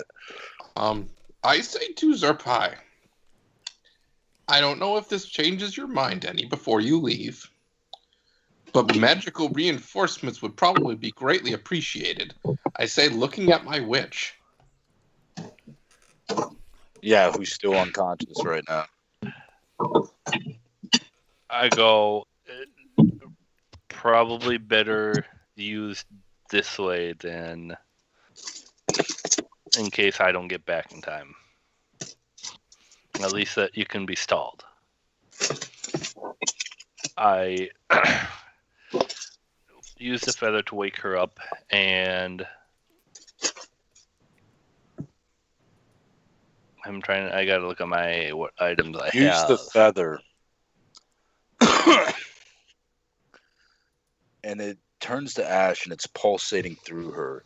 But there is more resistance in what is affecting her than what the tower was. This is going to be a series of checks. Your primary is occult, right? Correct. Give me a occult check. Oh, by the way, 5 Josh successes. got another hero point from that action. Oh, yeah, definitely. I agree with that, Josh. You have a hero point, good sir. So Holy shit. 5 successes before 3 failures. I'm gonna re-roll that. Okay. I'm pretty sure 17 was not high enough. 1 failure. 28. 1 success. 2 failures. 3 failure. Hold on. Is anybody helping him re-roll? Got a coin. So, okay. 2 and 1 2. failure. Yep, 2. No, he's allowing you to re-roll the first one. Or the second one you rolled. So you have 2 successes, 1 failure at this point. Is anybody letting him re-roll on the last one he just rolled? I should have my coin at least. I'll do that. Okay. All right. 3 and 1 at the moment. And can I use guidance? You can. Can I help him? I am You trained in can. occult. I'll try. Give me a roll. You gotta beat a DC of 20. Fuck no. So 21. 4 successes, 1 failure. And then you need 5 successes. Yep. I could keep trying to help him, right? You can, yes. Okay. Nope. Could Zivit try to help? He can, yes. All right. There's 5. The phoenix feather takes root and purifies the disease and what else was ailing her. She takes in a deep breath and her eyes open. And she looks at you with a smile. Glad I can help. I point at Drake. He's gonna have instructions for you. I gotta run. She looks very confused by everything. Wait, Solon, you mean, not Drake? Yeah, sorry, Solon. He'll fill you in. Time is not on our side at the moment. She just nods. And I do. Oh, I was looking at inventory because I have 3 healing potions, and I drop my 110 gold of materials for herbs. Okay. Since I was right there, I'll help the Anoilan witch up. She stands. This is my God. I want to didn't be able to say- talk to Xavier. All right. You give me 1 second. Elena is her name. Elena. I'm Gavin. She knows who you are. Yeah. You've traveled with her. Oh. Thank you. My lord, as she nods her head towards you, Solon. I say, it's glad to have you back. I wish you had more time to gain your feet, but you don't. Instead, I'm sending the Analians into battle. Hopefully that helps Smiles you. on her face. Yeah, I hope that helps, wake up your Analian instincts. Oh, she has an exhilarated smile on her face. And even though she's a caster, she is a people of honor, war. Yeah, she's an Analian through and through.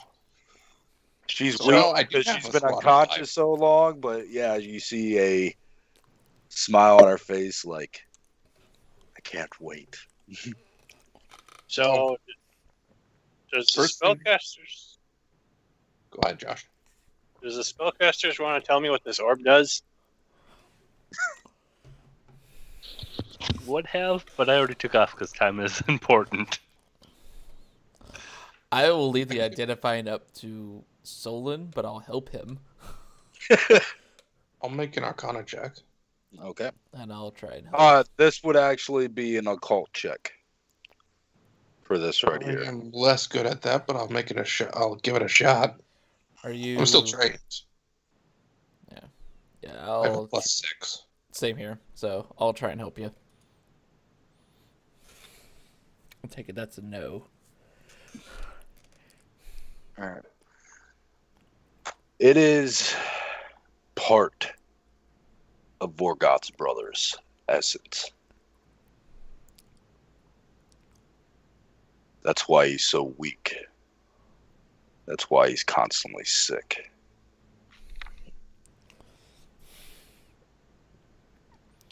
You don't know the reason for or how he got this, but this is part.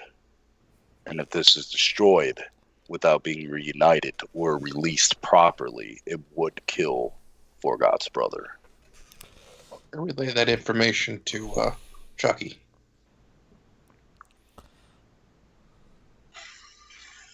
Okay, I have no idea what to do with it then. I offer to put it in my bag of holding for safekeeping so it doesn't get dropped. That would suck. Oh god, I tripped over a rock. Oh, fuck.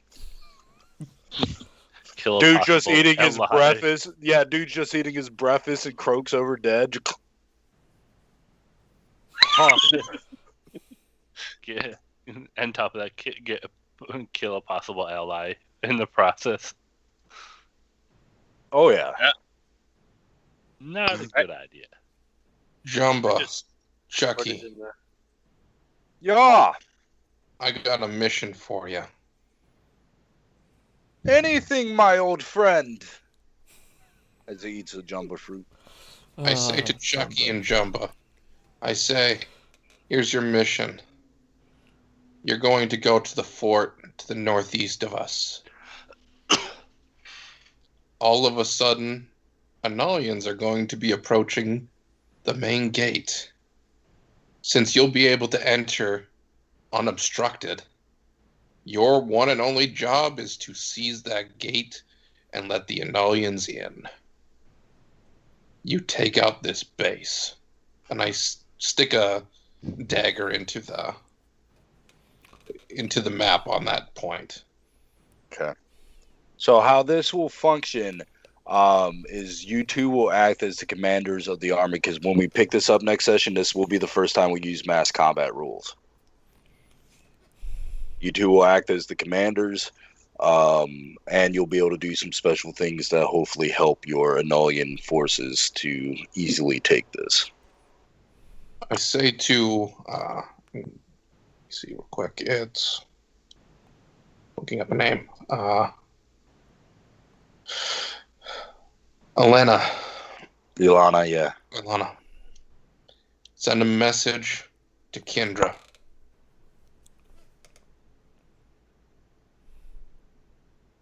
She is to meet me at the fortress directly to the north as soon as possible. Bring any Analian she's found. We go to war. I understand. And you see her wave her hand and utter a whisper into the wind. It's done. You're with the Analians that are going to be taking the northeast fortress. The rest of the party, I say to Gavin, Bree, me. We have a Kala there too. Kala. Logan's gone. All my Analians are gone.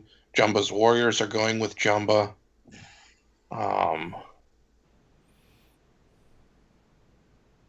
You have Klaus here and Telra. Which Technically, one's Telra again? What was that? was it technically Which one's Xavier Telra? too? If you want to actually ask. Both people are talking. I'm going to get to Xavier in a second because Quinn wants to talk to him. Yeah. Telra is a champion. She is the general. Okay. What? Okay.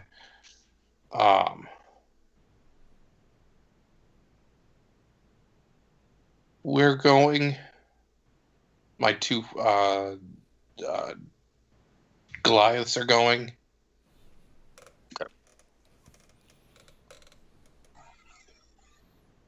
You mean you're gonna pull your treasure guards? Yes. This is more important.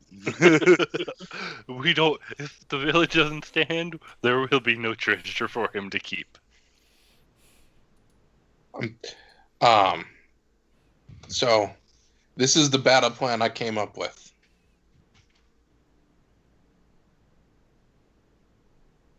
Josh and Jumba, along with the Analians, take out that fort, kill, enslave, capture whatever forces currently reside in that, or drive away whatever forces currently reside in that fort, and then burn the fucker to the ground.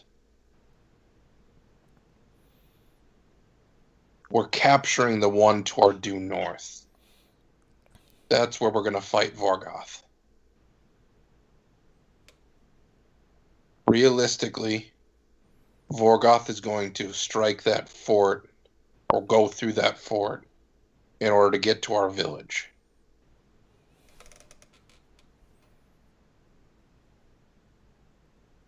Does Akala have contact with that fort that's non-Vorgoth friendly? He knew of them, that's what I'm asking. I have traded with them. Speak with them, tell them what's happening, and ask them, we don't ask them to betray their oaths or to betray Vorgoth, because I think that's going to go a step too far with them. Ask them to simply be slow in their response. He nods. Cloud speaks. What of the people here that do not fight? If we fail, we cannot leave everybody here to their doom.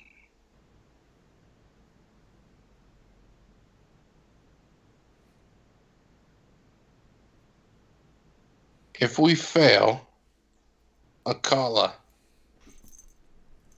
can you gather the people here and lead them to, and I point on a map to where the Temple of Sarenrae is. Lead them here.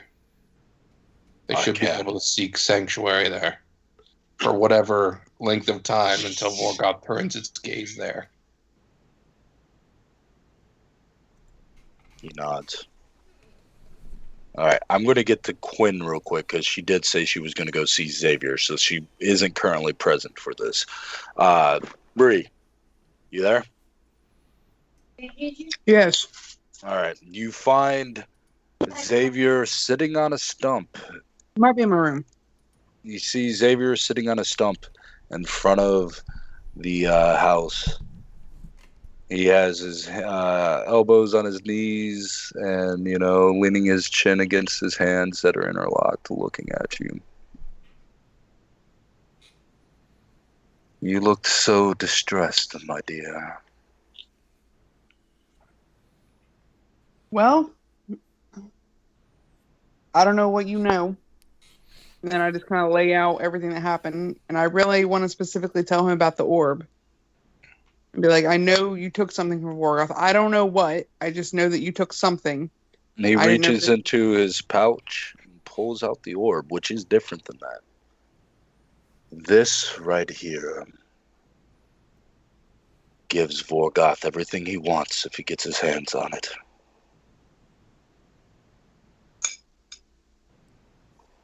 Beyond your island, in lands far away, is a kingdom known as Draconia, where your two companions hail from. Vorgoth is descendant of a great dragon lord, an honorable man, an honorable orc. Something he does not share the traits of his father.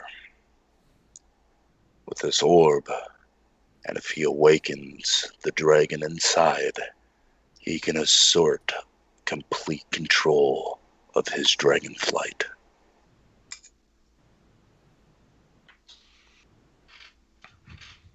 Yeah, we definitely don't want him to have that.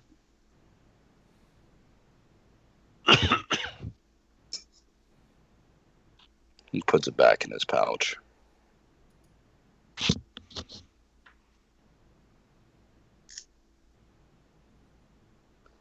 What is it you've come to ask me? I just wanted to let you know what was going on and if you were going to stand with us or not. Or protect what you need to protect. He looks up at you with a smile on his face, and you see his visage change to his true self. I will not allow you to fall, nor will I allow my charges to fall.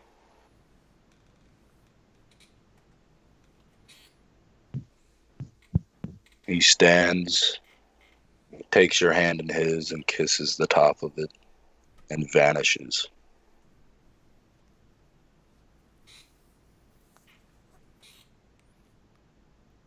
All right. Well, when I go back to the group, I'll just be like, I think Xavier's gonna help us out, and that's all I'm gonna leave it. Never underestimate the power of feminine wilds. Got it. Klaus. Similar to the message I'm sending to the fort, send it to the pro or anti Vorgoth villages. They don't have to not respond to Vorgoth, but if they slowed their response, it could be of incredible help. Rivers can be a bitch to come to cross. He nods. He looks at all of you and looks at the people. And then to you, Quinn, as you returned. This is what you wanted.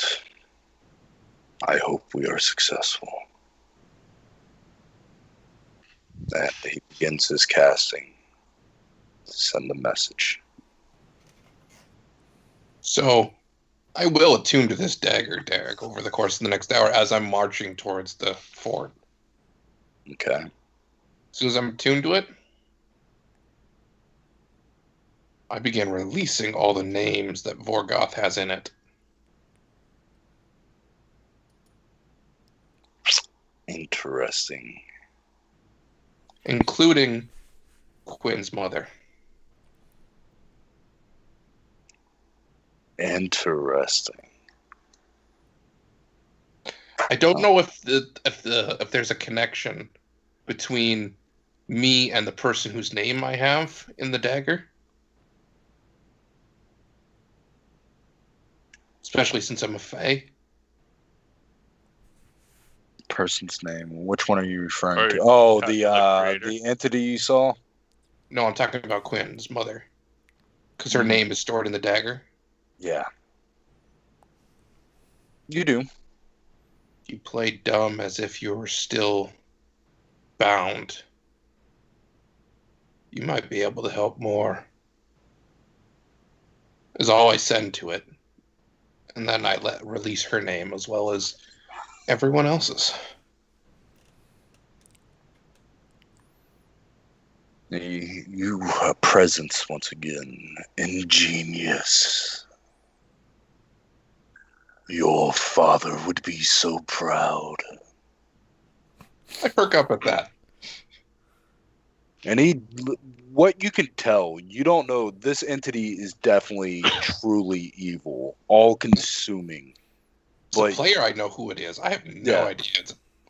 As a player, I know. As a character, I don't. Right. Solon can tell this is an all-consuming evil. Something that he felt at the temple, or the death temple in the courtyard. But you can generally feel he means what he says by your father would be proud of you. I perk up at that. So, where were the civilians going? Nowhere now. The idea was if we lose the battle at the fort, or if we look like we're going to lose the battle at the fort, we'll send them northwest to the Sarenrai Temple. So, can I have Klaus send a message to Eve telling her to go to the Sarenrai Temple? We're not sending them there yet. We're sending them there if we look like we're losing. Yeah, but Eve doesn't, or Chucky's brother doesn't have, or is essentially a wasted cash or a waste of space right now because he can't fight. Eve can. Wow. No, that's not the problem. The problem is we can't bring the people that have the disease to the Sarenrai Temple. As she currently has your brother. Oh. I thought it was just you couldn't bring like all of them at once because that would taint it. It would drain, yeah. I don't know. I took it as this temple of Sarenrai didn't have the strength or would be destroyed by trying to fight this particular disease. I didn't think it really mattered how many of them there were, but maybe I'm wrong in my understanding I'm of not that point. answering that because your uncle was just said, "Do not bring these to the temple, as it will burn out her holy flame."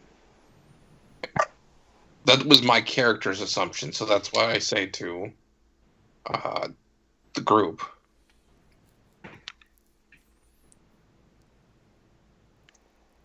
Only other option I could say would be to bring them to the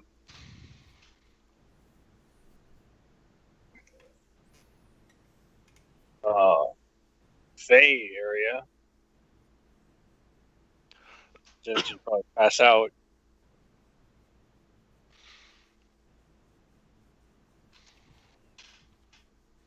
That could work too. It's kind of up to you where you want to send them.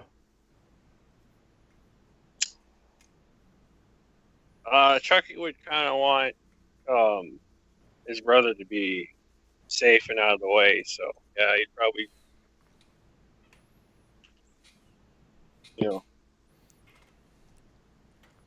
he doesn't know that Eve got him or not, but he would, have Klaus, wait a little bit and then send the message, tell her to go there if she gets a chance. The message is a fairly low level spell, correct? Yeah, it is. And one of his magic rings allows him to cast it. Another message that might be worthwhile is to your son. Up to you, but might be worthwhile to give him a heads up. All right. So Klaus, he replies, or he tells you, Eve has your brother and is on her way.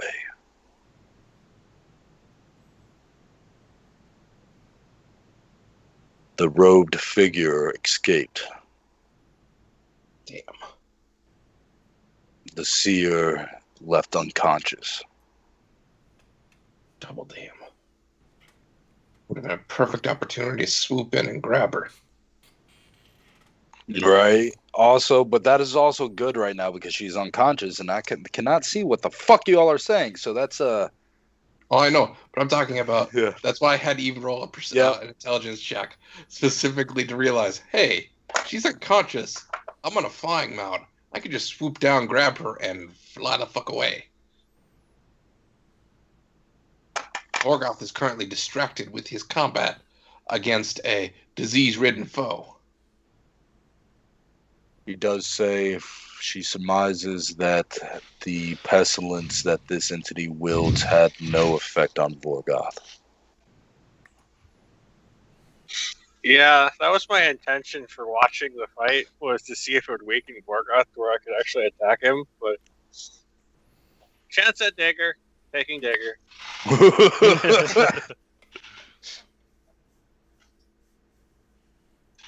So now instead of a confrontation of one, we now get to do mass army. Oh, yeah. Yeah. Completely invalidated the ending of the last session and has made a even more interesting outcome. Sadly, y'all still didn't get to the Hydra. Well, that's because, I'm sorry, but the Hydra is now null and void at this moment. We can go there after we kill Vorgoth. Or basically everything we talked about doing, we didn't do. Yeah, no. There's one major. Okay, to be fair. Speaking of wanting to capture like rare creatures and animals, I get a Lenorn later. Right? Yeah. Okay. I'm not saying that it wasn't a win. I'm just saying that everything we talked about doing, we did not do. The Hydra is still possible. You got to remember, Vorgoth isn't going to be able to march quickly here. We'll have a few days. Unless Vorgoth's choosing to invade by himself, his army will take at minimum, of a week to get to us. To the village? Yes. Well, especially if you do stalling tactics at the forts. No, I intend to fight him at the fort. Our village has literally 0 defenses. There's no way we'll get the defenses in place in time, but if we take this fort has a shit ton of defenses. Well, yes, it does. The fact of the matter is, all of us have a writ permit to travel. We can literally walk into the middle of this fort and get a surprise round of blow shit up. Yep. And So, then, in mass combat rules, that is a huge advantage because you're getting a re-attack around without them being able to retaliate. we'll occupy this fort, and then we can begin concentrating our forces here because we're burning that other fort to the ground. Because we're going to be calling it here in a few minutes, because I want to talk to Bree before she goes to bed for work tomorrow. I have a question for you all, because you all are of the same level. Do you want to do this mass combat for you all taking the fort, or do you want this to be an adventure you all taking the fort? One will speed it up considerably, while the other can be more gratifying, I suppose, if you know, but that is a lot of stuff to fight. 50 mobs? Mm-hmm. Yeah, we've done that before.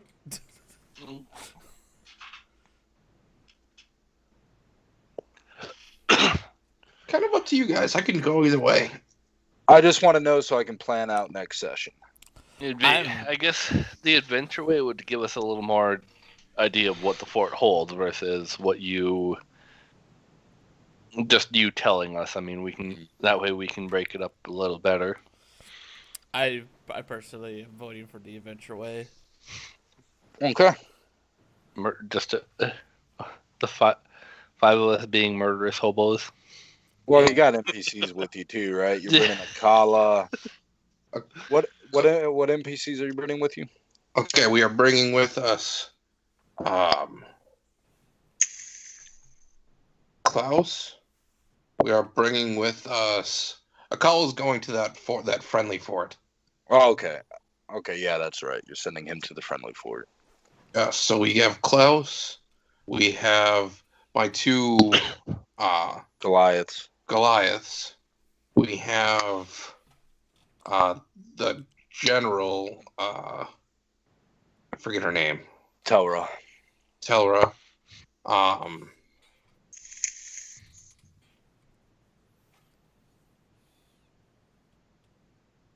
We'll have Eve, or no, Eve won't be here back by then.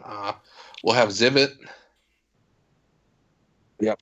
This time I'm letting you bring however many NPCs you want, because if you're doing this adventure mode, that is a lot of enemies to fight. Expect next session to probably be this fight. If we do this mass combat wise, though, that will give us some experience with mass combat prior to the Vorgoth army showing up. That's still going to happen because we have to do the mass combat rules for the other tower or the other fort. Okay. So that's going to happen no matter what. So we are going to get experience there. Plus Chucky's going to that fort with Jumba. Okay. So the adventure style will only be for the fort in the north. Yeah. Okay, I'm fine with that then. I'm sorry, Josh, if you don't want to go with that particular group, you don't have to. We can just have Jumbo lead it. And then you can join us. That is 4 trolls and Took. Yep. Do I know? He can lead the Annulians. He's met him before because, Yeah. he's friends with me. So, theoretically, that he could lead them if you want to join us. It's your choice.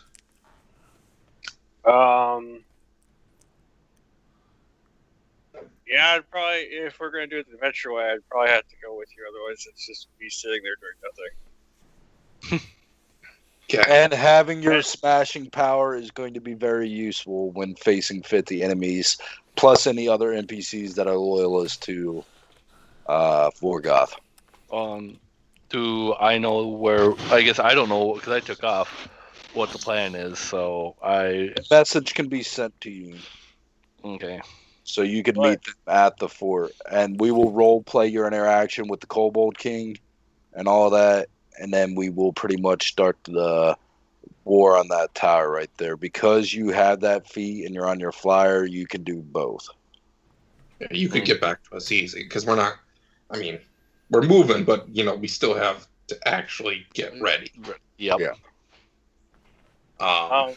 Would they actually let Jumba in, or would you have to give him a writ at least? For a troll, would be fine. Yeah. Just wanted to make sure. Anything green skinned would be Or monstrous or anything persecuted by the other quote unquote civilized races. Because Vorgoth has taken a very good shining or liking to the monstrous ancestries. Trying to map this out in my head. if I do let Akala. I say have if you can send one of your runners to grab Logan. He's literally a few hours from here. Okay. He will. And are you bringing him to the north to fight with y'all? Yes. Okay. and So to help prepare things for what's going on, I just succeeded on Klaus's rolls. One of the villages that the southeast one is not, it's going to slow down their forces for when the battle does come. The southwest one is actually going to side with y'all. He saw y'all's bravery. He saw how y'all saved that man and spared the child from having to kill its father. It is time for Vorgoth to fall. Shit. If they're gonna side with us, He is their going mission isn't to fight Vorgoth with us. It's to secure that village directly to the north of him from interfering. village directly north of him. The one that's So- pro Vorgoth. That's the one So, that's going to be this marching one? slow. Oh, okay. So The this is the one southwest that's... one. Yeah, that's the one that is. It's time for Vorgoth to fall. Okay, this one is time for Vorgoth to fall. This one is going to slow its forces down. This one is pro Vorgoth. No, the north one is pro Vorgoth. The one below it is will slow its forces down. Okay, this one is going to then march its forces instead of coming to help us. Is Take going to out- slow this one down. Gotcha. Akala is going to help him. Okay. Because if Kala's friendly with the fort, he must be friendly with this village too, or at least been known to this village. Yeah. So Kala and them are going to march on that village to slow them down, if not outright stop them.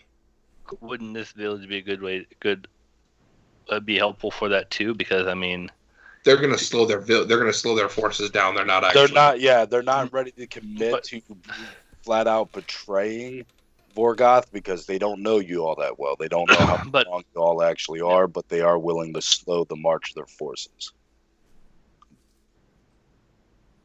How does the father react to that one boy who has his name back now? The one with the horns.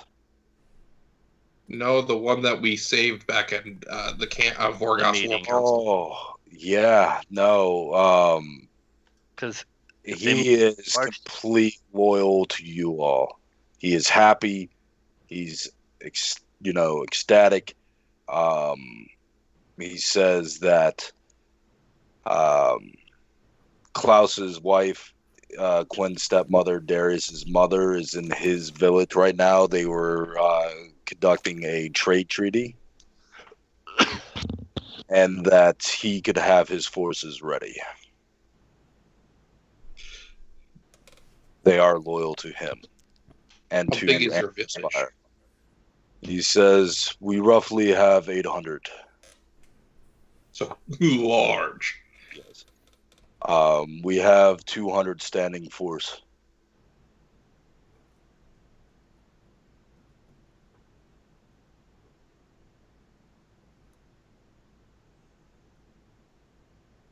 Everything got really quiet. Because I'm thinking here. My wheels are spinning here. All right. 'cause- Well, I'm not gonna. I'll be back in the call. You all discuss. I want to call Bree before she goes to bed, and I will be back in like 10 minutes, guys, so you all can plan because this is a big thing. Things drastically changed. It all started with Charlie cutting his hand to bleed.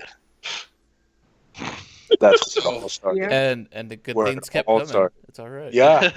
Yeah. Wow. You caused a conflict between Vorgoth and his Magister. And we found Gavin the masochist. Yep. Look, I Got got the important- fucking dagger. Okay. Well, Derek's gone because I don't want him to hear everything that I have planned. Okay. Be right back. So, Okay, bye. Bye. see ya. So, guys, how about I tell you what my plan is, and you guys can pick it apart and tell me where I'm wrong or what you would change. Well, let me tell you, if I get my NPCs, that's a kineticist, so sort of like the Sword Sage, but more just pure elemental versus the. Where they are?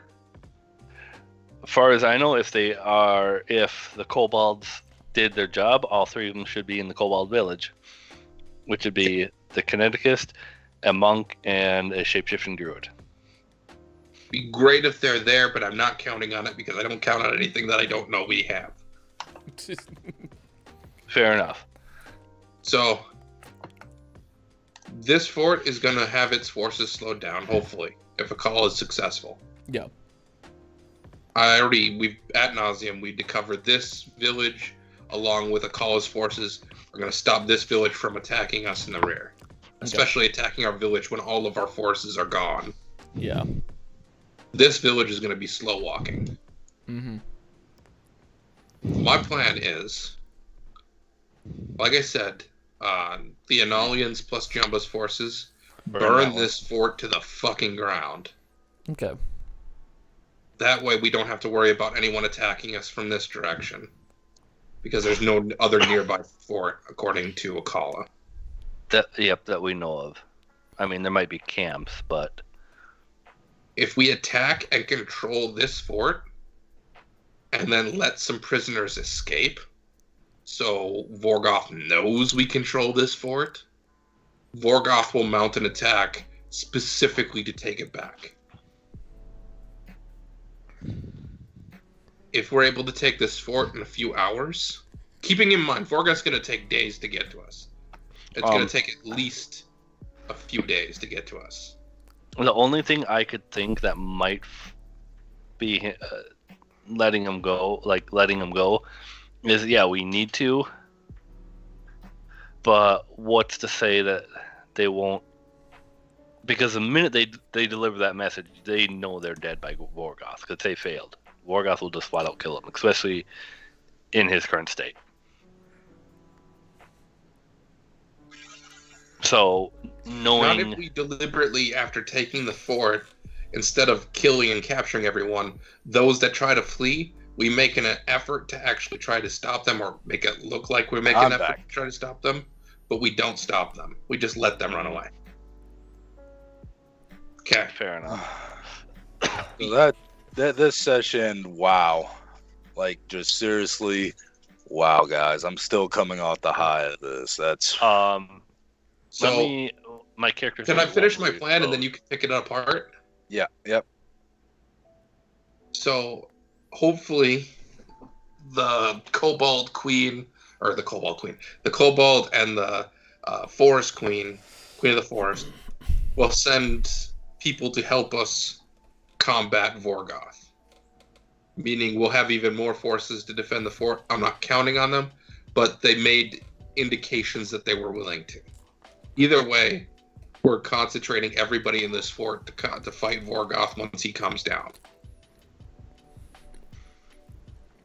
Second part of the plan, because it'll take a few days for Vorgoth to actually get to us, we use this opportunity to actually go and take care of the Hydra thing. Because there's a good chance the Hydra may side with us. I have the ability to command, so I mean, even if they're not willing, like, to run, I do have the ability. I do have the charm and command spell. So we might not have to let them run. We could use one of them, so that way we guarantee the message will be sent. Klaus speaks up.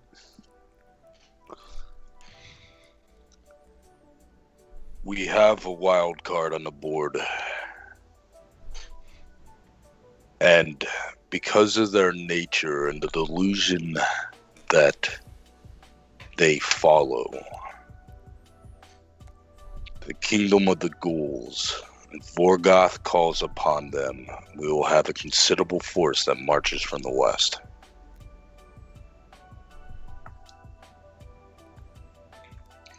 I have more than enough wealth to hire every mercenary we could pretty much want from the Lizardmen village. We hire them to just march, to form up here, right on the border of the water leading to the Ghoul village. Ghoul village marches, they get a bunch of free looting practice. We have a lot of gold and gems that we just got from our last foray into the Evocation Temple. He nods. Give them all the marks we have too, because realistically they're going to become worthless after this fight anyways. Because either we're going to die or Vorgoth is, and if Vorgoth is, there's nobody backing the marks, so Yeah. dump them on the village if you have them. I say this specifically to Klaus, because I don't know how many marks Klaus would have access to, but he's been here for a lot longer than we have. Yes. Nods. And then, so Vorgoth will begin marching south. We go to the Hydra, take care of the Hydra thing as quickly as we can. Hopefully Akala, because he lives in the south of the island, can give us a better location. Yes, he can. I can reveal that for you all. Cool. And since we have flying mounts, that actually shouldn't take us too long. Exactly. The Hydra makes its way. And I'm pretty sure with your mind plan and deal for the Hydra will take that. On top of that, the Hydra, letting the Hydra know we're about to fight Vorgoth and his forces. And we can guarantee Vorgoth will be there. Yeah. I'm pretty sure the Hydra will say, win and try to stop me being there. At that point. Yeah. Revenge and my kid back? Are you joking? And if the Hydra should fall, Quinn gets a new pet.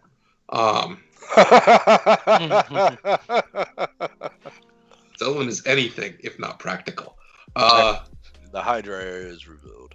Is that K-23? Yep. Okay. Here is the part that I'm not sure of that I would like feedback on. Okay. I think there's two parts. I'll get to the actual battle here in a second, but I think we should send back the guy whose name I just returned to his village with instructions to raid Vorgoth's village.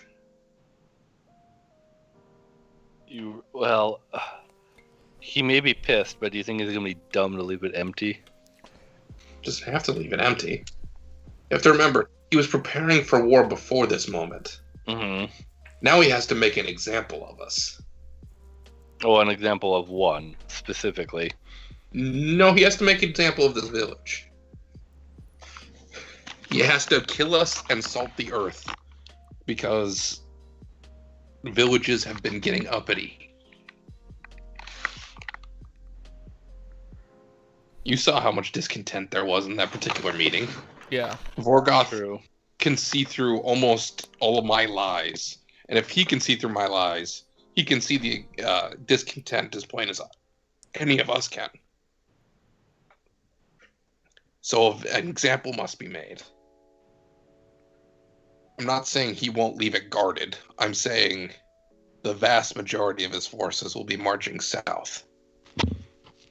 And if we can get, shall we say, enough resources from that particular raid, we can have whoever, Tim, go to the fire giants and offer them whatever tribute Vorgoth was going to be offering them. Give it to them in exchange for withholding their fire giants from this particular fight. They'd have to have a way to magically send a message. Now, don't get me wrong. I mean, not to completely metagame, but doesn't technically Solon now have all of Drake's deals? Yeah, in a way, yes. Couldn't he call in the favor from the fire giants? I don't own a favor from a fire giants. Drake gets a bunch of tribute from them, and I'm considered automatically unless you do something to an ally. Yep. So if I was to go in to negotiate with them, I'm 100% sure, because they're automatically friendly to. They have a friendly disposition to me. Base, I could probably negotiate something better than your average person, but I would still need the tribute in order to do that. Actually make the deal. Yeah. So this would be, Vorgoth's marching south to take care of us. These guys come in while Vorgoth is marching south. Well, no, they wouldn't have enough time to sack Vorgoth City or attack Vorgoth City and still make it to the fire giants. Right. Yeah. So, because we're going to be facing fire giants there, you guys have to realize this because we saw them at the town before we even left. So that's going to be one of Vorgoth's trump cards. Couldn't you take a trip and maybe negotiate a... You guys need me for the Hydra ritual. Yeah. It's me and Solon have to be there for the Hydra ritual. For what? You need 3 people in order to do the ritual. You need 1 person who's an expert in nature. You need someone who is...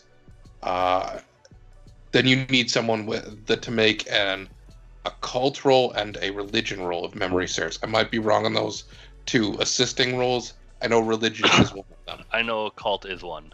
Because then it's cult and religion, and then but the primary role is an expert in nature.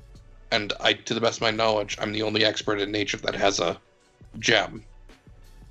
Correct. Yeah. And so I need to be there for that. Now, it could be that, that ritual takes me a few hours and I have more than enough time to head to the fire giants afterwards. I just would rather not put all my eggs in that one particular basket. Especially since I don't know how much money is going to be left after dealing with the lizard folk village. Why can I not find reincarnate in here? It's in the ritual. Yeah, I know. I was looking. Reincarnate advanced. There it is. Yep. So we need essentially 25 gold per level, 2 casters. You need an expert. Actually, 2 casters. So honestly, you just need an occult or religion and nature. But you have to have the nature.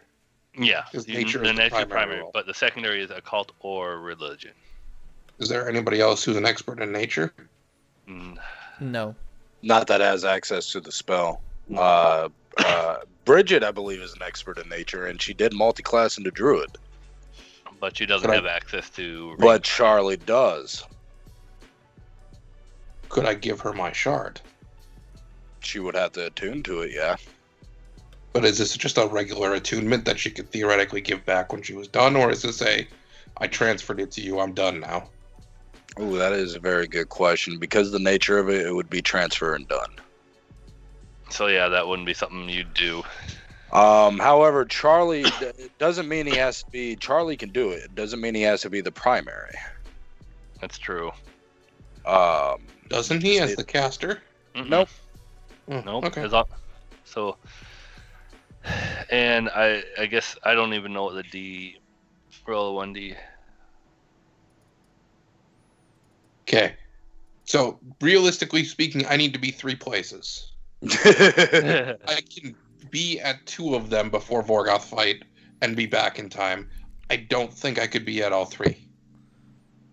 I need to be, or I should be, the one to go to the Lizardmen village because my deals are enforceable, magically so. Mhm. So if they make a deal with me to do something, they are forced to follow through with it. Okay. So it would probably be good to send me there, Send you to the Lizardmen village, to Okay. buy their mercenaries, to Mhm. keep the Ghoul Kingdom from marching on us. Mhm. On top of that, like you said, the Fire Giants, I would be a good person to go to that, do that.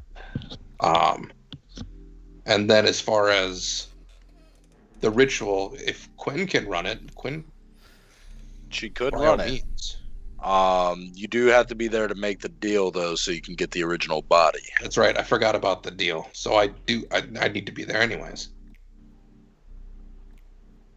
So okay, one did corrupted. The fire giants just look like, as of Um, right now, you're gonna face some fire giants. that's kind of Derek, what it's looking that- like. Derek, does what level is the Hydra? Which one? The one they are looking at casting this on, or if need be to cast it on. This is the infant, so like 1, if that. Assuming we're right. and That's why the we're infant. able to do it. Yeah. Otherwise, Well- I think level 6 is the highest we can go. 6 or 8. 8 is the highest because I'm looking at it now. If it is the mate, you can resurrect the mate. Oh, we The can. mate is level 8. The alpha is not level 8. You wouldn't be able to do reincarnate on the Hydra you're trying to negotiate with, because that Hydra is Higher than that? Yeah, let's see. She's level 12. So, realistically speaking, I need to be there, and we may end up casting this ritual twice. Yeah. If Mhm. they're both dead or. Yeah. And I'm This just got fucking crazy. Yep. Yeah, and we're going to bring it up. Long story short, I think we need the Hydra. Especially going to be facing fire giants. Yeah. I agree. I really do there. think we need the Hydra. Not necessarily just to fight the fire giants, just because we're out leveled. Fire giants are about equal to what my Analian forces are. Vorgoth has hundreds of soldiers, though. And we don't know what the Kobold King and the Queen of the Forest are willing to put towards this fight, if anything. Yeah.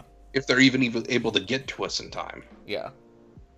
But anyways, let me get the rest of my stuff out, and you guys can pick apart the rest of it, or agree. That's pretty much all I have for setting up the battle. The battle itself. Here's my idea. Were you going to say something, Rambo? Yeah, about that. You're going to need a third person for that reincarnation. It requires two secondary casters. He was right, so yeah. Oh, I That's didn't what I said know before. it's unit 3. Yeah, you need one for nature, you need primary. one for occults, and you need one for Religion. religion. So yeah, So, I misread that. So It's all good. And with you there, that would cover occult, or you won't. Yeah, no, you should be back by then. You'd cover occult theoretically. I'm assuming you have the best occult out of all of us. Charlie would have the best. No, well, I don't know. How is your religion, Charlie? My religion is trained. It's at 3. You may want to speak to Terra. You know, she's a champion. True. But we may need to find someone who's good on religion. How are you on religion, Rambo? Untrained, so 1. Okay, never mind. I'm trained in But all I've got- 3, but I need to be the I- nature guy. So Yeah. And I'm in my Unless you Catholicism is have 9. Bree do nature and you do religion. that could work. Regardless of the formation, we have the casters to do it. Yeah. If we do, and we'll need to bring. We know the Hydra will be within range of this fight because if we do the ritual, P18, I believe, is where the Yep. that's the Waystone nexus is. point. That is a nexus point. That means that the DC decreases by 5. So I think it's a 16 for the primary caster to successfully cast this spell. I think it's set by the GM. Yep, there's rules in the further in the book that show you how to figure it out. Oh, okay. And a very hard, or I forget what the terminology is, but it's the +5 one. But the secondary rules are only a +2. They're normal difficulty or standard difficulty. Regardless, it's becomes far easier to do on a nexus point. So there's that. But here's the thought process I had for the battle itself. We have a stealth specialist on our team. Technically, I have 3. Yeah, when I was talking about Kendra. Okay. Yeah. We let her attune to the dagger. And she does 2 things. First of all, she delivers some jumbo fruit at the eve of battle if she can get by Vorgoth's detection, and delivers it to our seer friend. Our seer friend, because again, she's a seer, will know what it is. So theoretically, at the eve of battle, if she were to partake of said jumbo fruit, she could potentially be out of the battle. And because she's unconscious, Vorgoth's not going to kill her while she sleeps, just because he'd want her to suffer. And beating up on a stone person is no fun.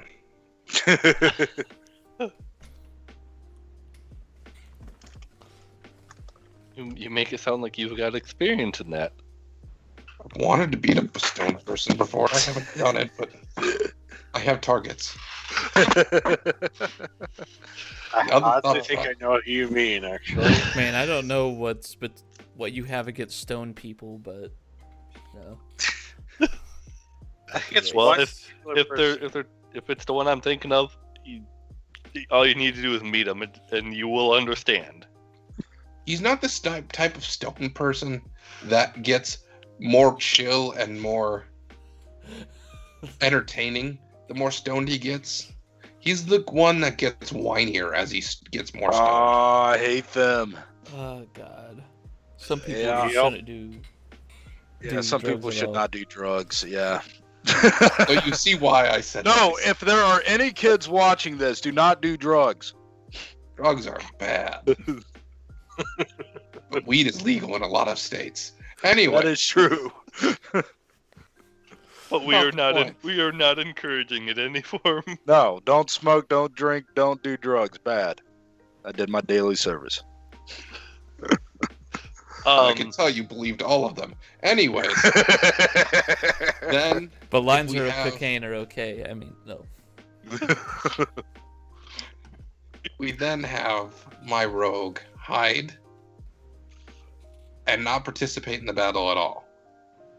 Her only job is when she has the best distraction on Vorgoth, she's attuned to the dagger, she simply scratches him with it. My question, do we know the dagger will work on him? Yes. What makes you so sure?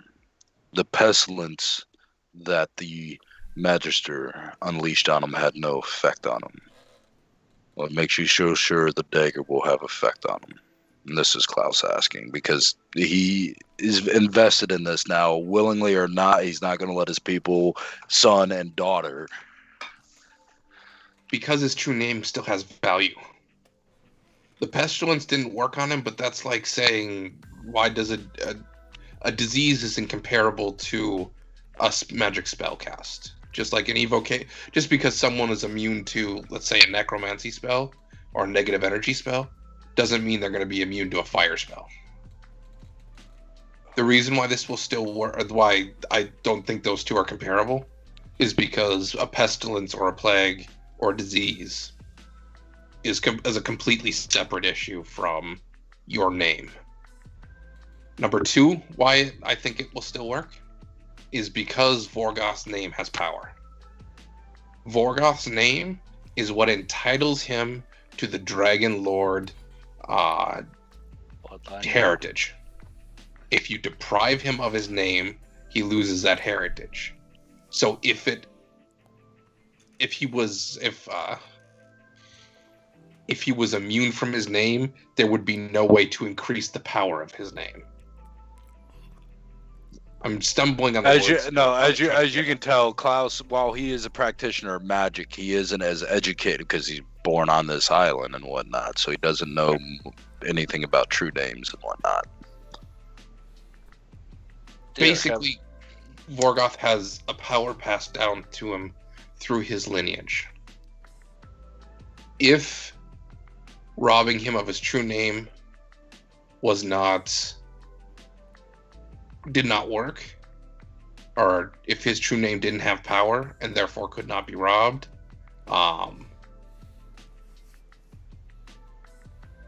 his name wouldn't be able to get any more powerful. He wouldn't be able to assume the rank of Dragon Lord, what my people call Dragon Lords, an inherited power, I say, to then would show that power is a pass powerful to his weapon. brother? Yes. Speaking of his brother, question out of game. Would Eve have said that his brother was imprisoned with their brother, or was he just in? He wasn't imprisoned. He was there watching. He knew of Eve's presence, smiled and nodded and let her go. His brother, just out of curiosity, Derek, was his brother's name one of the names that I gave back? Yes. His brother, who has just received his name back, who has proven time and time again willing to fool or deceive his brother. Pretty sure Vorgoth isn't going to have any idea that the names were released from said dagger. There's nobody to tell him. Here's my thought. I'm an expert in occult. Who else do we have that is? Charlie's are trained. You're trained as well. Zim's trained in Arcana and Nature, Religion, and Klaus is trained in occult as well. I think he's an expert in occult as well. Because here's my thought. If we have a day's time, I highly doubt we'd have a full day's time, is try to be able to release his brother's soul, half from the orb. He's so an expert in occult, yeah. If we can bring there's a his second brother way to that- a whole. I actually agree with you here. But there's a second, you're right, that's only one way to use the orb. The other way is it just has to be reunited with him. So have that shadow that's going to be delivering the Jumbo fruit also slip into camp and give his brother the orb. Or give Vorgoth's brother the orb. True. Meaning he's able to reassimilate in with himself by himself. And over the course of battle, if Kendra's actually, or Keldra, whatever her name was. Kendra's actually able to scratch Vorgoth with the knife. All of a sudden, all of Vorgoth's most powerful magic items stop working for him. because they're ancestral weapons. They're again tied to his bloodline. You know 2. his axe is not. Okay. Most of his most powerful magic items are tied to his ancestry, especially his shield. I say to Klaus. You know what that shield can do, and I finalized that shield because I finished a relic, and I will let you know what that does. It is a fully unlocked shield or relic because his father unlocked it completely. Mm-hmm. Let me find his shield real quick. Master Indestructible Sturdy Shield of Life. It has 28 hardness, 210 hit points, and break threshold of 105. Has 2 rune slots. He's changed out the rune slots of what Daragaz had, so you don't know what his current runes are on it. Let's see. He has minor gift healing wave. You roll a number of d6 equal to the relic's level, which when Daragaz passed, he was level 20, so he'd roll 20 d6. And he can affect himself and a number of allies in a cone up to 30 feet. Overflowing life. Any healing done to an ally that exceeds its maximum health basically bounces to another friendly ally within range. Inextinguishable. He has a dying value of 5, so he's incredibly hard to kill. Overflowing life, that increases the amount of healing he receives equal to half the relic's level. So any healing he gets is increased by 10. Vitality Siphon, that's the one that does the bounce healing. And then Life Everlasting. For 1 minute, he and any number of allies within range have fast healing 10. So that means at the start of his turn, he heals for 10. With Overflowing Life, he heals for 20 every round for 1 minute. Anybody have the assumption that he might have been immune to those diseases because of Vorgoth's ancestral items? Yeah, fair. Vorgoth's ancestral items. Yeah. Now, that axe he wields resembles kind of the armaments of the individual you saw sitting on the throne of bones. It's time for me to take a night, it looks like. Anyways.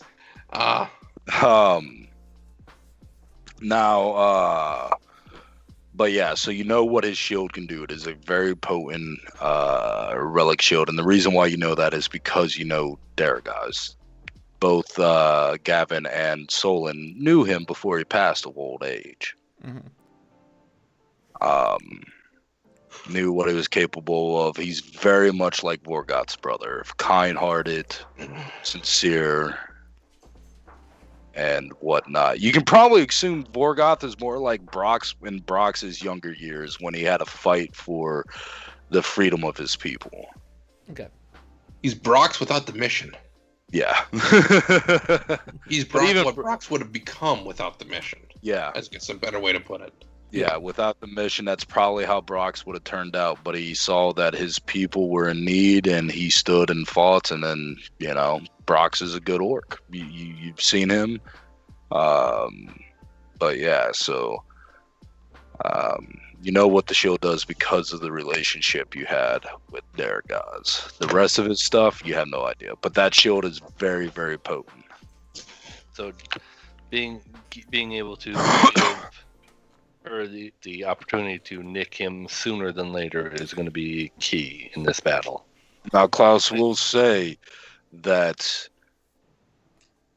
I would not rely on the element of surprise with Kendra attacking him. Every time he has been around Kendra, he has seen her, even when she is hiding. It's true. But I question how much of that is the seer and how much of that is him. That is a valid point, but it is caution. So The that's seer were taken out of the equation pre-battle. via the jump strategy I laid out. Distinct possibility that he's unable to locate her. And even if he is able to locate her, she is probably one of the strongest individuals in this village. She just has to, like I said, cause damage and then run away. Yep. She is. She's level 18. So, I mean, realistically, she's way stronger than Vorgoth. It's just Vorgoth has infinitely better magic items. Yeah. Yeah. So, God, I got goosebumps. So, what do you guys think of my strategy? I mean, it isn't much for the actual combat because we don't all know what Vorgoth's going to be able to throw against us. Nor do we in know actual battle. Nor do we know like 100% what we're gonna get from everything. But Yeah. Exactly. I think it's Derek. as prepared as we can be. Derek, Yeah. when I get to the Cobalt, just out of curiosity, are my 3 companions that I brought with there? No. Okay.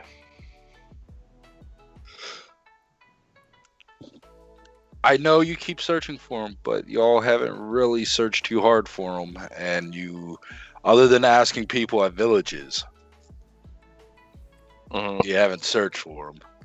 Well, To be no. fair, if we're able to take on Vorgoth, there is literally nothing we have left to do except for explore the island. We'll Except have for the so north much part. more exploring time.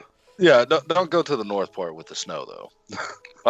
Well, no, because I did ask if the Cobalt Village would help find them. Oh yeah, no, they are. Okay. They are helping. Just And they I'm haven't found it. making rolls just like when Logan goes out, I roll to see if he finds anybody. So I mean, there is a chance I'll roll at the beginning of next session, like I do with various missions you send NPCs on or request, and they may be there, but as of right now, they're not until I make the roll. Okay.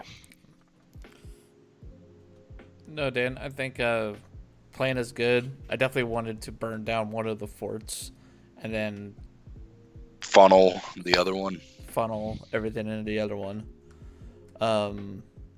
It'll be interesting us being near the river on that one and having the Hydra there. Well, the river is nice because that only gives us technically 3 fronts to deal with, not 4.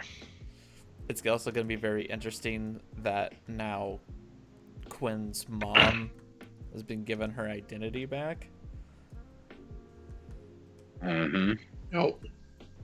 Um, Plus, how many of Vorgoth's? No, I don't know how many names did I release from that dagger? Hundreds.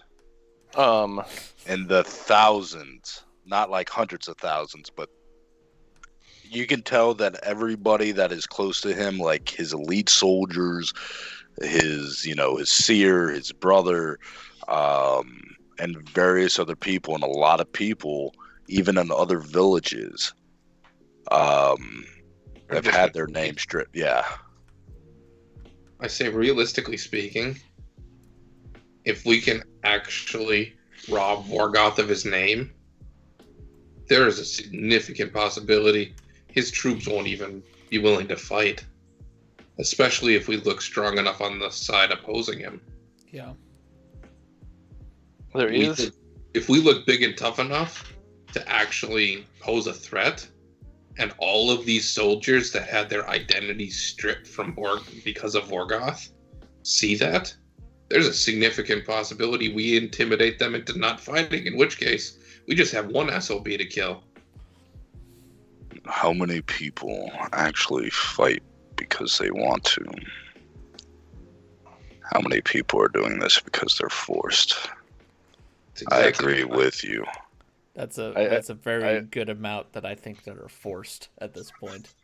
Well, And if we look big enough yeah. to actually pose a threat, that's the thing. That means we have to pull out all the stops and become as big a force as humanly possible, not because we actually need them to fight, but because the more intimidating we look, the fewer of them that will actually fight.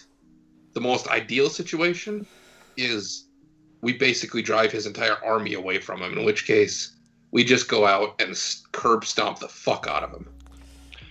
We're in a forested. That's a forested area, correct? Yes. Yes.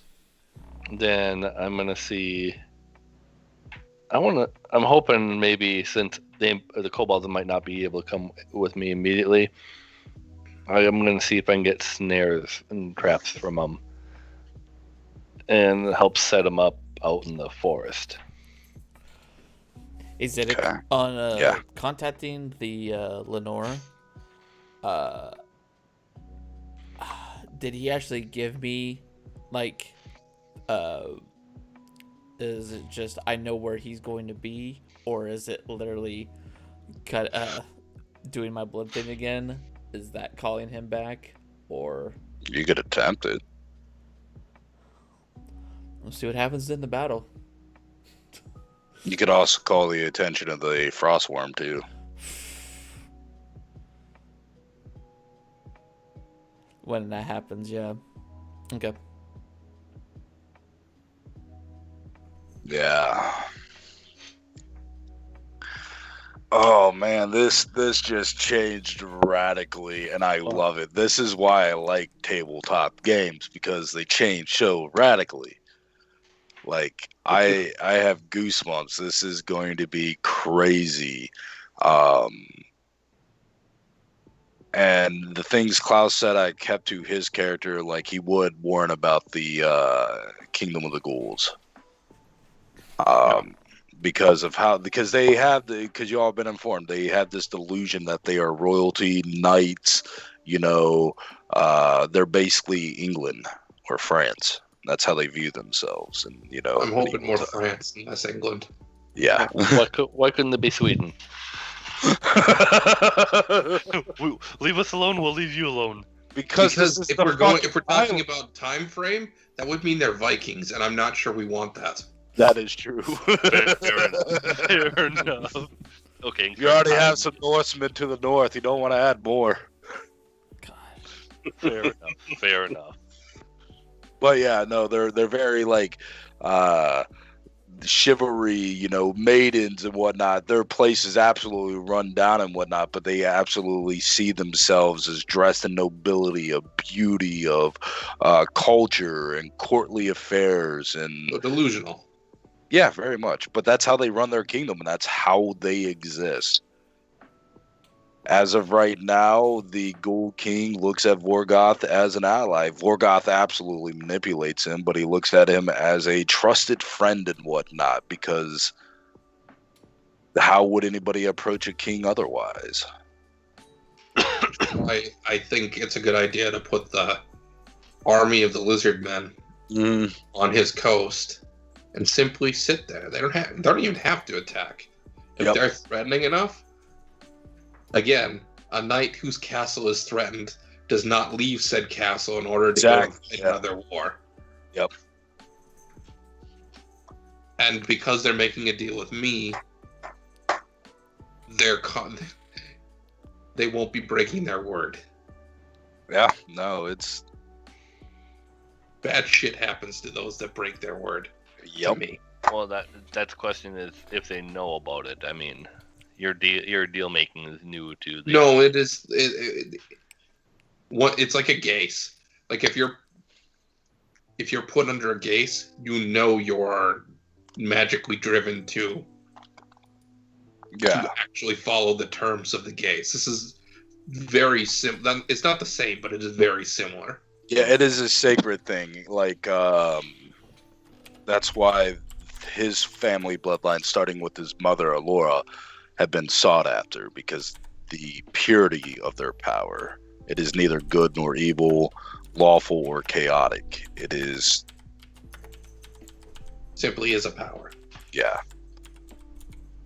You get what you bargain. My mother was lawful good. My grandmother was lawful good. My father was lawful evil. I'm the kid and I'm lawful neutral.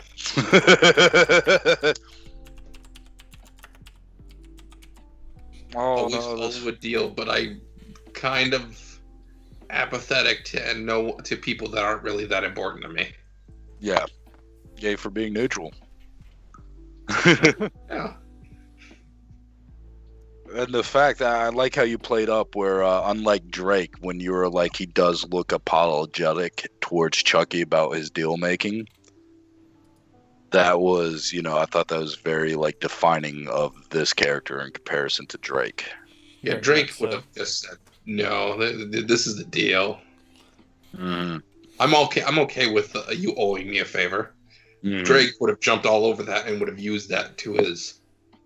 Because it would have been a calculated risk. Because that is doable to him, and he can make that work. But that's also a calculated risk that Drake plans for. It's just like, okay. But yeah, no, that's God. Yeah, no, big ass war. So next session we will do the war. Like I said, next session that's probably going to be it. We can probably handle the Hydra thing quick because so long as it doesn't go Horde 1 rolls.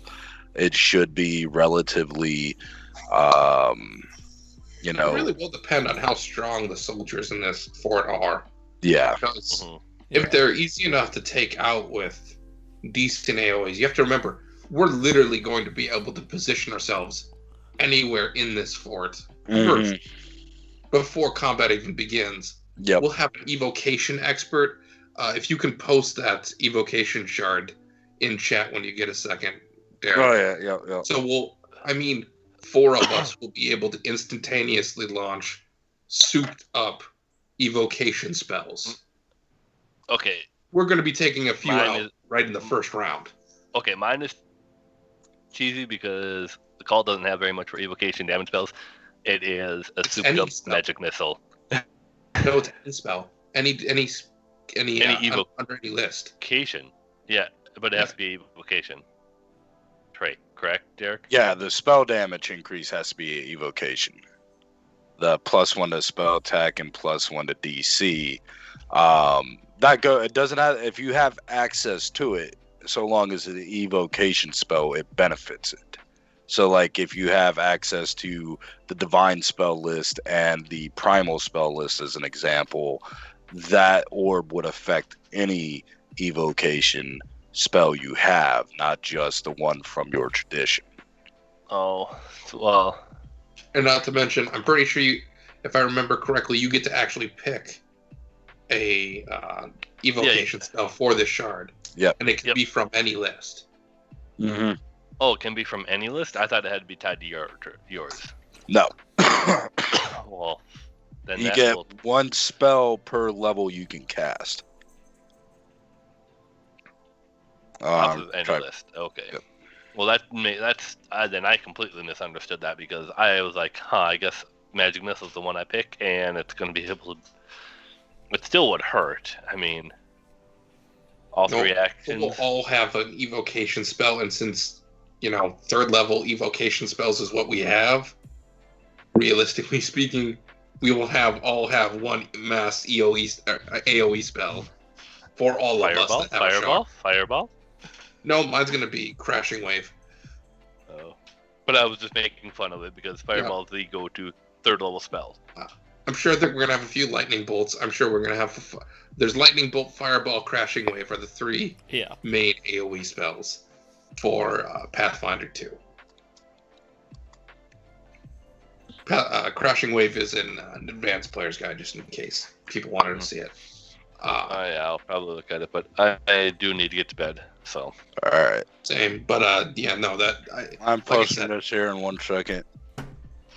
Realistically speaking, we're gonna in this fight. It all depends on how strong they are, because we're gonna catch them flat-footed for the initial strike, and with all the AOE evocation, we're gonna unleash on their asses. Just starting, and that's without taking into account Josh's ability to fucking decimate in swings. Oh yeah. I haven't been. I always forget to do this. Your evocation shard does give you every evocation cantrip of your tradition, by the way. Okay. So you have And access to evocation. every evocation cantrip, so long That as is- you have this shard. That is terrifying because I already have 10. That means I have to go through and find all the evocation ones. Mm-hmm. Yep. That one is for your for occult. Which one? Yeah, Inspi- it's for inspiration for For your Oh. cantrip selection. Your Cantrip, cantrip selection is just your tradition. But for the second part of this, the evocation, or gain 1 spell slot for each spell level you can cast and prepare an evocation spell in it. That could be from any school or any. Any so tradition. long as it's not uncommon or rare. Okay. Which, because you have to learn that specifically from a source, such as a scroll, a tome, a teacher, so forth, so on. Okay.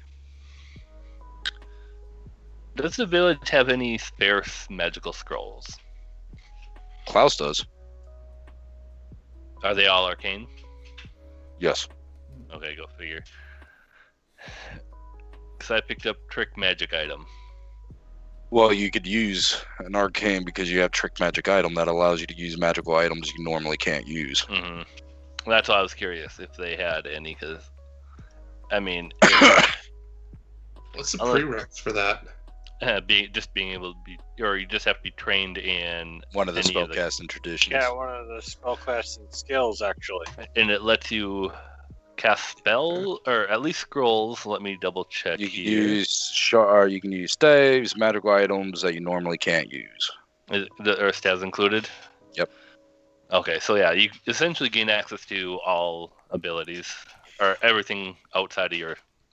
But you have to make the DC. So I mean, if you're wanting divine, you have to meet the flat DC for the religion. Fair Okay, I enough. have the prerequisites wrong on that. I should not be trained in acrobatics.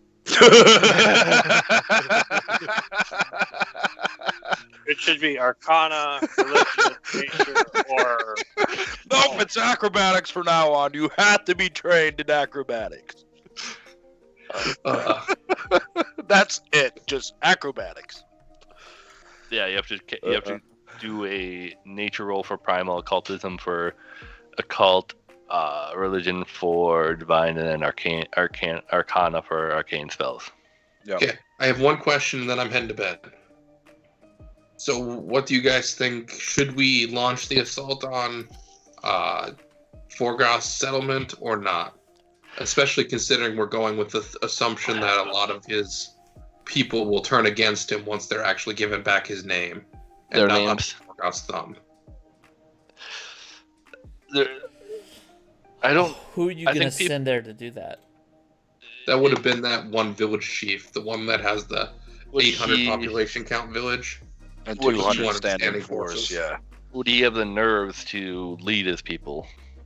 Oh, yeah. He just had his name stripped and given back to him, and he was going, and Vorgoth was going to force his young son to murder his father in cold blood, I or mean, he was going to be killed. I'm pretty sure this guy's chomping at the bit to fucking stab Vorgoth. you think that you could got, slow Vorgoth down, or is that after Vorgoth leaves his? but you village? got to understand the cost. I mean, he's also gambling that we will win at that same time, because if So not, is his the village that's helping you. These are people. These are two cities that are gambling. They're choosing a side. Well, okay. As far as the raiding the Vorgoth's main city, I see two reasons for it. Or now, like before, the reason was to hinder Vorgoth in any way, shape, or form. But the reason that still might be worthwhile to doing it is if Vorgoth actually manages to escape. Mhm. If his home base is actually damaged, it damages him further. It means it'll take longer for him to actually get back up on his feet. It also hurts his stance in the island, as far as that's concerned. If he is forced to retreat and you have given everybody their name back, if he retreats, none will follow him. No. maybe a handful of individuals, but they would not follow him. They have their free will, and he has been proven he can be defeated. So now that I understand that there's thousands of names in here, Derek, in this knife, I'm only going to release the guy's name from the village, the seer's name, and his brother's name. Okay. The voice still knows what I'm going to do because now I'm bound to him, like, through the knife. I'm going to wait until the eve of, like, when his armies arrayed against us. Okay. To unleash all of their names. So what that will do for the initial battle, at least until Vorgoth falls or is cut, or any number of things like that, because they're going to be in disarray because all suddenly their free will is given back to them. Their true name is given back to them.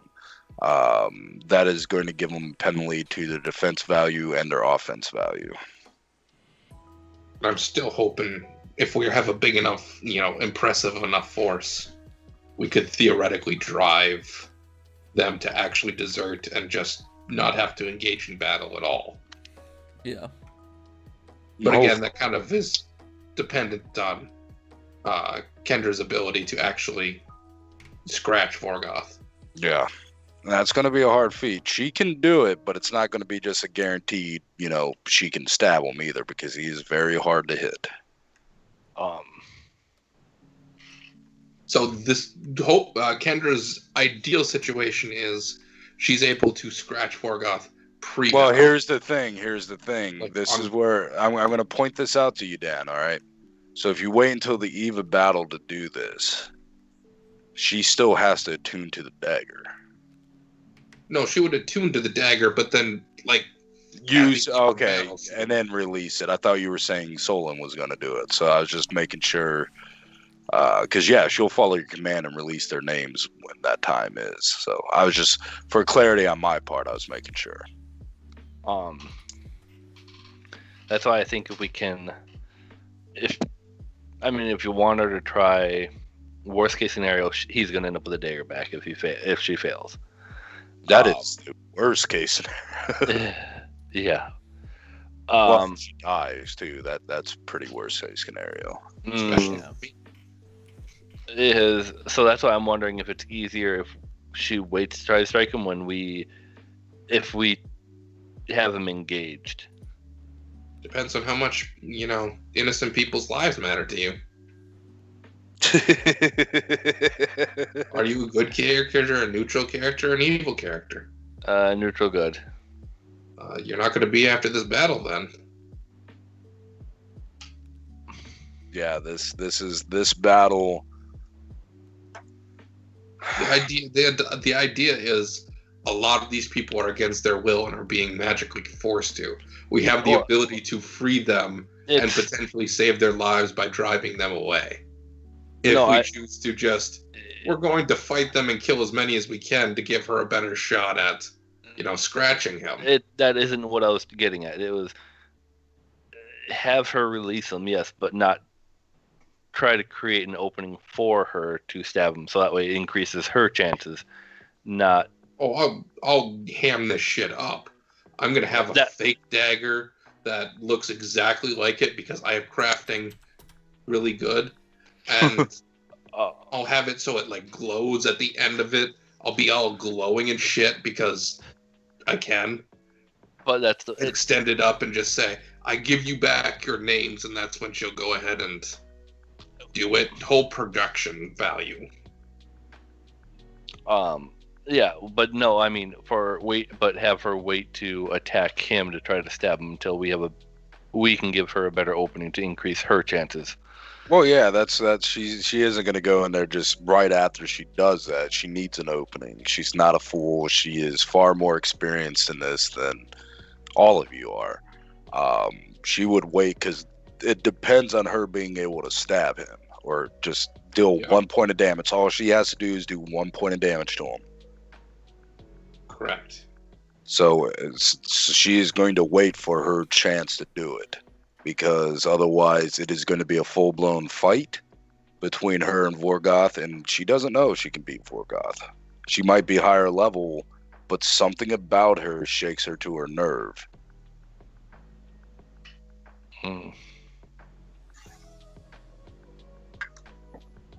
So yeah, this is gonna get crazy because y'all, and I want y'all, and this is what I'm going to ask. I know the preliminary plan for the temple or for the fort because I needed to know that for setting up next session. I would very much like, and this is if y'all get the time to do it, get together and talk a actual true war strategy, and don't tell me about it. I will trust you. If I feel like y'all lied to me, that's going to really fuck things up for our gaming group, but I will trust you all with your plans. That way it is a true, and I'm playing Vorgoth as Vorgoth, a true your all's tactics versus his. Okay. For everyone in the call, war strategy session won't happen until next week. And I mean, like, this next session will be the fight in this fort. It'll be the Hydra thing. We won't have a lot of time for anything else. A couple of the quick RP between visits and allies. But the war itself will have, so it'll be in 2 weeks because we need to know what all we'll have to be able to actually fight with. Yeah. So Like Charlie yeah, said. yeah. When We need to know what we have before we can really devise a strategy. But that's what I'm getting at because I trust y'all. Make notes, and that way after it, y'all can show me the notes, and I can show you all my notes, and we can compare. Just because this is going to be epic. And I would like this because I'm putting my mindset into Vorgoth, and I want to play him and his strategies without any knowledge whatsoever of your all's actual war plan after this fort is taken, hopefully by you. Okay. But I bid you a good all night. Yeah, y'all have a good night. Yeah, it's 1:00 in the fucking morning. Great session, guys. Thank you very much. Y'all have a great evening, and if y'all need me, I'll be around tomorrow. Yep. All right. Good night, All right. guys. Bye. Night.